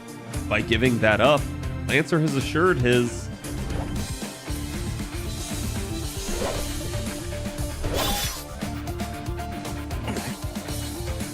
The man in red stops in his tracks. I watch a nightmare unfold as if time has rewinded. Lancer's attacks become even faster than before. Archer's short sword is knocked aside as he twists to avoid being skewered. Lancer's spear does not allow retreat, or rather his endless attacks are so fierce and sharp that even servants are doomed against them. We were the ones who underestimated our enemy. That servant, that Lancer, and his spear can't be described in mundane martial terms. Who could possibly survive such a relentless barrage? Archer beats a desperate retreat while parrying strikes, creating slightly more distance between the fighters. In that moment, Lancer steps into the gap and unleashes an even more ferocious attack. The storm of attacks is little different from what he's already been doing, but their execution is truly godlike. They've already clashed 10 times. No, it's actually several times more than that. The torrent of spear strikes increases again in intensity and number, threatening to take Archer's life 1,000 times over. It isn't even a change in speed, but in precision. At a steady pace, Lancer's spear comes down on Archer like waterfall. How can Archer get inside his guard? With such a short weapon, all he can do is defend against the spear. He has no way to close in on Lancer. In fact, he's being forced backwards. The steel vacuum stretches out. I should be backing Archer up, but the right words die in my throat. My magecraft isn't easy to aim precisely. I risk hitting Archer too if he can't get far enough away from Lancer. Meanwhile, Lancer's advantage will only deepen. And to be honest, I'm captivated by their duel. So this is a battle between servants. The Holy Grail War is a battle between familiars of the highest order. Heroic spirits, beings that we mages can't begin to approach. Servants. Familiars divided among 7 classes and roles, serving 7 masters. Supreme familiars called forth by the Holy Grail itself. Familiar is really a misnomer for them. Familiars are supposed to be subservient minions who act on behalf of a mage. Normally you'd imagine something like Puss in Boots, an elegant white bird, or a disobedient black dog, something like that. These sorts of familiars are what a typical mage can manage to command. Familiars are just that, from the Latin word for a menial servant. It's inconceivable that a mascot used for menial labor would be stronger than its master. Servants are a different story. They're quite literally the most powerful examples of humanity. Even the 5 magicians wouldn't be able to control them. It's difficult to summon a servant, but not because servants are more powerful than mages. Servants are beings that surpass magecraft itself. To be clear, servants are heroes of the past. Myths, legends, fables, histories. We call the glorious superhumans from our traditions heroes, whether the tales are true or not. Immortalized by what humanity says about them, they cease to be merely human after death and ascend to something greater. People who work miracles, who save the multitudes, who accomplish great feats, are elevated to the status of heroes, either in life or after death.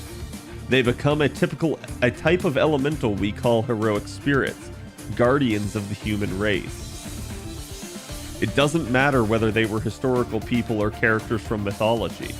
Heroes are created by the thoughts of the people. We imagine them as the idols we wish they were and treat them as if they were real. Objective truth is irrelevant. Fame and faith are sufficient to give form to these legends. They're humanity's ultimate ideals, the greatest among us. That's what it means to be a hero and a heroic spirit. Naturally, it's impossible for a mere human to control something greater than human. What mages usually do is borrow a portion of their power and imitate their feats. Summoning a complete heroic spirit is simply impossible. Yet the Holy Grail makes it possible. It allows us to summon these spirits in the flesh, and even bind them to our command. The sheer absurdity of it proves the Grail's omnipotence. That's how heroic spirits are summoned from across time, whether from the Age of Gods or as recent as a century ago. The 7 heroic spirits serve and protect their 7 masters, and each master sends their servants out to defeat enemy masters. It's a death match between heroes of every age and every land. That's the story behind the ritual we call the Holy Grail War. Of course, there are limits to what the Grail can do. Even the Holy Grail can't indiscriminately summon mythic beings akin to elementals. Just as a form created by the people is required to materialize the 6th theoretical factor known as demons, heroic spirits need a material form to operate in this world. This is their temporary label, and the way they're allowed to exist in this world. The Holy Grail provides vessels that heroic spirits can easily materialize in, called classes, and only heroic spirits that fit these classes can be summoned. A class is like a passport that lets heroic spirits visit the modern era and act as a familiar. It's a material vessel that they temporarily possess. There are 7 masters and 7 heroic spirits to serve them. Each is assigned one of 7 classes. Saber, the Knight of the Sword. Lancer, the Knight of the Spear. Archer, the Knight of the Bow. Rider, the Cavalier. Caster, the Mage. Assassin, the Silent Killer. Berserker, the Mad Warrior. Only heroic spirits with attributes corresponding to the 7 classes can be summoned to the modern world, and they become servants whom the masters command. That's the servant system. Humans summon and make contracts with heroic spirits beyond our ability to handle, all in hopes of winning a miracle beyond our ken. It's the greatest of battles that can only happen here in this land, like no other Holy Grail War.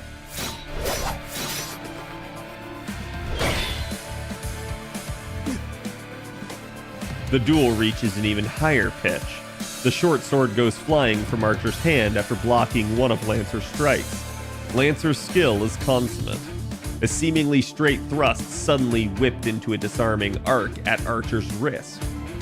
It was an attack that Archer couldn't have avoided, even if he saw it coming. There isn't an effective way to parry the spear with his sword. A forceful block is countered with an even keener strike, while defending with minimal force will never create an opening to exploit. The clash between the sword and the spear is shaping up into an intense struggle to defeat an enemy outside of Archer's reach. There's no hesitation in Lancer, even as he taunts Archer.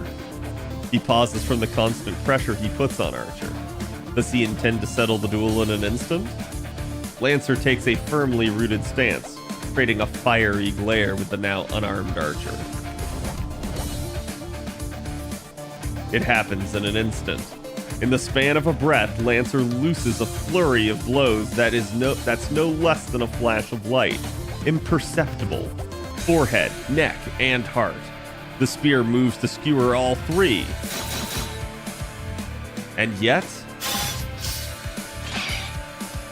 another flash of light counters the first I couldn't even follow.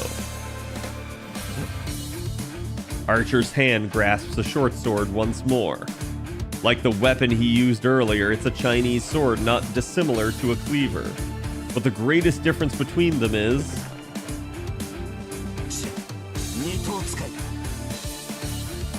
blade and blade. In each hand he grips a sword, each clearly meant to complement the other.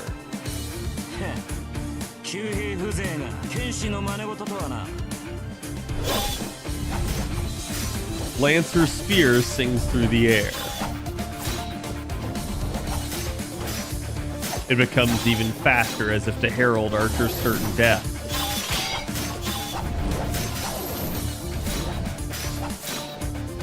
The duel becomes a symphony of clashing blades.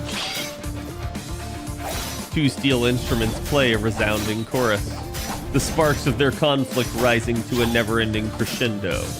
Their battle is like a vacuum. It sucks in all the air around it, making me feel like I'll be cut if I even dare to approach. It all happened in an instant, really, but as I watched with bated breath, the moments seemed to stretch on. Lancer keeps his foe out of his fatal pocket, while Archer attempts to close the gap with his shield of dual swords. They've flashed over 100 times already, Archer losing a weapon each time, but instantly another sword appears in Archer's empty hand, and Lancer is slightly driven back each time. Lancer finally acknowledges his miscalculation. He has no idea who he's fighting, but it would be a mistake to keep dismissing his opponent as a bowman.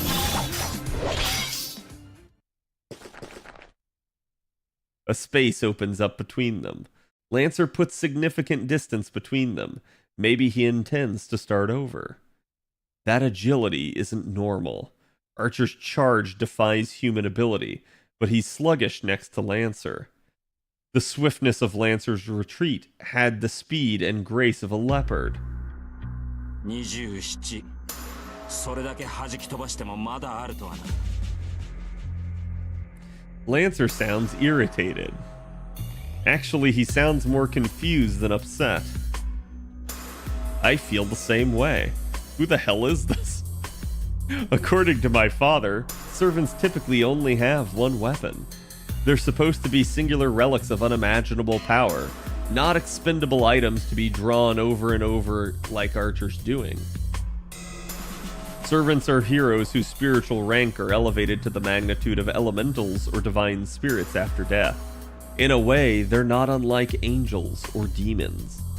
They're powerful familiars on their own, but their greatest strength is the mighty weapons that prove they're heroes. We call these magical items noble phantasms. They're the favored weapon or armor that a servant used while it was a living hero, and it's literally the servant's secret weapon. To a servant, a noble phantasm is a one-of-a-kind armament. It's the servant's indispensable ultimate weapon as well. The same goes for Lancer's spear. It can exhibit its power as a noble phantasm if he so chooses. A noble phantasm is a formidable weapon on its own, but its true power is expressed by invoking its true name. Heroes' weapons are known to have slain dragons and gods, who have conquered the earth. Servants activate noble phantasms with their own magical energy. It's not unlike magecraft, actually. Servants use their noble phantasms as catalysts to recreate the destruction from their legends. A noble phantasm is most certainly not a disposable tool. Except when I'm farming. Archer has produced dozens of swords by now. Each seems like masterwork unto itself, but they surely can't be his noble phantasm. He's an archer after all. His secret weapon must be some kind of bow. どうしたランサー様子見とは君らしくないな先ほどの勢いはどこに行ったしタヌキ減らず口を叩きやがる I like that he called him a tanuki. We translated it as sneaky bastard. The cause of Lancer's irritation is obvious. Lancer has been fighting as a spearman, while Archer has been fending him off as a swordsman, meaning that Archer hasn't revealed his cards yet. That must be frustrating to deal with. いいぜ聞いてやるよてめえどこの英雄だ二頭使いの旧兵なぞ聞いたことがないそういう君は分かりやすいな僧兵には最速の英雄が選ばれるというが君はその中でもえりすぐりだ。これほどの宗師は世界に3人といまい。加えて獣のごとき敏捷さといえばおそらく1人。 So clearly he's a 5-star, right? ほう、よく言ったアーチャー。 For a moment, the bloodlust is so strong I forget to breathe. Lancer's arms move.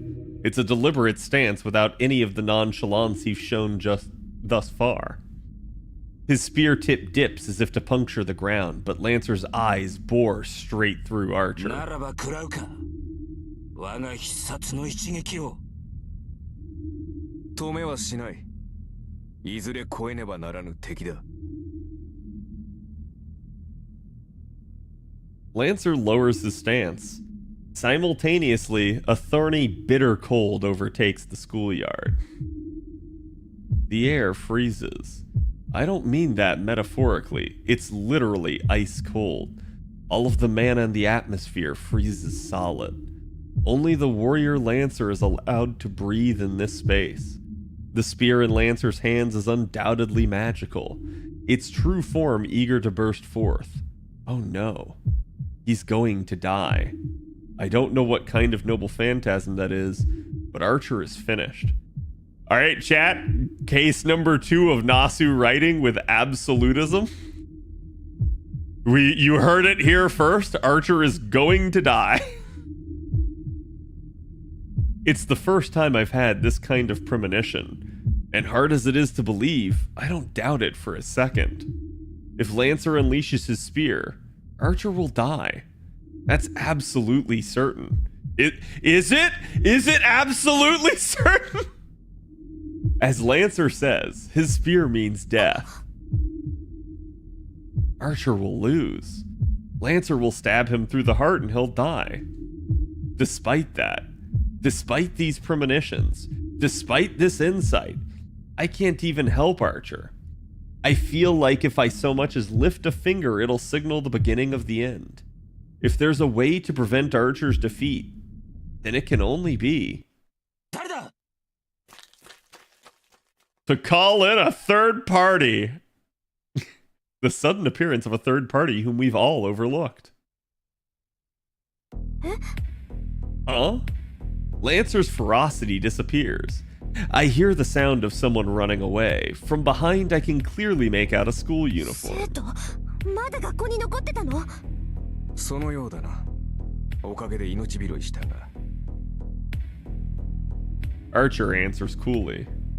Sure enough, the interruption did save our skin. 失敗した。ランさんに気を取られて周りの気配に気づかなかった。で、アーチャー、あんた何してんの？見てわからないか。手が空いたから休んでいる。んなわけないでしょ。ランさんはどうしたのよ。さっきの人影を追ったよ。目撃者だからな。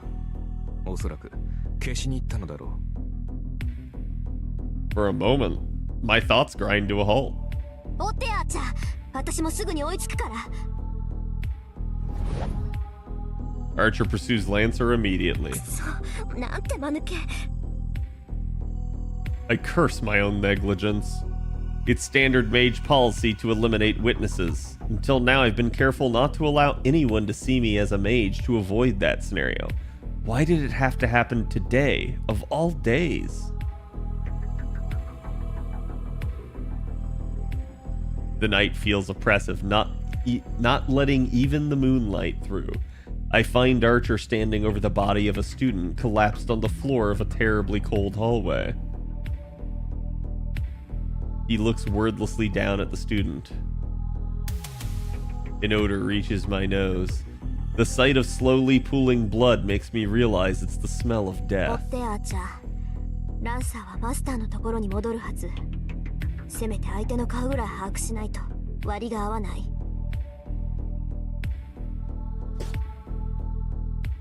Archer goes off after Lancer. Only the fallen student and I remain in the corridor. I can't look him in the eye, but I have to. This is my fault. This is my fault. This is my fault. Since I was young, since I made up my mind to inherit the Tosaka legacy, I've been prepared for this. Mages aren't governed by good or evil. I've known all along that this path would be a bloody one. ランサーの槍で一突きか。心臓やられてちゃ助からない。I don't know how many seconds ago Lancer killed him. It's just a matter of whether he was unlucky enough to get stabbed through the heart. The blood loss isn't as bad as I would have expected for a destroyed heart. Maybe the injury isn't too deep. It might not be too bad, but he's still screwed if blood has been cut off to his brain. Though, yeah, if his heart was wrecked, then he would have died instantly. その割にはまだ死んでないってのはすごいな。It's hard to hear, but just barely. My ears pick up faint breathing that might be a death rattle. But it won't last more than a few seconds. I don't have the power to save him. Don't even have a way to heal my own wounds. 顔を見ないと。それぐらいはしなくちゃ。I start to reach for the face of the prone figure when I realize that my fingers won't move. They're shaking. But why? I'm used to this. I made this choice countless times. I've lost so much thanks to my own mistakes, my own selfishness. That's why I've always been ready for this day to come. Then why am I so angry at myself? ごめんね。見とるぐらいはしてあげる。I use cold logic to still my trembling fingers and legs, and check the fallen student's face. A great weight falls onto me. I feel like I've just been struck with a hammer. やめてよね。なんだってあんたが。I grind my teeth, no longer to brace myself against the shaking, but because I'm truly angry. Why did it have to be him? Why him especially? I'm not upset with Lancer for silencing a witness, as a servant should. But at school today, of all days, at this hour, you fool! Why would you of all people? Sakura's face comes to mind. I'm sure she'll cry. And I find myself recalling a day after school some years ago. The sky glowed in a distant red. A boy that always ran. And a silly girl watched him absently from afar. That boy got involved in something he shouldn't have, and now his corpse is in front of me. There's still a way. If I fail, I might lose my trump card, but there's a way to save him. No. I'll lose it, whether this works or not, so the outcome is the same to me. This is a mistake. His impending death is a foregone conclusion. It's my fault for not paying enough attention to what was happening around me, and his fault for having the dumb luck to be here tonight. There's no need for me to go this far for him. My father, who left me with nothing to remember him by, did in fact leave me this heirloom to help me. It's a massive store of magical energy meant to be a trump card that helps me win this war. A precious, precious treasure, just for... だからなんだってのよ、バカ。I turn back and kneel by the dying boy.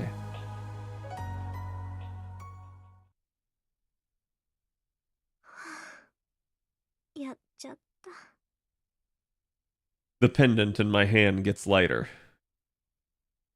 My father's keepsake is nearly empty. With a clink, I drop it on the guy who was a second away from becoming a corpse. まあ、仕方ないか。There really was no other way. I don't have the power or skill to bring someone back to life, especially not someone with a destroyed heart, damaged blood vessels, and a brain death mere seconds away. All I can do is patch up his missing parts with brute force. まだ息があるのが運の尽きだった。完全に死んでいたら、どんなに魔力の蓄えがあっても蘇生なんてできなかったし。But if he's still alive, then I just need to help him the best I can. 失敗してたら目も当てられなかったけど、成功したからいっか。ええ、正直に言えば充実感あるしね。こういう経験も悪くはなかったわ。Though really, I'm lying to myself. 行こう。済んだことは済んだこと。こいつが目を覚ます前に帰らないと。Yeah, there isn't any point hanging around. Archer's off tailing Lancer, so I should just go home. On the way home, I remember, I left my father's memento at school. So now it's just a pendant with all of its magical energy run dry. いっか。I don't suppose I need it anymore. It might have a little bit of energy left in it, but it's less than the 10 gemstones I'm carrying. What Father wanted was for me to have enough magical energy to win the Holy Grail War. Now that I've used that resource up, its container doesn't mean much.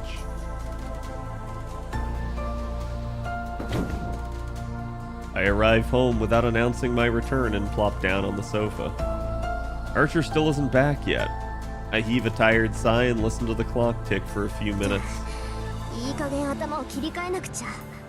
あれだけの戦いを経験しておいて、何ほうけてるんだ私。I jump to my feet and make some black tea. I have plenty to think about. The servant we encountered most of all. I finally watched a battle between servants, which until today I'd only known about through books. ランサーか。宝具を使われそうになった時は焦ったけど、実際使ってたら正体は分かったのよね。Learning a servant's identity is key to defeating a servant. With the exception of the idiot who doesn't know his own name, a servant's greatest weakness is their identity. Once you learn a servant's name and identity, then you can mostly deduce that heroic spirit's noble phantasm. It goes without saying that since servants are heroic spirits, they have legends associated with them. Unraveling their history can reveal a lot about their abilities. Masters address servants by their class names to hide their true names. The more famous a hero, the more likely their weapons and weaknesses are to be known. A heroic spirit who has become a servant will never willingly divulge their identity.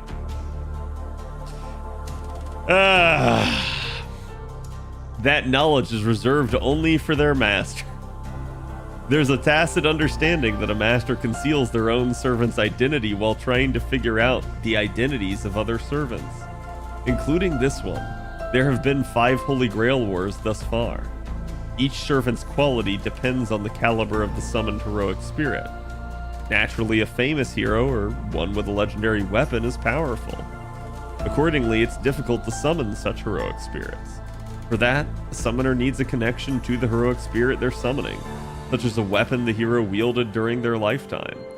Even the Mage's Association, with all its resources, only has a few such items in its possession. That's why most mages, myself included, summon a heroic spirit whom we have an affinity with. The servant's strength is determined by the caliber of the heroic spirit, or so the logic goes. But reality isn't so clear-cut. Even a superior heroic spirit might struggle when the classes in play aren't favorable. Class-specific abilities can have a large impact on the outcome of a battle. Each of the 7 classes comes with additional abilities, and the interaction between these can allow one to triumph over a stronger opponent. To continue the example, it's said that great heroes were defeated by lesser-known heroes in each of the previous 4 wars. As far as I know, the best servant class is Saber. Saber fought until the very end in each of the last 4 wars. Saber, Lancer, and Archer are said to have powerful magical resistance. Magecraft isn't effective against these 3 classes. After all, they're warriors from ages of myth and legend, when magic was still prevalent. Spells cast by modern mages would probably fizzle out on contact. That's why the first 3 classes are generally considered the most desirable. The other class to watch out for is Berserker. Heroic spirits summoned in this class lose their sanity. As the name suggests, they become crazed warriors and puppets of their masters, but are strengthened beyond the powers they had in life. It's also worth noting that the stronger a servant is, the greater its burden on its master. In the past, masters who drew berserkers couldn't control their servants, and ultimately self-destructed due to running out of magical energy. No exceptions. In the vast majority of cases, Holy Grail wars are won by the summoned servant's abilities. Of course, there are plenty of ways for masters to win battles, but it basically comes down to fighting between servants. That's why a master needs to commit the utmost diligence and effort to summoning a servant.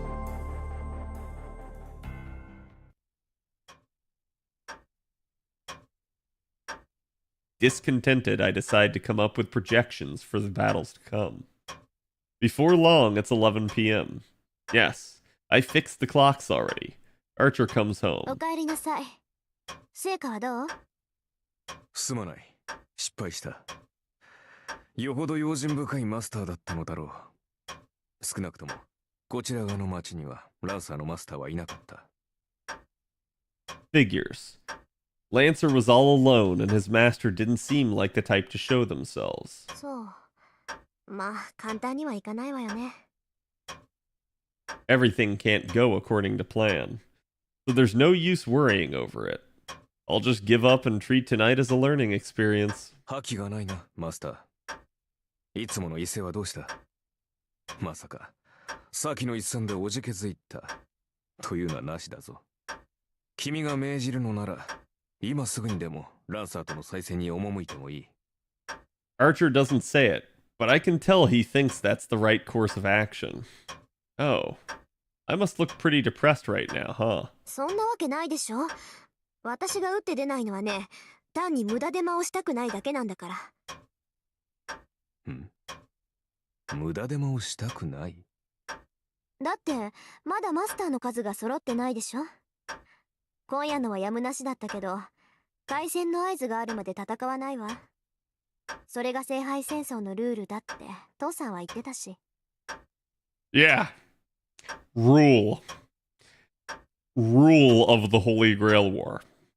Yeah. そうか。君の父親もマスターだったのか。Archer nods in understanding. Actually, he's making a rather mixed expression. 何よ。何か言いたいことでもあるの？あんた。ああ、一つ聞き忘れていた。リン。君は幼い頃からマスターになるべく育てられ、それに従ってきたのだろう。つまり、初めからマスターになることを予想していたわけだ。当たり前じゃない。そりゃいきなりマスターに任命される魔術師もいるそうだけど、私は別よ。そうだろう。なら、目的がとうにあるはずだ。私はそれを聞き忘れていた。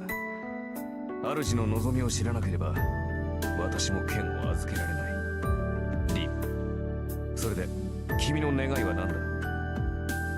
願い？そんなの別にないけど。何？ Aha! Archer's making a funny face. そんなはずはあるまい。聖杯とは願いを叶える万能の杯だ。マスターになるということは聖杯を手に入れるということ。だというのに、叶える願いがないとはどういうことだ？ Archer drops all pretense. Alright. Once the Holy Grail is won, the victorious master's wish has nothing to do with the servant. That's weird. Father mentioned that servants have their own wishes too, but that's their own business. Shouldn't matter to Archer whether or not I have a wish. よし、明確な望みがないのであれば、漠然とした願いはどうだ？例えば、世界を手にするといった風な。I know! She can wish for everyone to come back from the dead! And then the monkey paw curls. なんで？世界なんてとっくに私のものじゃない。あのね、アーチャー。世界ってのはつまり自分を中心とした価値観でしょ？そんなものは生まれた時から私のものよ。そんな世界を支配しろって言うんなら、私はとっくに世界を支配している。Zombie apocalypse, yeah. Archer looks at me with a strange expression. Man, he's stubborn. バカな。聖杯とは望みを叶える力。現実の世界を手にできる力だぞ。だって世界征服もめんどくさいし、そんな無駄なことを願っても仕方がないでしょ。あなた割と想像力が貧困ね。理解に苦しむな。それでは何のために戦う？そこに戦いがあるからよ、あーちゃん。ついでにもらえるものはもらっておく。聖杯がなんだかは知らないけど、いずれ欲しいものができたら使えばいいだけでしょ。人間生きていれば欲しいものなんて限りないんだし。つまり君は。ええ、ただ勝つために戦うの、あーちゃん。This is literally Rin just pulling out this nah, I'd win. Nah, I'd win mentality. Archer sighs and shrugs. Maybe he's fed up with me, but he finally relaxes. 確かに君は私のマスターにふさわしい。I don't know how to respond to comments like that, so I wish he'd stop making them. サーバントにマスターを選ぶ権利はないけど、一応聞いとく。なんで私が。言うまでもない。Whoops. 君は間違いなく最強のマスターだ。使える相手としてこれ以上のものはない。そう、ありがとう。あなたに言われるなら世辞ってわけじゃなさそうだし。I turn away to hide my embarrassment. Archer usually acts like a smartass, so this sincerity is blindsiding me. Admittedly, I'm happy he feels this way. I've come to trust him, and he's come to trust me. I don't think this mutual sentiment is a bad thing. さて、ならば一息入れようか。7人目のマスターが現れるにせよ、それは今すぐというわけでも。ちょっと待て、リン。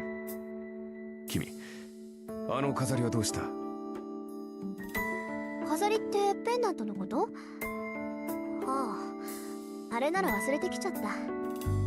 もう何の力もないものだし、別に必要ないでしょ。それはそうだが、君がそう言うならいいが。You didn't revive anyone with that pendant, did you, Ren? ええ、父さんの形見だけど、別に思い出はあれだけってわけじゃない。よくはない。そこまで強くあることはないだろう、リン。As he nags me, Archer holds out the pendant I left at school. 拾いに行ってくれたんだ、あーちゃん。もう忘れるな。それはリンにしか似合わない。Archer avoids eye contact as he passes the pendant to me, looking almost bashful. そう。じゃあ、ありがとう。I accept it. To be honest, I'm not sure whether to be embarrassed or to play it off right now. The pendant is as I left it. As I thought, it really doesn't have any energy left. It's just an expensive jewel now that it's empty. But to put it in Archer's terms, maybe it still has meaning as a memento of my father, even without its power. I suppose I can laugh this off as a net win, since I spent my trump card trying to save someone's life. 待った。I jolt up in my seat. I wasn't thinking straight while I lamented what I lost, but as I pull myself together, it strikes me.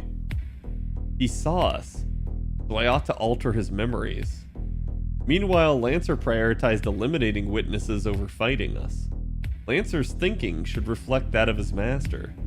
Which means, if a master who went out of their way to kill a witness finds out that he survived... そんなやつ、生かしておかない。I stand up from the sofa. It's already been 3 hours. I might not make it in time. But I can't let this happen, not after all the trouble I went through. I sprint through the night. Fortunately, I know where he lives. Not because I bothered to find out, but because someone I happen to know goes over to his place often. I've never been there personally. 全く余計な苦労を背負おうとしているぞ、君は。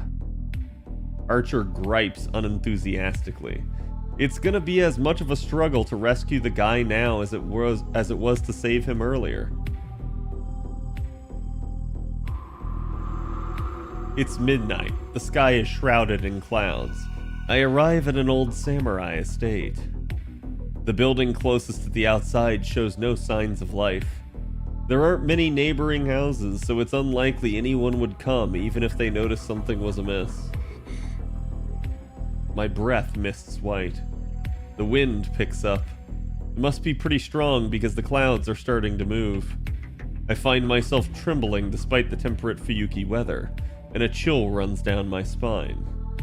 People call Fuyuki a warm place, but you can feel the winter chill from the hilltops.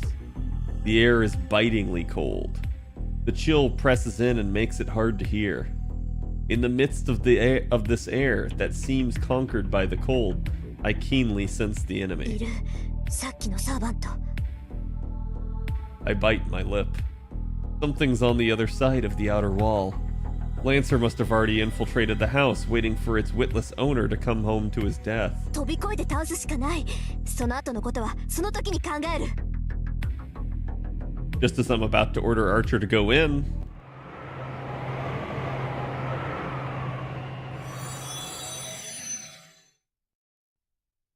a flash. From the house emerges a radiant white light bright as the sun. Its presence is all-consuming. The power radiating from Lancer is being washed away by the newcomer's even greater aura. An instantaneously explosion of ether gives the spirit physical form, and the summoned being overpowers Lancer. All I can do is whisper in awe. But the truth is staring me in the face. As if to prove the point, Lancer bounds over the wall, fleeing the compound. ねえ、あーちゃん。これももしもの話。さあな。だがこれで7人。ついに数が揃ったぞ、リン。 Archer is calm. Meanwhile, my rational thought goes flying out the window. What happens next should have been obvious. I'm not thinking straight. There's a strong gust of wind. The clouds cover the sky like an umbrella. Darkness shrouds the lightless outskirts of the town. A servant leaps over the wall and lands gracefully like an unworldly bird. Archer reacts. I fail to even twitch in response. I don't like that unworldly bird line. That's a weird translation to me. That's my fault. The fight ends before even a second passes. 1 second might be a brief instant to me, but it's a massive opening to a servant. A bladed wind closes in on me. え、あーちゃん。 Archer lunges in front of me while the servant cuts him deeply. It really was just an instant. Is Archer, who so gracefully fended off Lancer's brutal assault, going down in one hit? I made it in time. Before the servant's next strike takes off Archer's head, I force him to retreat. Pain throbs in my right hand. Because it was such an extreme order, it used up one of my command spells. Now I only have one left. But this was for the best. It's worth losing a command spell or two to make sure Archer doesn't die. Without skipping a beat, the servant comes for me や next. めるな。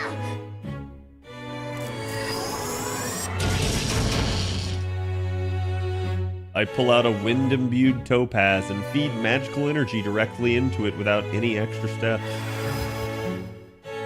It's a cluster of wind spells that I've been feeding into it day after day. and they're enough to blow away a house or two without leaving a trace.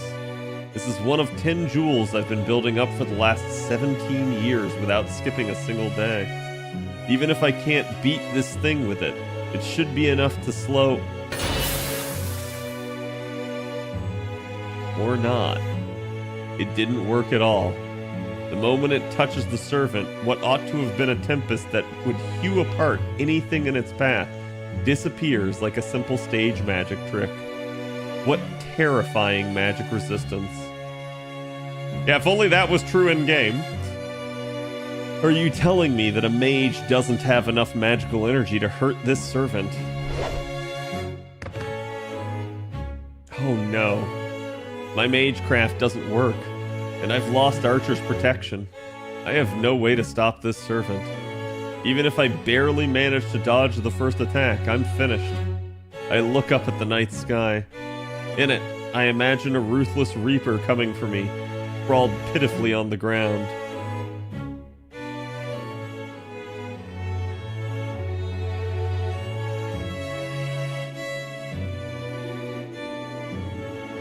But instead I see Baber! The wind blows. Through a break in the clouds, the moon peeks out through the spiral-like sky. The moonlight highlights her elegant profile. So this is the face of the servant who drove off Lancer, took down my archer in one blow, and shrugged off my magecraft like it was nothing.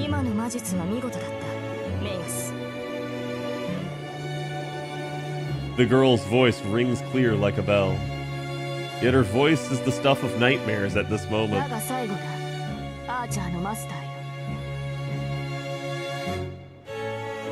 The sword she's thrust at me seems to shine.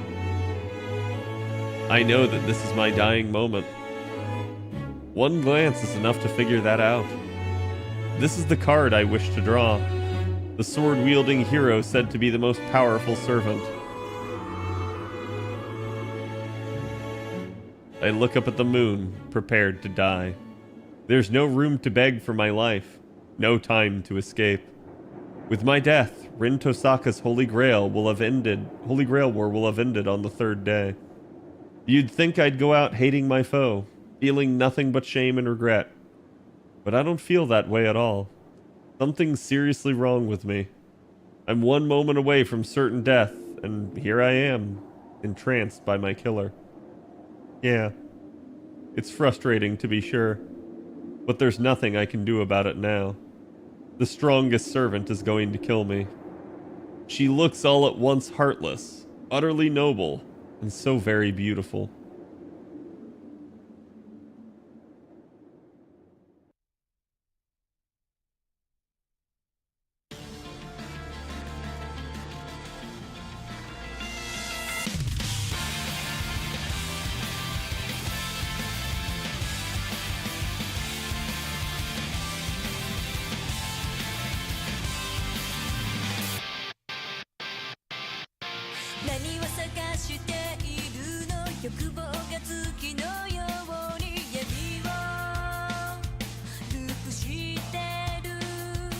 The animation new? It feels improved.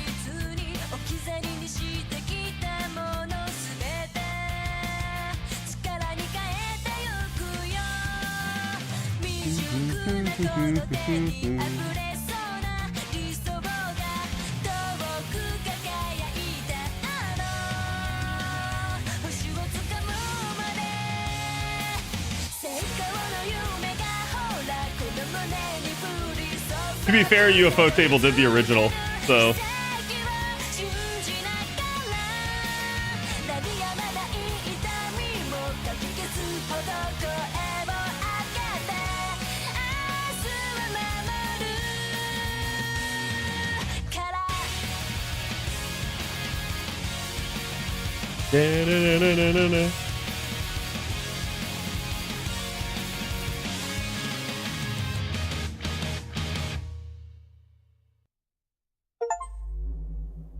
Ah, we beat the prologue, chat.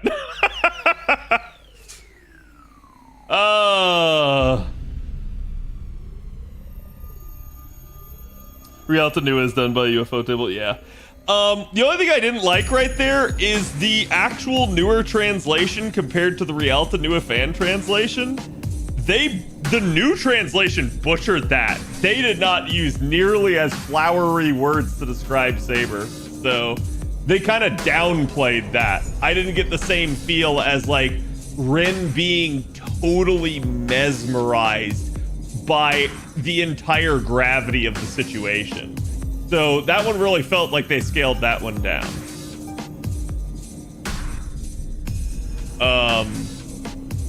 Did I beat the prologue?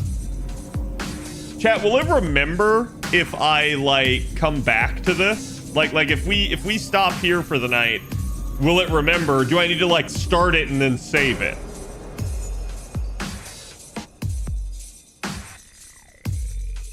Great stream, Cat. Thank you. Yeah, I was trying to do my best there to really get the emphasis on the lines, but holy crap, that's a lot of reading. Oh, it literally minimized.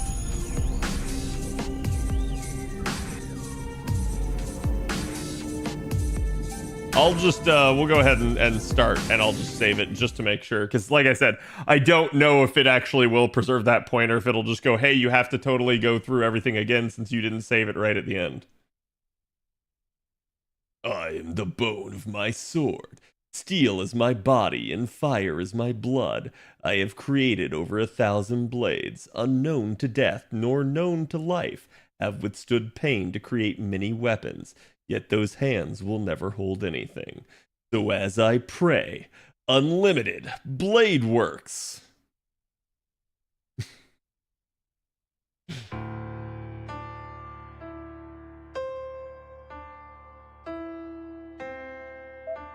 Okay, save. There we go. Yeah, I was worried that it was not going to like remember the fact that I had beaten the prologue, basically. Okay, chat. So yes, we will end it here for tonight. Let me see if there's anybody on. I know it's kind of late. Ooh, I see a Mr. CZ. Let me send you guys over his way. And again, I will probably not be on tomorrow. I may consider streaming. We'll see. But I probably should take the day off. We do have D&D again this weekend. And if I don't see you Sunday for D&D, then I will see you guys Monday for obviously more FGO and probably more Fate Stay Night. Again, we are in this like long haul basically for JP. We're also only going to have, you know, again, like Road to 7 and stuff coming up on NA, so expect it to be a little bit dull FGO wise for a little bit here, but it is what it is. So again, I'm going to send you guys over to CZ stream. Thank you guys for being here. I look forward to continuing this. I'm really hype and I am enjoying the remaster here, so I am definitely excited and I hope you guys are. But again, thank you guys as always for all the support. Go give CZ my love and have a good one.